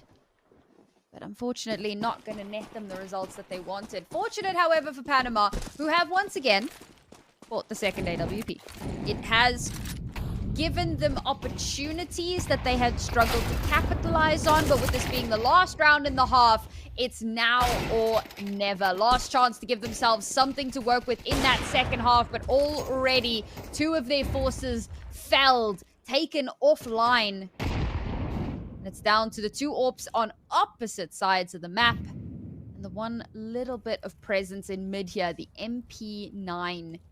That could pay off, but could do absolutely nothing. And with the severe numbers advantage in favor, I say severe, it's one person, but they do have superior weapons. And that in and of itself could be the deal breaker. It could indeed. Jared gets another. And now suddenly the gap, the chasm in player advantage. Edgar's going to find one, tapping away for the second, but in the meantime, the bomb's going to get planted, and it's just a matter of whether we wait this timer down or whether someone can find the kill a little bit quicker. Trying to line this up, he's not being given any reprise, and Polo's going to do it. They close out the half, 9-3. At the very least, a better showing than what we saw in the previous, but still so much more that needs to be done here. Now, we can at least have a conversation. When it's 12-0, there's really very little to be said. But 9-3, there is a world. But that world heavily depends on that pistol round. And that's just step 1. You need pistol, you need conversion, you need to be able to win your bonus, break the economy, and then get a 4th. That is the Absolute bare minimum. We often say that like the pistol round is the bare minimum, but I'm going to say because this is the US, they need 4 consecutive rounds at a bare minimum to stay in this. Now they are off to a little bit of a rip racing start. 3-3 in numbers, have already given themselves a little bit to work off of, but now they've pivoted over to the heavily manned site. Again, we'll go trade for trade, blow for blow. Zebra caught unawares, bomb has been lost, and Edgar with 1 HP. Well, the dream is dead. The win condition has been stolen away. Yeah, that's a sad one. If Edgar had been a little bit further up long, then that would have been a great opportunity to capitalize as all attention turned to Catwalk. But alas, not to be, just slightly too far away, which gives them the 2 isolated fights, the pistol round, and the opportunity to start closing this out. Again, forced buy from Panama. Not anybody being surprised by this, I should hope. But again, the back out from Louis. I mean, I've been seeing the more recently. Did it get like a secret buff that I don't know about? Or not that I'm aware of. It's, some people just want a brand identity, a signature, don't they? Some people just want to see the world burn. Exactly. I am one of those people. Ooh, Golden not going to be able to find anything. A frantic Hail Mary spray at the end. But that is the United States putting themselves up to 11. And more, those chances, opportunities, and dreams dwindle away. We find ourselves very much on the precipice here. One more round, and it's map and series point for the United States. Panama, do they have an answer? Some kind of a response, something to keep them alive just a little bit longer. It's going to have to happen in this round if it'll ever happen at all.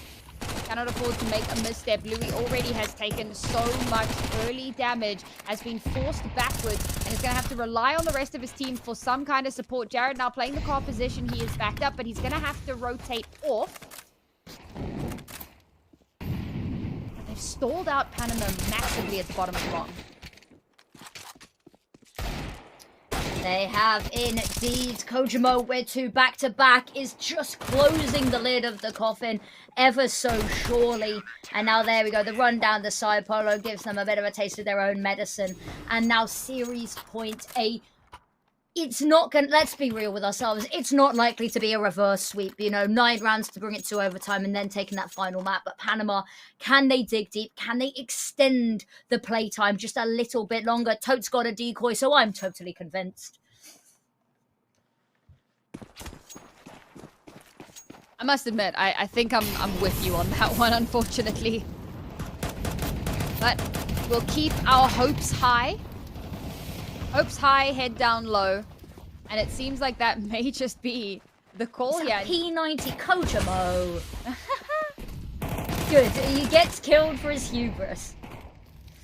I mean, Louis making stuff happen here. Has traded off the weapon. Oh, that's devastating. Oh, this felt like Panama finally had some skin in the game. Finally felt like they were in with a chance. He's not going to do much of anything. Edgar gets the kill into mid, but Totes is going to get traded out. So now Jester's position is known. The HE does a trickle of damage, but Jester has the advantage. That being said, Edgar around the outside, just in the edge of the periphery. A stay of execution, but how much more? Yeah, it's good that they're winning rounds, and that's a really great sign, especially when their map pick was a 13-0. My worry is the only rounds they're winning are close. They haven't had a decisive victory, and the money in the back pocket is just so immense. They are not going to be given an eco round. If they win this one, potentially they break the bank and they have an opportunity, but big ask, and the money isn't all there for them. Utility's lacking. They need an opening pick. The flash, however, from Jester's so good, but only good for 1, actually, mind you. Jester's got a second.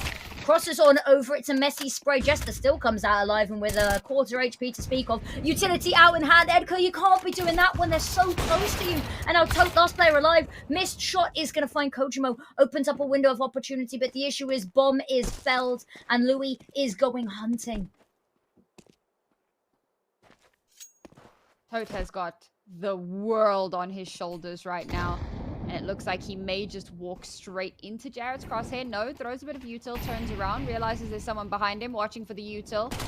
As he heard the jump up, he must be aware, spots out the hunchback, gets the head, so does manage to connect, but going for the weapon is too dangerous an ask. It doesn't matter. Turns around, heads back towards the site, and is punished. A 13-4 victory for the United States on the second map here in our first playoff game.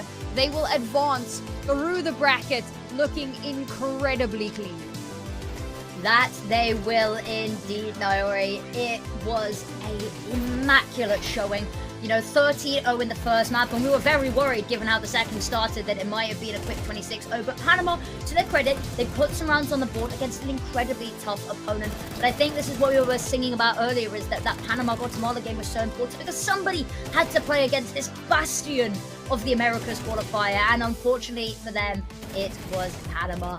And the United States, they're looking clean, they're looking clinical. I don't think they really have any competition left.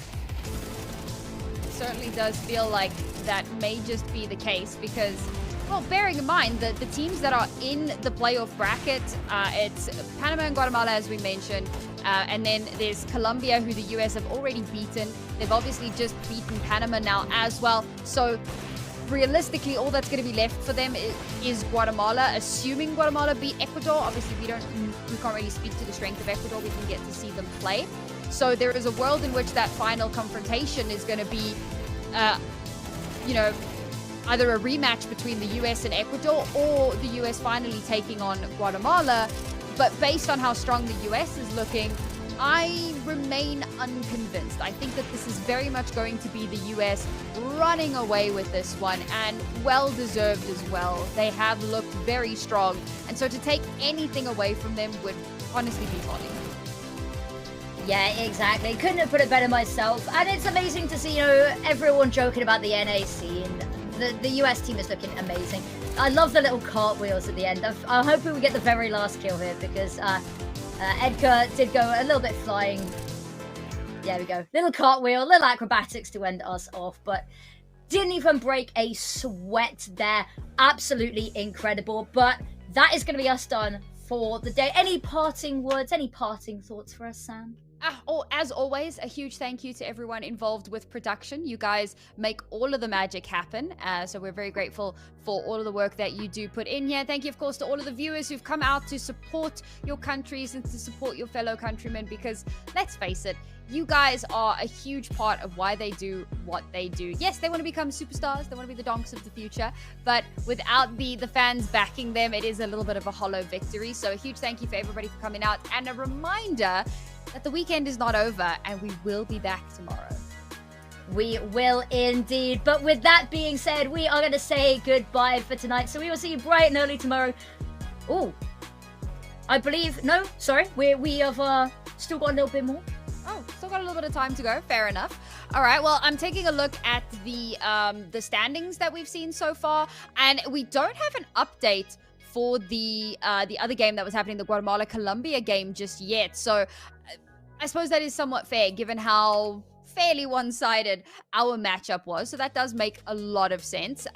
So we've got a little bit of time before we actually get the results of that one. But as mentioned, you know, Panama looking very good at the moment. Then over in our Americas B bracket, we had Argentina versus Brazil slated, as well as Uruguay versus Chile. And I think we also don't yet have the results for that either. So very, very exciting, waiting to see you know, what these are going to be looking like and what our future matchups are going to look like as well. Yeah, exactly. Everything's still kind of up in the air at the moment. But that's exciting. It leaves us with lots still to look forward to. And I've been quite enjoying it. It's been a little bit of a weird topsy-turvy today, hasn't it? You know, one really dominant sweep and one map where it was, I used the word otherworldly, and I think I stand by that. But Panama, lots still to learn from this as well. But yeah, I think, you know, I'll let you send us off, Sam. You know, I've done a lot of yapping. I'll let you be the one to All right. Well, as said, thank you so much. Thank you, Affinity, for being with me here today. And as said, we will be back tomorrow. Same time, same place. So make sure that you are here for the exciting conclusion of the IESF America's Qualifiers 2025. And until then, have a lovely evening.